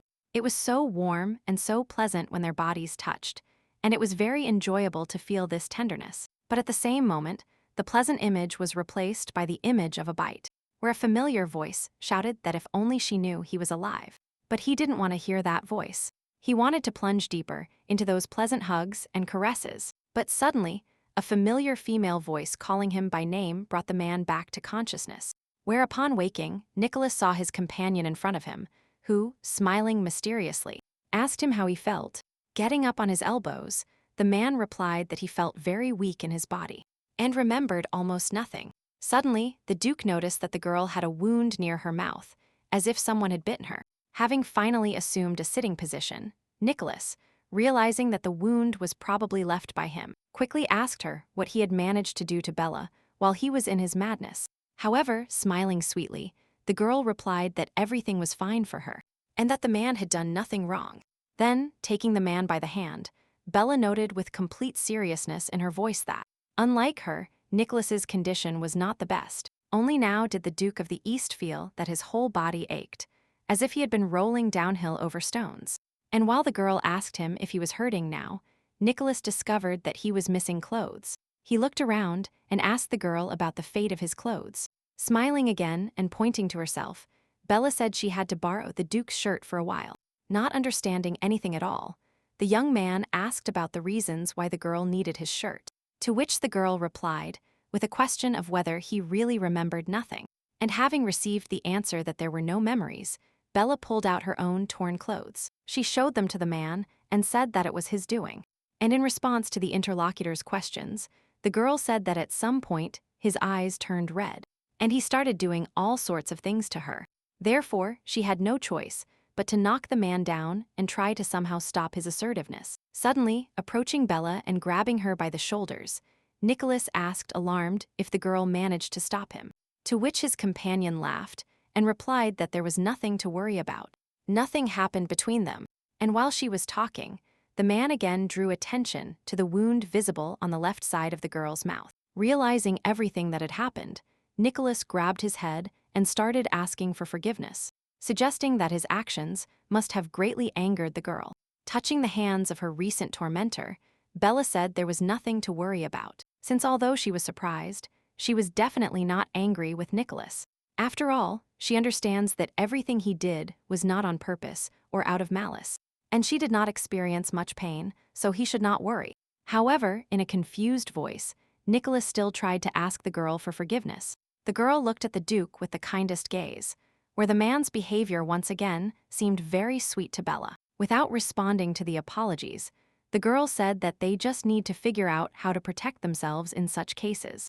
As for the shirt, the man cannot count on its return for now, with which Nicholas fully agreed. Having recovered some sense, the Eastern Duke finally wondered where they were now. To which Bella calmly explained that they were now in the territory of the king, who had broken many hearts. Hearing something familiar, the man even asked the girl about what she had just said. Snake-like dead once flooded the entire East. Just like the king who ruled these dead, he appeared before the human world under the guise of a huge and terrible serpent. After killing many snakes, the Duke of the East never met his king. After hearing the man, Bella said that it was this king who lured them into his kingdom, not understanding at all why the king of snakes needed to lure them to him.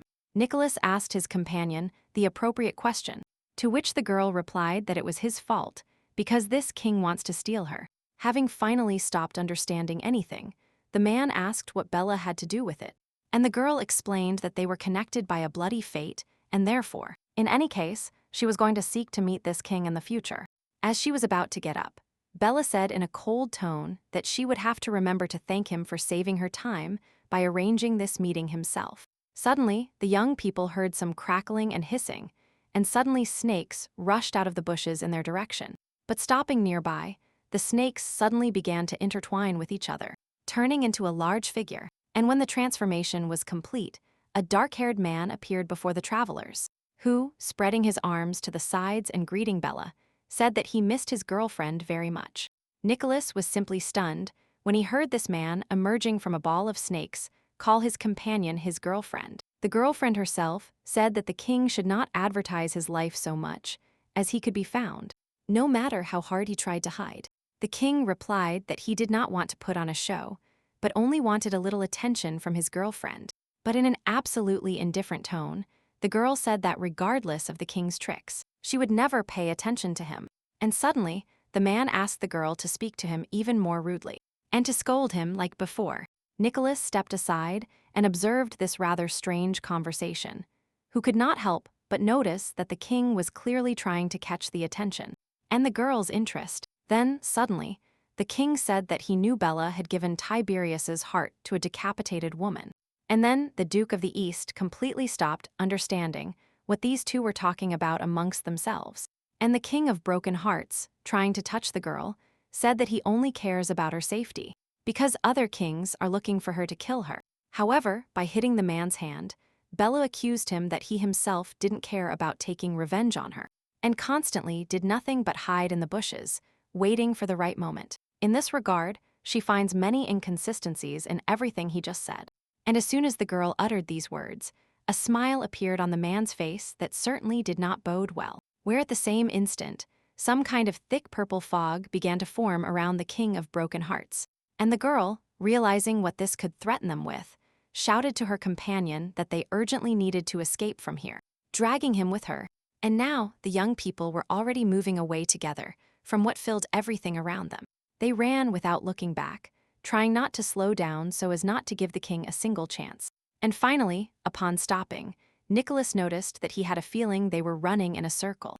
After looking around, Bella confirmed her companion's assumptions, saying that apparently the king of broken hearts had trapped them in this trap.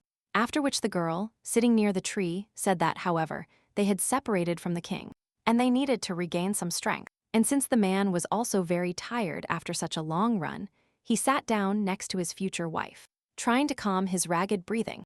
Having said that everything that was happening could last even for a single day, Bella generally lay down in the grass, saying that whenever possible they needed to rest and gather strength, where she immediately invited the man to lie down next to her, to which he told her he wasn't sure that was a good idea. However, the girl presented a convincing argument, saying that somehow it was not comfortable for her to be alone. This worked, and Nicholas, who had nothing to answer such a serious argument, turned around and rested his head next to his companion's head. At the same time, the Duke of the East didn't even think about falling asleep, while the thought that the king had called Bella his girlfriend spun in his head, and he said out loud only this word, girlfriend, giving it an interrogative tone. Intonation. Having heard what was said, Bella explained that they did not have the kind of relationship that could imply such directions. It was just that the king himself wanted to call her that for himself. After hearing the explanation, Nicholas expressed his misunderstanding about how the girl could have such a close relationship with the king of the world of the dead. But laughing, Bella replied that there was no closeness between them and there never had been, but rather they were connected by a fatal destiny. After which, the man turned his head towards the girl and gave her a look that said he wanted to hear more information. Then Bella said that now she would try to explain something, where she started her story with the question of whether Nicholas knew who the Oathbreakers were. Many years ago, when the first dead appeared in the world of the living, those who began to serve the kings of the dead also appeared among the people. Then, it was announced that these people were traitors to the human race and were called Oathbreakers. Then, the girl said that when she was 13, she became the target of those breakers. Immediately, a memory arose in her memory, where one of the servants tried to strangle the girl, and she asked him who he was, but instead of answering anything, this strange man did nothing but hiss. And so the girl found herself once again in the world of the dead, where, as always, Isabella met her. Passing over the newly deceased girl, the unforgiving queen began to scold her, and to tell her that Bella needs to forget everything and start a new life, as this is already her 5th death in the last year. But the girl objected that despite all her deaths, she was still alive. Continuing the moralizing, the queen asked if the girl had already received any reward, to which she immediately replied that no, and the woman concluded that, of course, she would never receive it, since for a child who has difficulty coping with small tasks, this is unrealistic. Meanwhile, Bella, angry, got up and kicked the floor, shouting that she didn't deserve all this. Looking at this tormented girl, the broken statue wondered aloud why Bella was attacked so often, speculating that her father might have found her. But the girl, wiping away her tears, said that this could not be. And to the question of her only friend, Bella replied that she was sure of this because her father would not obey anyone. After all, she had a feeling that everyone who found her belonged to a particular society, and they were clearly insane. Her murderers had a very strange appearance, where no matter how much she defended herself and inflicted damage on the murderers, they did not react at all. The girl's story noticeably alarmed the queen, who immediately asked if these murderers had any other characteristics, where after thinking a little, Bella said that they all breathed strangely, like snakes, and then the unforgiving queen said that this simply cannot be. And at the girl's question, she explained that apparently someone had put his snake eye on her. The woman reminded Bella of the first time she came here, where one of the kings of the dead asked to give the girl to him to make her his concubine. Recalling these facts, the girl shouted that he had also threatened her then, saying that if she did not become a concubine, he would cut off her head. Grabbing Bella by the shoulders, the broken statue said that it seems this king has taken the initiative into his own hands.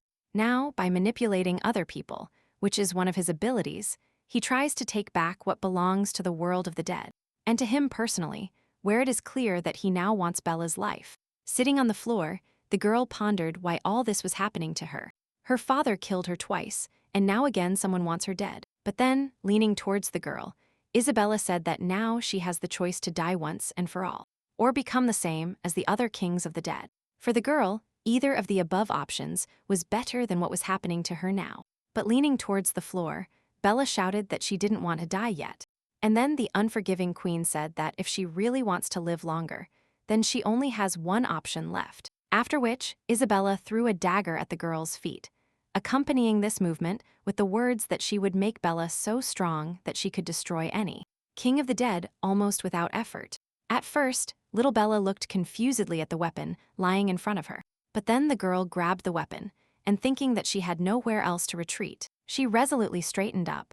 After a few years, Bella became strong enough to fight, and the day came to fight the king of the dead. The first battle was long, but the motivated girl managed to defeat the king of broken hearts. However, she did not kill him completely. She decided to return his heart and left the battlefield. Well, the king, having regained his heart, was reborn with an even greater desire to kill the girl. This man also lost the second battle, and the girl killed him for the second time, where she killed him, wanting revenge for everything that happened to Isabella, for everything that happened to herself. The girl felt bloodlust almost physically, killing the king of broken hearts again and again, only to allow him to be reborn again. Around the seventh time, when Bella was about to kill him, the king began to cry. He was literally begging the girl to deliver that fatal blow from which he would die. And now the king of broken hearts was reborn for the 30th time, where he, looking at his torturer, began to smile. Looking at the king, Bella asked him why he was smiling when recently he was almost begging for mercy, to which the man replied that it was the first time he had seen a woman able to become so strong. Not fully understanding what the king meant, the girl asked him why he was telling her this, and the man said that all his life he had only enjoyed killing, but she made him understand the pleasure of death itself. After which, the king of broken hearts suddenly knelt down and confessed his love to the girl, asking her to become his wife. Pulling out her dagger, Bella shouted that the man definitely had something wrong with his head, and he, without any resistance, exposed his chest to the girl, telling her not to hesitate. The blow was already struck, but at that point, Bella decided it was time to end the killings of the king of broken hearts. Finishing her story, the girl said that 3 years have passed since that moment. In a half, the story was not commonplace, and Nicholas, who had risen from his lying position, asked surprisedly if everything the girl had just told him was possible. And Bella, who had of course hidden some parts of the story, remained lying down, and she thought it would be impossible for a man to understand the whole truth if he couldn't even understand one part. Nicholas sat down and held his head, trying to somehow analyze all the received information, surprised that the kings of the dead did not have a worse mind than the mind of a living person. But in the end, the man lay down on the grass and concluded that he could not understand anything that was happening. And the girl suddenly said that there was actually nothing complicated in understanding everything that was happening, where she began to explain to the man that all the dead they encountered were once real living people. However, after what was said, Bella thought for a moment and added that, actually, they remain people, but dead ones. Suddenly, Nicholas, turning to his companion, asked how old the girl was now, to which she immediately replied that she was an adult, since she was 18 years old. But the man complimented his question, saying he knew the girl's usual age, and he referred to her age, taking into account the time she spent in the world of the dead. To which Bella, after thinking a little, replied that about 7 years had passed here, which could not help but surprise the man, who noticed that this girl was even older than him. Furthermore, the thought crossed Nicholas's mind that all the girls he felt sympathy for were always older than him, which he didn't tell anyone, where at that very moment, an image of that first girl appeared before his eyes, to whom he paid attention, that a man can lend to a woman. Now he had found an explanation for himself as to why he felt something for Bella, where until now the Duke did not understand the changes that made him start to like a girl younger than him. His personal thoughts were interrupted by Bella, who got up and leaned over the man's face, asking him why he suddenly became interested in her age. Not knowing how to answer this, Nicholas also got up from the grass, trying to find some words. However, their conversation was not meant to end, as snakes suddenly appeared from the nearby bushes and quickly ran towards the young people. While Nicholas was surprised by how quickly the snakes found them, Bella said they should try to destroy them all. Armed with sticks, the man and the girl were back to back, where the Duke expressed his doubts that they could destroy all the snakes. But they could no longer stop the girl, so the travelers in the afterlife hurried to attack. While fighting another snake, Nicholas suddenly realized that these creeping reptiles were not actually trying to inflict any mortal wound on them, where they take shots forward, but shots that obviously cannot reach the goal. But suddenly, the man felt very weak and knelt down, dropping his improvised weapon. Realizing this, Bella turned to Nicholas with concern and asked him what was happening to him. And the Eastern Duke was already holding his head, feeling reason and consciousness begin to abandon him. And then, the man felt and realized that all this was happening for a reason, where the changes in his consciousness were now controlled by the King of the Dead. His pupils began to turn red, and already losing contact with reality. Nicholas turned his head in the direction where his companion continued to fight the snake, where he thought that by losing control of himself now, he could cause even more harm to this beautiful girl. But at that moment, a huge black snake suddenly appeared from the dense thicket, which, however, instead of attacking the young people, suddenly began to destroy other snakes. Looking at this monster, Bella and Nicholas could not understand why she took their side. But the surprises didn't end there, where, using some magical powers, the snake suddenly opened a passage from this world for the young people. Seeing a chance for salvation, the girl grabbed the man, trying to bring him to his senses, and telling him that they must get out of here quickly. The man really began to return to reality after his hissing savior appeared. But suddenly, before the eyes of the already surprised young people, another huge snake appeared that, saying that no one dared to ascend to his kingdom, attacked the black cobra. And literally, with the second move, the second snake, which had the appearance of the King of the Dead, literally tore apart the uninvited guest, where, as soon as the strands of snakeskin scattered in different directions, a woman found herself on the ground. Nicholas, whom Bella had helped to his feet, turned to look at what was happening behind them, and then that strange dream he had recently arose in his head, where a woman was screaming that it should be known that he was alive. And when the pieces of snakeskin fell to the ground, the man could finally see the face of the one who had just saved his life. In the washroom, Tom sat and told Evie, who listened with great interest, stories about the former Duchess of the East, Olivia White, famous for her stern character, whom even princes were afraid of. The little maid asked how this girl could achieve such influence, to which the boy replied that it was all due to her strong character. After all, she was one of the first to defeat the dead, and also easily suppress the uprising in the East. After thinking a little about everything that had been said, the girl suddenly came to a surprising conclusion, concluding that the current Duke of the East, apparently, is the son of this woman, which was immediately confirmed by his interlocutor. And since they were talking about the current Duke of the East, Tom asked the girl with interest about the relationship between the Deputy Duke of the South and the Duke of the East, to which the little maid replied that she knew nothing about it, and that the boy didn't need to bother her with such questions, which greatly surprised Tom that the girl hadn't heard anything about what happened yesterday at the palace.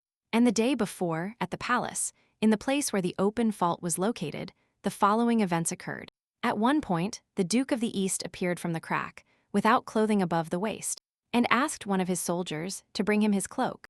Taking the clothes, the man suddenly turned around and returned to the world of the dead. And when he appeared again, the eyes and mouths of everyone present opened in surprise, because the Duke of the East appeared together with the deputy of the Duke of the South, to whom he gave his clothes. Having finished his story, Tom observed, not without joy, that given such events, many now think that these young people have very close personal relationships. But the skeptical maid said not to rush to conclusions, since perhaps, due to some circumstances, her mistress simply needed clothes. After which, the girl took a basket of dirty laundry, and finally told her interlocutor that even if there was some kind of relationship, no one would tell him anything for sure. And when asked where the girl was going, Evie replied that, unlike some, she had a lot to do. However, after taking a few steps, the little maid almost bumped into the butler of the Morgan family, who was greeted by Tom. Without saying a word, Evie skillfully walked around the man and continued on her way. At the same time, Nicholas was sitting in his office, thinking about the events that took place in the world of the dead.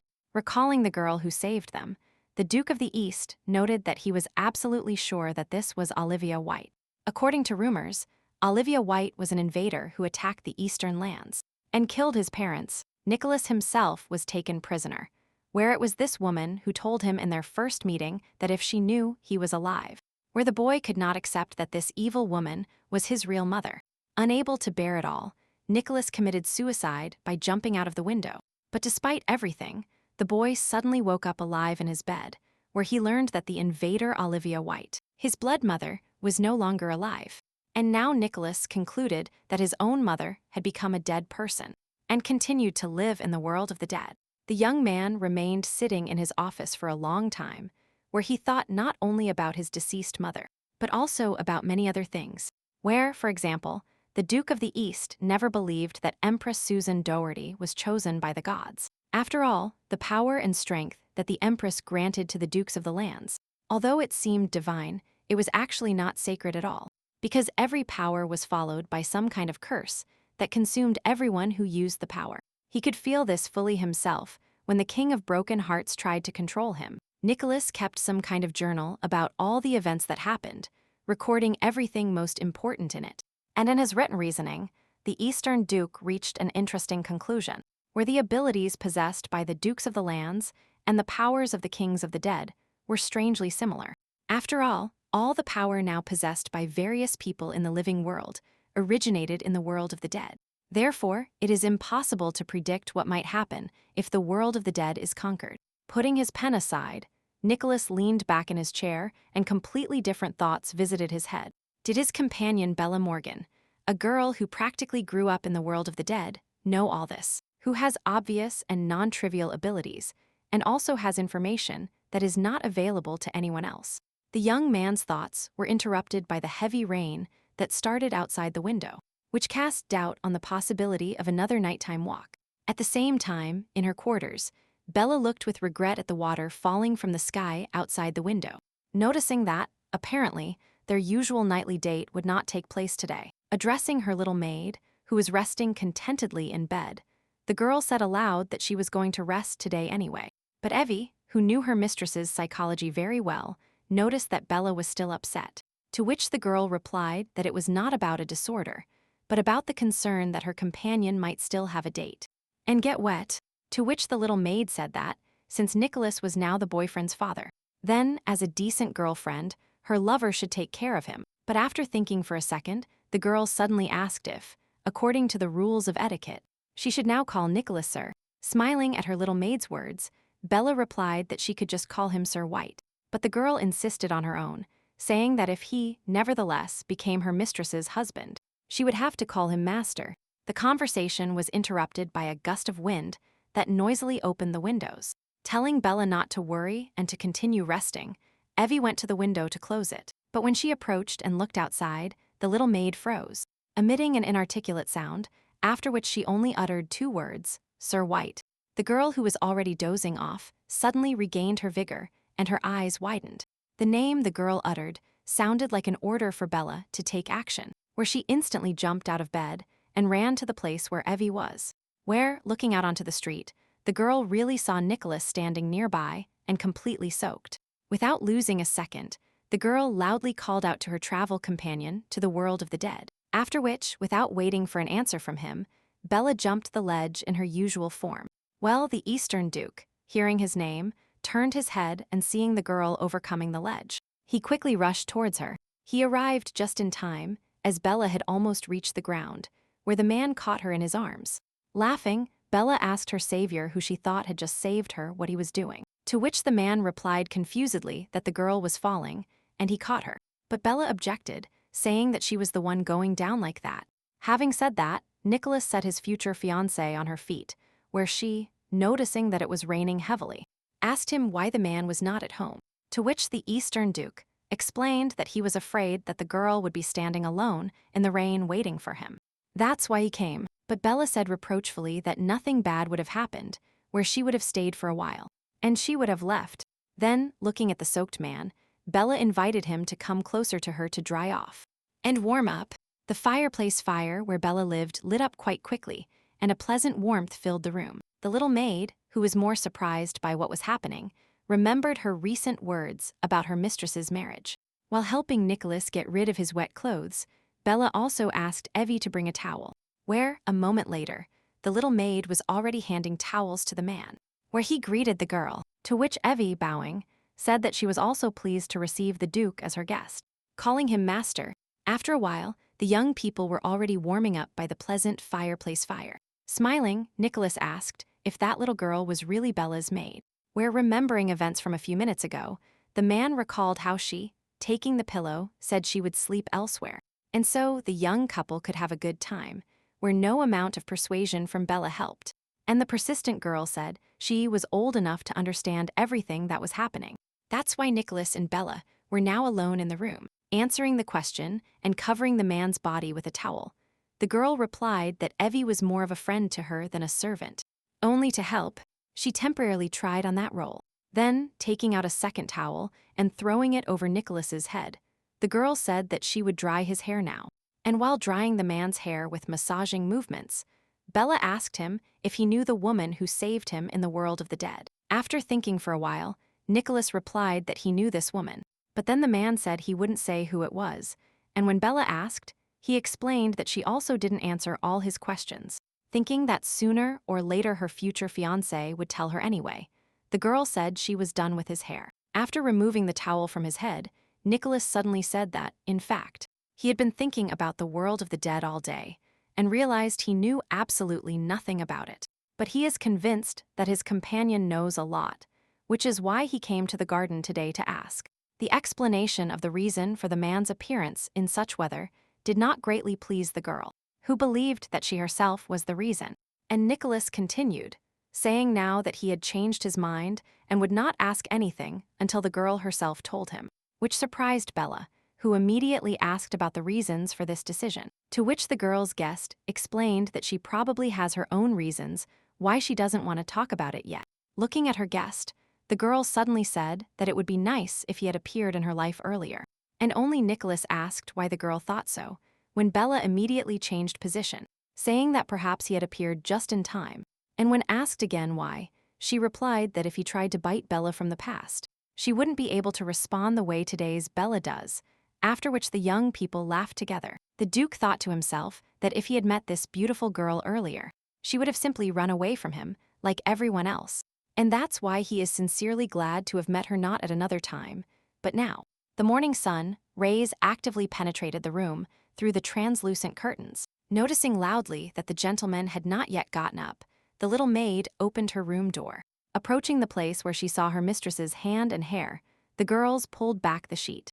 And then an image appeared before their eyes, where Bella slept peacefully on the shoulder of her overnight guest. The cardinal was kneeling near the altar, located in the church inside the palace. But he immediately stopped his prayers and stood up when the entering attendants reported that the study of the relics from the world of the dead had been completed, where it turned out that all the trophies came from King Tiberius, who once lived and reigned. Smiling, Mordecai noted that Bella was right, and His Majesty should be very pleased with the results. A few seconds later, the cardinal was already giving orders to contact the dukes of all lands to agree on the date of the next trip to the world of the dead. But then the attendants said that besides the report on the relics, they also had some information that might be of interest to the cardinal.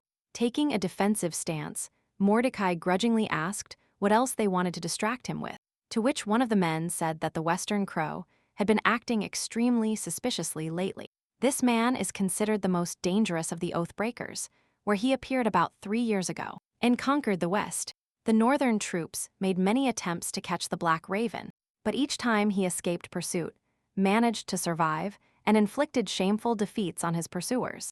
And so, the man informed the cardinal that this raven was waking up the dead in the West and performing some suspicious maneuvers, where the inhabitants of the border areas were already very worried.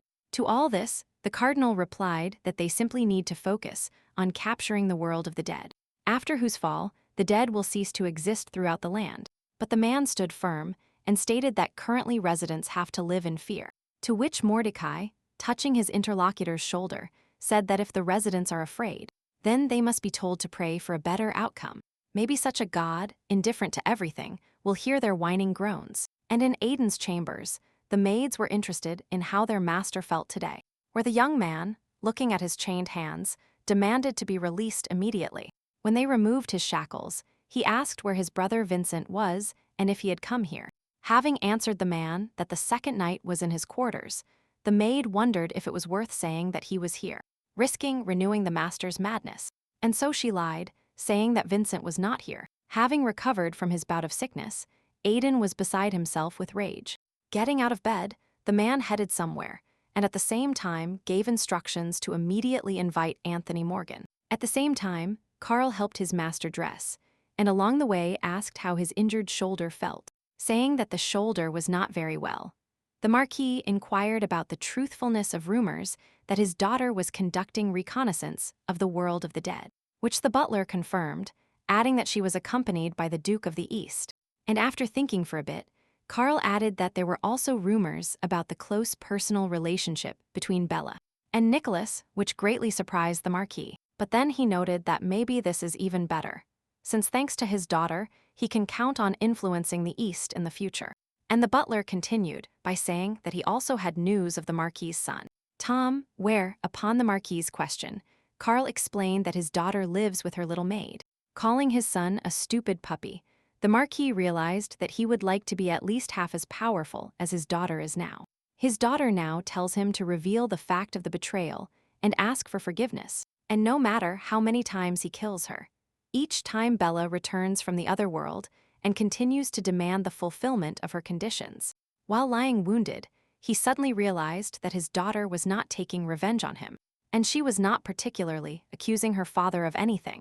Of course, the return of his daughter from the other world, whom he killed with his own hands, is for him, on the one hand, a crisis and on the other, a great opportunity. After all, while they capture the tomb, he can calmly continue trying to kill her.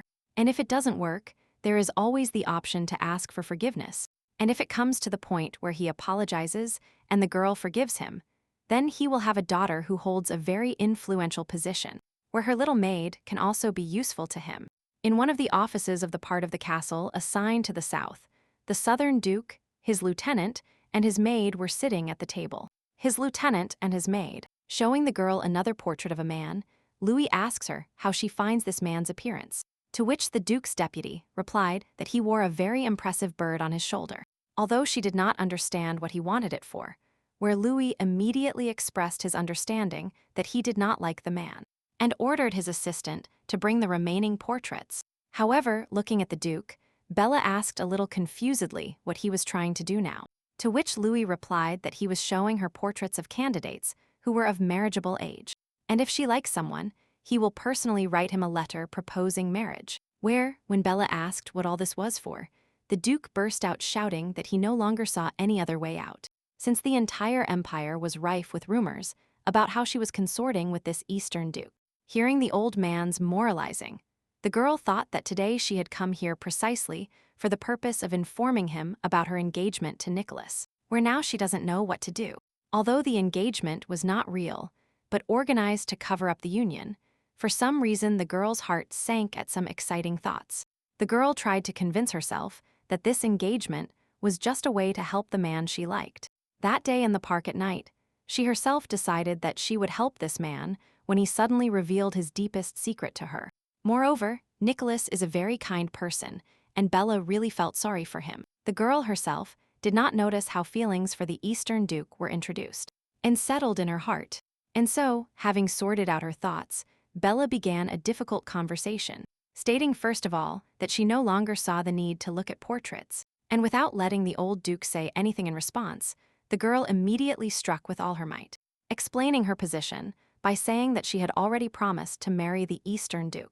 Such frank news shocked the old man so much that, when he tried to respond to something, it was as if he were speaking a foreign language. After recovering a little from the shock, Louis asked his deputy the most important question, where he was interested in the girl's highest commitment to the South and the possibility of continuing in her position, to which Bella replied that fulfilling a duty and a romantic relationship are completely different definitions and in no way intersect. And since her beloved Eastern Duke is not subject to selfishness, she will calmly continue to hold her post in the Southern Army. Upon hearing everything her assistant said, Louis suddenly remarked that Bella was very frivolous, having made another attempt to dissolve the marriage that had not yet taken place. Louis shouted in his heart that the girl should not be fooled by his beautiful face, but should see how cruel this man is. And the girl sat down and looked at the old man with her kind gaze, thinking that this looked very much like paternal care. Although this was pleasant for Bella, she started all this not for her own sake, but for Nicholas's sake, where she also wanted to dispel the bad reputation about him, where the girl's goal was to ensure that these two men lived together in harmony in the future when she left them both. Louis sat waiting for some kind of reaction to the arguments he expressed. And the reaction followed, where Bella said that the Duke had no reason to worry, since Nicholas would never hurt her. Abruptly rising from his seat, the Southern Duke loudly asked why the girl was so sure of this, to which Bella replied that in that case, he would have already harmed her. The Duke's deputy then added that the Eastern Duke was actually very kind to her. And concluding her speech, Bella told the man that if he did not object, then she would like to complete the mission of conquering the tomb in alliance with the East. This was another shock for the old man, who asked the girl if this young man was really willing to help the South, to which his interlocutor, smiling sweetly, confirmed that the Eastern Duke was now on her side. Nicholas, once again, sat in his office and once again turned over in his head the recent events, where he remembered the wonderful evening yesterday that he spent in the company of the lovely Bella, where he told the girl that he was from the easternmost part of the East. This is where his true homeland is located. Bella replied that she had heard of a place that is considered one of the most beautiful in the entire empire. After which, Nicholas plunged into memories of his home, mentioning endless snow-covered mountain ranges, wide green valleys and dense forests. And while the man spoke of his homeland, he did not notice how the girl's eyelids were lowering lower and lower. And now she was already sleeping on his shoulder. Nicholas remained motionless for a while, wondering how the girl sleeping on his shoulder would treat him, if she was simply friendly, or if something more was going on. But then he too fell asleep. Recalling these thoughts, the Duke noted that, in fact, he was the first to establish boundaries in their communication. Gradually, the young man came to the conviction that he should not fall in love with this girl even more, since his curse would prevent them from being together. But recalling what happened in the hideout of the King of Broken Hearts, Nicholas noted that, on the other hand, Bella was the only girl who could calm him down during a fit of madness. Blushing at his own thoughts, the already deeply in love man was surprised, thinking that in this case, there would be nothing terrible if he gave free rein to his feelings. Then the Duke's first assistant entered the office, who, saying he had just learned of the knight's return, he asked if Nicholas was with the Vice-Duke of the South.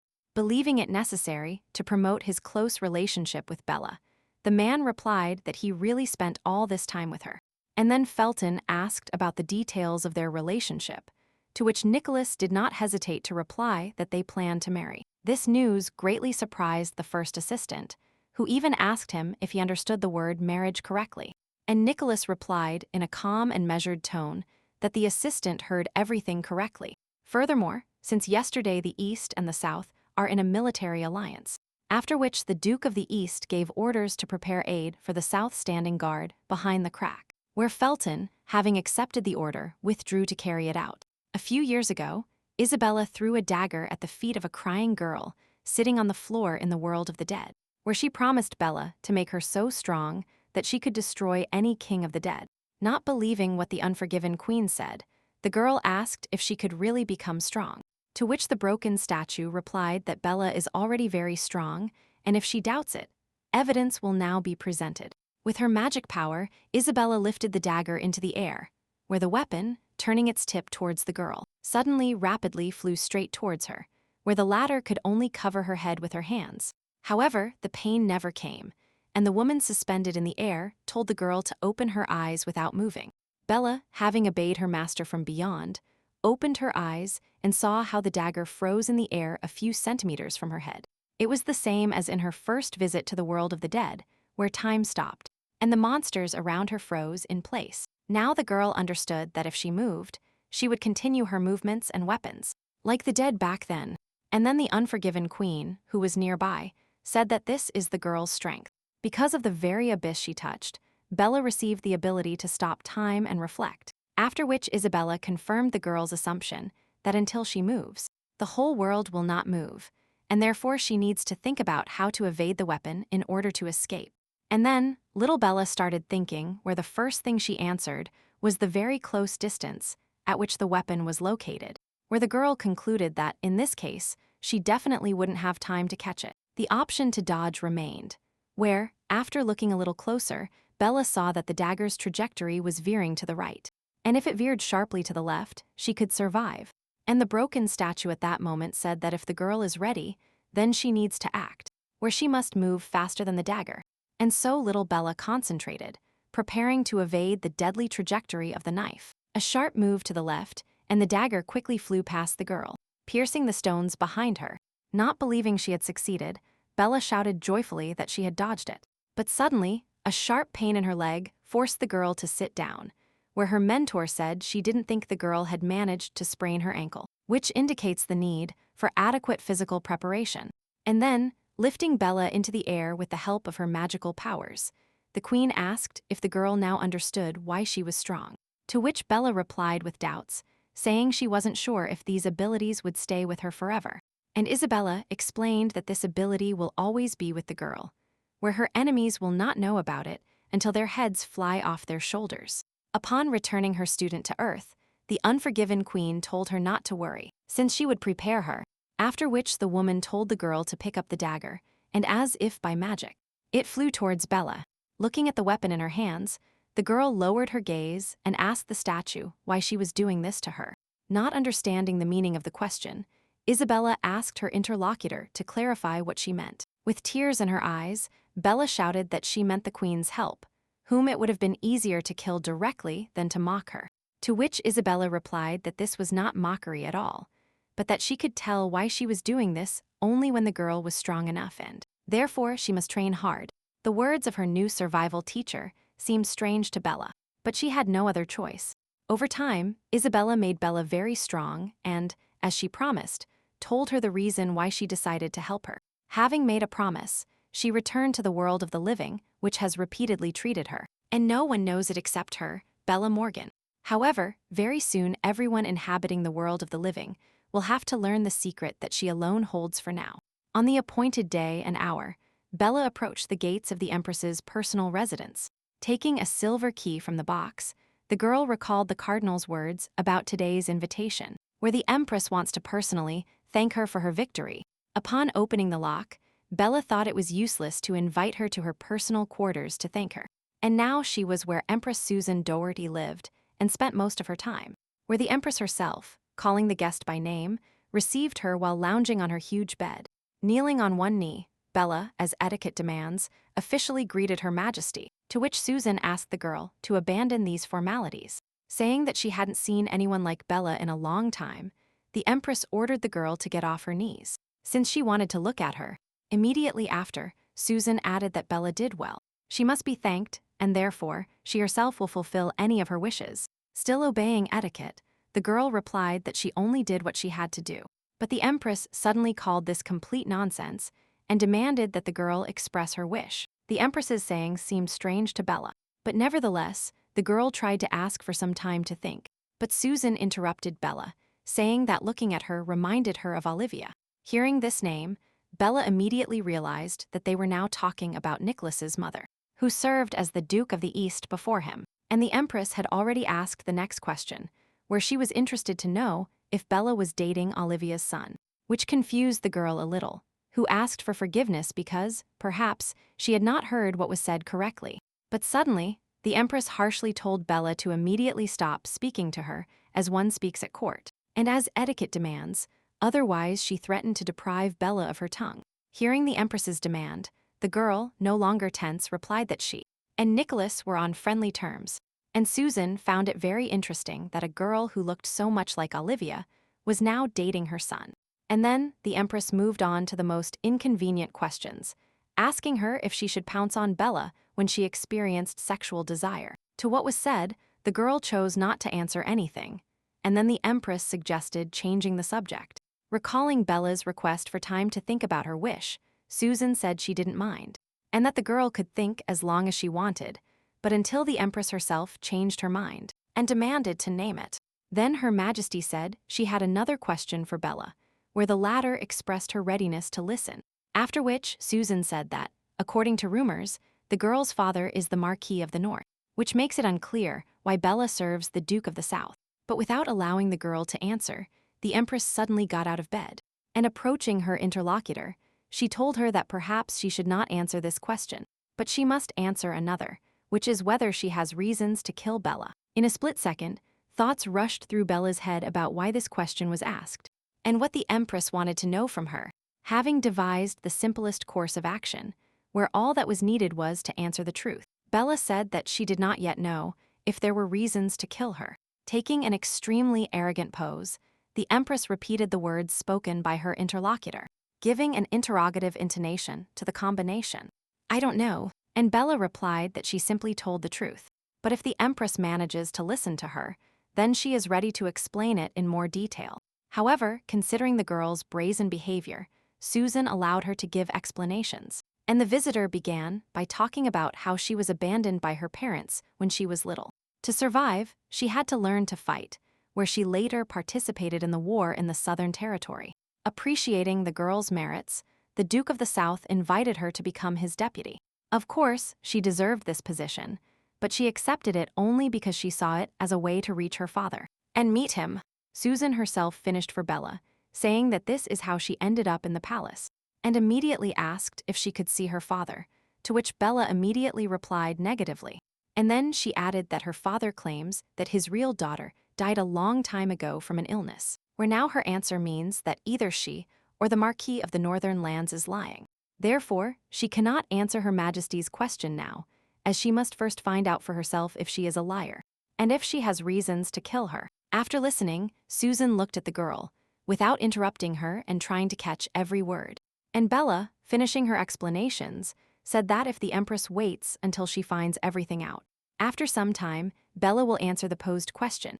However, in response, the girl only heard that Susan saw exactly the same brazenness she expected. Turning her back on her interlocutor and returning to her bed, the Empress said that the girl's words essentially simply meant a request not to interfere, which was none of her business, where Bella herself mentally noted the great insight of her interlocutor, who was right that the girl did not want anyone, including Her Majesty, to meddle in her affairs. The girl said out loud that under no circumstances would she go against the Empress's will, and Her Majesty, sitting on the bed, listened silently and with a bored look at her guest. But suddenly Susan said there are only two types of people, where the first are those who play, and the second are those who are played.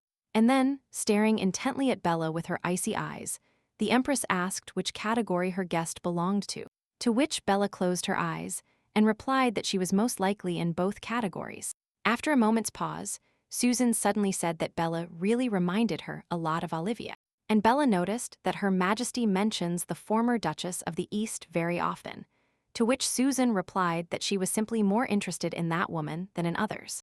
And the Empress's guest was already asking a new question, if she and Olivia were friends. For a few seconds, the Empress lost herself in thought. Coming out of it, Susan said that Olivia was her property, but there was greater demand. When she died, the Empress became very bored, but now Bella will become her property, where she will no longer have to lose a single battle so as not to disappoint her Empress. So Bella probably asked the main question in this part of the dialogue, where she was interested in what would happen to her if she lost, to which Her Majesty replied coldly and succinctly that in this case she would simply have to be killed, because the Empress's interest had to be constantly stimulated.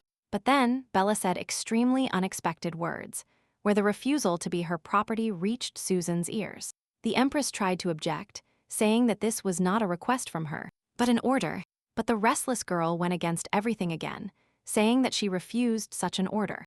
The Empress had no choice but to ask that the girl clearly wanted to die, to which Bella replied succinctly that no longer understanding what was happening here now, and where their conversation had gone. Susan, with a confused look, asked what the guest was trying to achieve, to which the girl, with her characteristic innocence at times, replied that she just wanted to live, but not as someone's property or toy. Once outside the gates of the Empress's private chambers, Bella breathed a sigh of relief, at the same time reproaching herself for her recklessness in refusing Susan's order. However, Her Majesty showed generosity, as everything happened without prying eyes. But still, the Empress demanded that Bella prove her worth. Leaving the meeting place with such an important person, Bella, looking back, concluded that the speeches of this woman were the speeches of a tyrant ruler. Walking away from the Empress's residence, the girl smiled and thought that her father would really like Susan's threats to kill her. The next day, Bella was on her way to the training center of the Southern Army.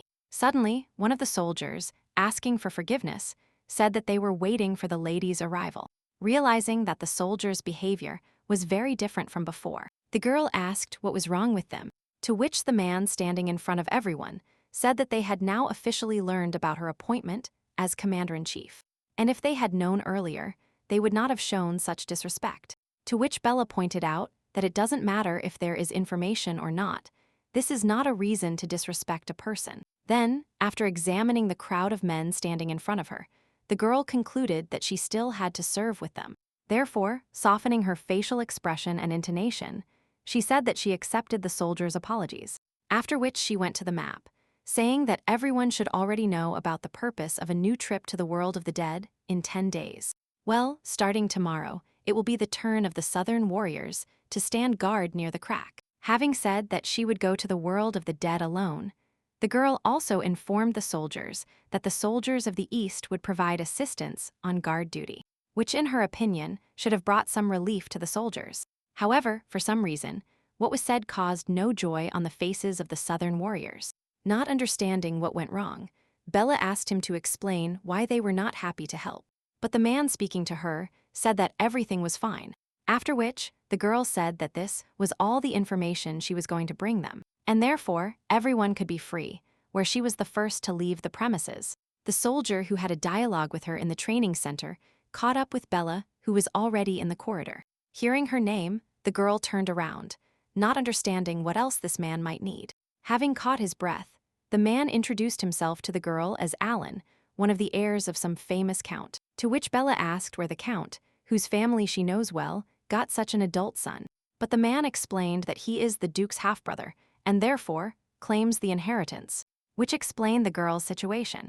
Having resolved the pedigree, the man said he would like to discuss something with the commander of the troops, and in response to the girl's question, he asked if they really needed the East's support, where in such circumstances, the Southern Army would completely lose its prestige. Surprised by Alan's reaction, Bella said that in her opinion, life is more important than reputation, to which the soldier objected, saying that sometimes there are things that are more important than life, and the girl asked him to explain what he meant.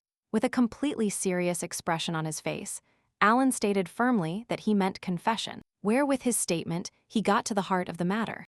The man said that the lady must have known about her recruitment in different families, where most did not want to go into service at all for fear of death. But when the Southern warriors saw the battle between Bella and the Duke of the East, everything changed for them, where they suddenly realized that they had been defeated long before they started fighting. The man, bowing, noted that the girl knows the feeling when your family abandons you, and then you cannot prove your importance. Of course, Bella knew this feeling more than anyone. Alan said in a firm voice that everyone needed a chance to be able to return home with their heads held high. After which, bowing even lower, the man asked the commander-in-chief to refuse the East's support so that the Southern soldiers could complete the mission themselves. The girl, listening to the soldier, realized that all these abandoned children want some kind of recognition more than others. Looking at the man bent at the waist, Bella found a great resemblance between him and her. When night fell, the girl, as usual, was already in the park, where she took a seat on one of the benches waiting for her fiancé. Noticing that the girl was ahead of him today, Nicholas, in a very good mood, asked how Bella was. And while the man, after asking permission, sat down next to her, his fiancé said that she really had a lot to do, where she first met with the Empress and then with the Southern warriors. Hearing the mention of a meeting with Her Majesty, the Duke of the East asked how this important meeting went, where Bella began to talk about the event of interest to the interlocutor. But suddenly, a crunch behind the couple sitting on the bench interrupted the story, attracting the girl's attention, where she saw how some witnesses, apparently not random, from their meeting were dispersing in different directions. After which, both the man and the girl noticed that rumors about their relationship spread quite quickly, since their secret meeting suddenly attracted many outside observers. Nicholas pointed out that society needs to show their relationship, even if only to dispel suspicions, where Bella immediately asked what kind of suspicions were circulating among the people. And the Duke of the East explained that everyone currently thinks he is using Bella for some of his own ends, where, upon hearing what was said, the girl immediately burst out laughing. Looking at the laughing girl, Nicholas continued in an uncertain voice, saying that, according to people, he was only interested in Bella's body and the opportunity to eventually defeat the South. Wiping away the tears that had come from her eyes from laughter, the girl, trying to compose herself a little, said that the people who said this did not know Nicholas at all. After which, taking the man's hand and raising it in the air, Bella said that this is why they needed to show everyone that they have a good relationship. Blushing a little at such an unexpected gesture, the Duke of the East looked at their intertwined hands for several seconds, and suddenly he stood up sharply, dragging the girl with him, accompanying his actions with the words that they needed to show something more than a good relationship. Where, leaning the white tree against the trunk of one of the trees growing nearby, Nicholas added that they needed to show true romance and infatuation. And while they posed for the secret observers, Bella suddenly remembered and expressed that when she met the Empress, the latter spoke a lot about Olivia. Of course, this sparked Nicholas's interest, who asked why Her Majesty was worried about her mother's identity. And Bella explained that Susan constantly compared her to Olivia and also wanted her to take her place. Alarmed by the information received, the man asked if the Empress had threatened Bella with death if she disappointed her, to which the girl replied affirmatively, immediately asking how the man knew this. And Nicholas explained that the Empress sometimes does this when she directs her attention to someone. She corners him and tries to tame him. The girl was not entirely clear what the Eastern Duke meant by the word tame, where, in response to the corresponding question, Nicholas replied that Susan would pressure the chosen target. She would treat him like a toy until her interest waned.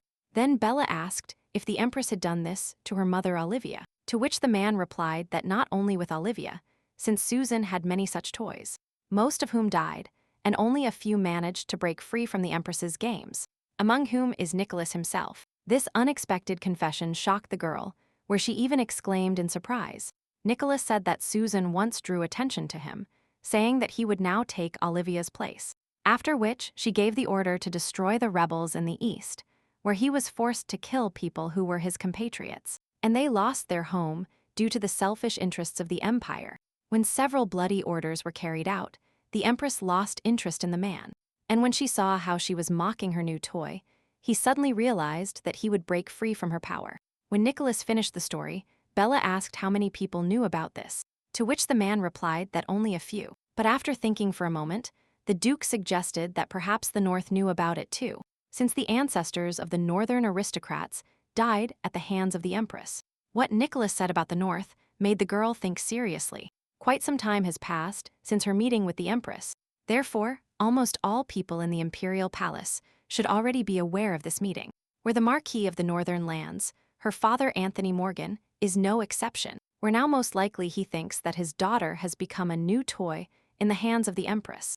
Assuming that her father would definitely not miss such an opportunity, the girl said out loud that he would definitely try to do something to frame his unloved daughter. Hearing the words of her interlocutor, Nicholas was very surprised and cautious, and suddenly, Bella began to smile mysteriously, like people smile when they suddenly realize how simple the solution to the riddle was, where she remembered the speeches of a soldier, pleading to refuse help and support from the East while guarding in the South at the rift. And she also remembered how sincerely she sympathized with this man, and all the others who were abandoned to the mercy of fate by their families. But if we assume that while the South is guarding the rift, something unexpected suddenly happens, then many people will die, and the South will suffer a crushing defeat. The blame for everything that happened, of course, will fall on the commander-in-chief of the Southern troops. That is, on Bella, where Her Majesty will be very disappointed with her new toy and will undoubtedly order her destruction.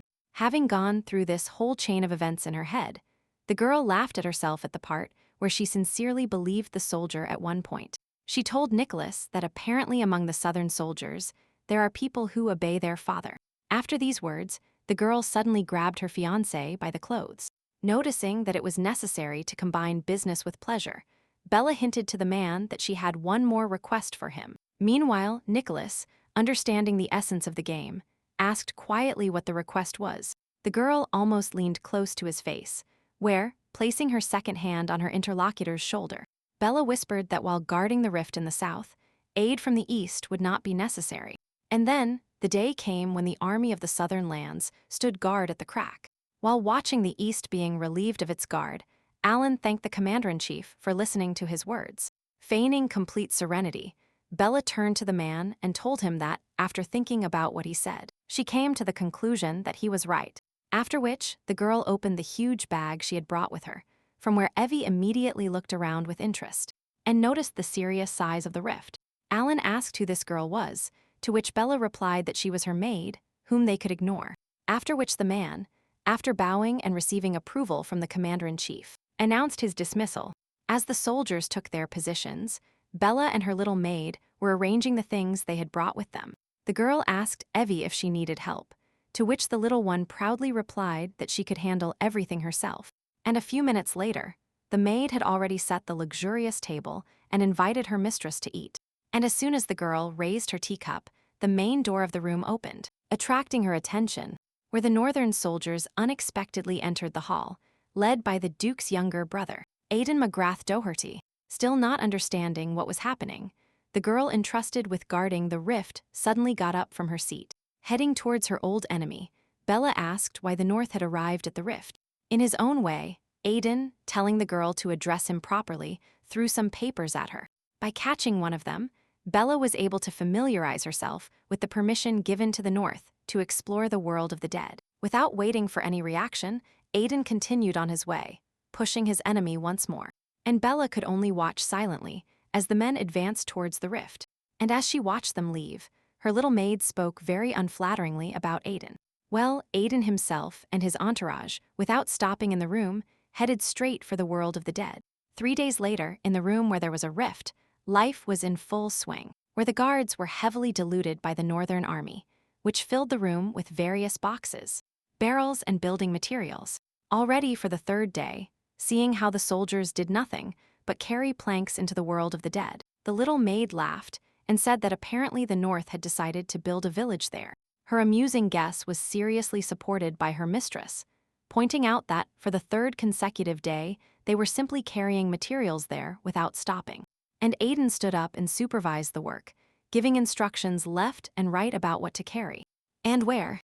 Looking at him, Evie noticed that Aidan didn't sit for even a second to rest, which Bella agreed with. Well, when the little maid started talking about how she used to think this abnormal man was only capable of shouting for no reason at all, Bella told the girl to keep quiet about this.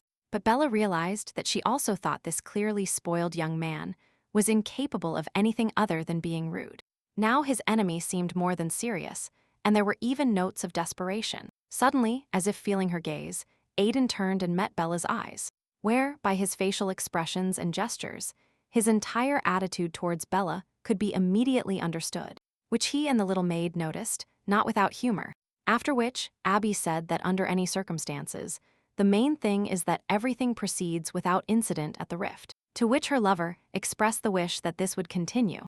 But suddenly, Vive felt someone's shadow cover her and turned in the appropriate direction, whereupon seeing him approach, the little maid began actively pulling on Bella's clothes, attracting her attention, where it turned out to be the Marquis of the North, who said he had come for tea with the girl, and asked for permission to sit down. Having received such permission, the man sat down, and Bella, pouring for you, asked what had brought her father here, to which Anthony suddenly said that the reason for his visit was the desire to invite his daughter to that house, where they had spent several happy years together. Of course, such an invitation alarmed the girl, as nothing good could be expected from her father, who had already tried to kill her several times. Crossing her arms over her chest, Bella replied that she would not refuse the invitation.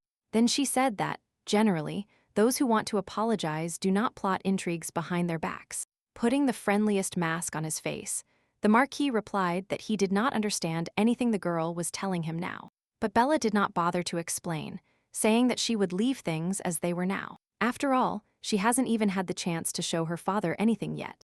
Having generally lost the thread of the conversation, the man asked what the girl meant, and what she hadn't shown him yet, to which Bella, with her characteristic composure, replied that her father had not yet been able to witness how she fights. And then, giving Anthony a not-so-kind look, the girl asked him this time to be sure to watch her. 2 days later, at the place where the room with the rift was located, Nicholas jumped off his horse.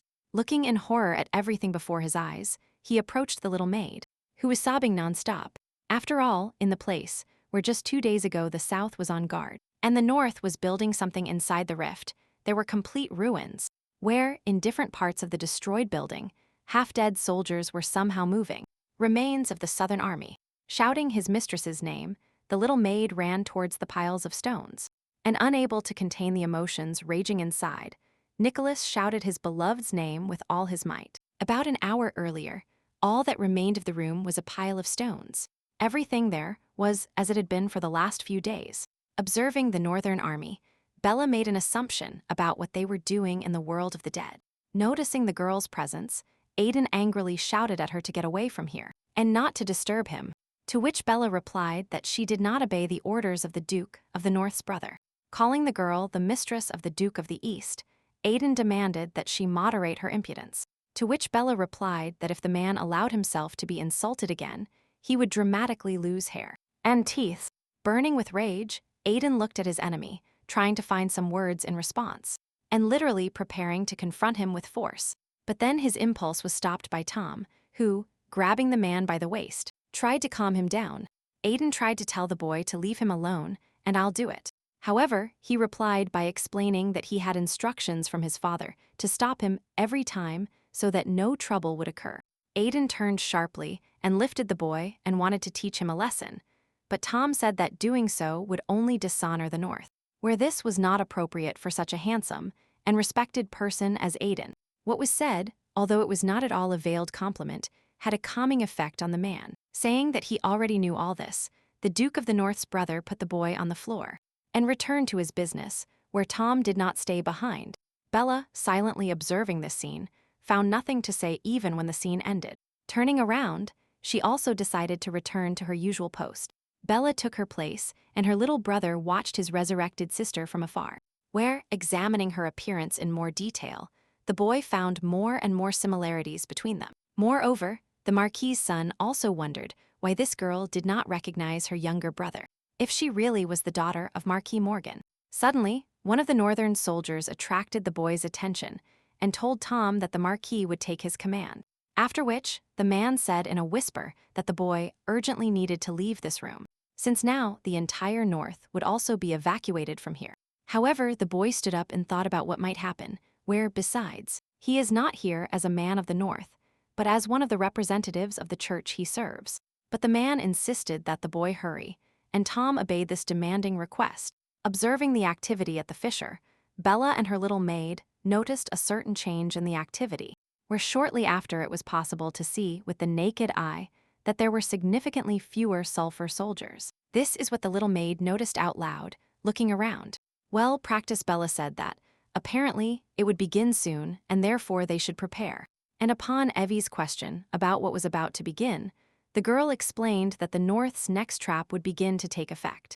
And suddenly, powerful electrical discharges began to come out of the rift, greatly frightening the soldier on duty at the very entrance. The rest, observing the rift, said that something was quickly approaching them, where at the same moment the Northern Knights appeared from the rift, who were in a great hurry to leave the world of the dead.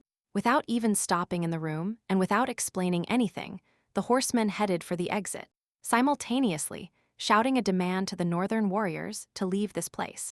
And then long fingers appeared from the rift, which definitely did not belong to a living person. And a second later, the room began to fill with flying dead, burning everything in their path. Rising quickly, Bella noticed that the North had brought hordes of flying dead with them. Now everything fell into place, where the North was divided, even with the goal of bringing the dead with them at some point, where now, under no circumstances, could it be allowed that not even one would leak from this room, which could lead to the fall of the entire living world. And in this case, Bella certainly will not be able to avoid death at the hands of the disappointed Empress. As expected, Bella's father came up with a trap designed for the Empress's hobbies. There was nothing to do, and after warming up a little, Bella asked the little maid if everything was ready, to which Evie replied that she prepared everything in advance, because what is inside is very expensive. To which Bella, laughing, agreed, and said that this thing is another reason why they have no money. While they were talking, one of the dead noticed the girls, and then the monster quickly began to rush towards Bella and her little maid. But suddenly, with a hiss, the leaves, which were intertwined with each other and emitted a blue glow, began to cut, where, as it turned out, the deputy of the Duke of the Southern Lands drew out her secret weapon, with which she stopped the attack of one of the dead. Skillfully handling the unprecedented weapon, the girl noted aloud that this was the reason why it was so expensive. Without hesitation for a second, the girl ran in the direction where hordes of the dead were circling in the air. But as she moved, suddenly her attention was drawn by an entertaining sight, where the brave warriors of the Southern Army hastily abandoned the battlefield, leaving behind some of their brothers-in-arms and the commander-in-chief. But then she saw that Alan himself, who asked her not to involve the East in the Guard, did not flee, but stood in the room ready to fight, which greatly surprised her. Reaching him, the girl said that now she had no time to explain, that everything would become clear as the battle progressed. However, there is always time for the apologies. She asked the soldier for misinterpreting his intentions. Alan, not understanding what she was talking about, asked the corresponding question, to which the girl quickly replied that she mistook him for a spy. Surprised by such words, the man turned to the commander-in-chief, looking at her questioningly, and the girl said that she would clarify everything now. Reminding Alan of his words that he wanted family recognition, Bella said she didn't need it at all, to which the man didn't know how to react. And Bella continued by saying that there is no need to live trying to live up to someone else's expectations, since in that case, you won't be living your own life. Where, in the same way, a man doesn't need to prove anything to anyone, because there will always be those who will love him for who he is. After all she had heard, Alan began to turn towards the girl to say a few words, but there was no time, and Bella interrupted him, saying that now she must have time to give him action instructions in a few words, where she explained that now all these dead will start falling to the ground, and Alan's task is to attract those who remained and not allow those who fell to rise again. After which, the girl left the man and headed towards where the dead were most numerous. Rising into the air, the deputy of the Duke of the South used her ability and stopped time. The girl saw that most of the dead were flying almost under the ceiling of the room, and the remaining soldiers of the Southern Army were concentrated in one place in the room. Consequently, apart from the small area where the people were, the battle space remained quite large. Having determined the tactic and the area of her actions, the girl activated her weapon, and an attack began that initiated the passage of time. The northern warrior who looked out the window could not hide his surprise when he saw huge, intertwined swords filling the room. At the same time, not far from where Bella began exterminating the dead, the Marquis of the North, looking back, noticed that something clearly had not gone according to plan, since not a single dead person had come out of the room yet. Starting to get angry, the only thing he could think of was that his plan would completely fail if not a single dead person came out. And then, his attention was drawn by one of the northern soldiers who arrived in time, somehow trying to normalize his breathing and speak at the same time. The soldier reported that the dead, as planned, had come out of the rift, but the Southern Army was holding them back on their own. Anthony simply could not believe that a handful of insignificant warriors were capable of holding back such a powerful attack from among the dead. Here Aidan intervened in the conversation and asked why the dead suddenly appeared there. The Marquis tried somehow to calm the nervous knight, but the Duke of the North's brother had no intention of doing so, demanding to know what was happening there. And the Marquis noticed that if Aidan intervenes in the battle now, his plan will definitely completely fail. And the prince, self-assured, was already giving the order to his army to return to the rift room. Returning first, Aidan opened the door a little to see what was happening inside, where in the very center of the room he saw Bella, who was skillfully waving some kind of unprecedented weapon that emitted bright flashes of light. Where it seemed to the girl it was just some kind of game, destroying the dead came easily to her. Seeing how his daughter fought, the Marquis noticed that his plan to destroy her did not involve so much strength, where at that very second, he remembered Bella's words that this time he should see how she fights. The man stood up and marveled with his mouth open at how this strong woman was crushing monsters left and right. And suddenly, smiling, Anthony concluded that it was his son who carried his genes. But then the younger brother of the Duke of the North stepped forward, who, putting gloves on his hands, muttered something angrily in a low voice. And when the gloves were on his hands, he shouted with wild eyes that he could easily surpass everything the deputy of the Duke of the South was doing now, and began to take out his weapon. Continuing the battle, Bella suddenly saw Aidan running towards her, surrounded by flames, where the expression on the man's face, to which the girl paid close attention, boded no good. And having gathered the necessary amount of energy, Aidan delivered a devastating blow, from which the entire room began to shake, frightening the fighting Southern warriors, and even their commander-in-chief. Realizing that this was the end, and dodging the falling rocks from the stream, Bella loudly gave the order to the Southern Army to urgently leave the room, where, if an outside observer was nearby, they would have witnessed a terrible spectacle in which the entire building was engulfed in bright clots of energy. The action at some point reached its climax, where the entire room literally shattered.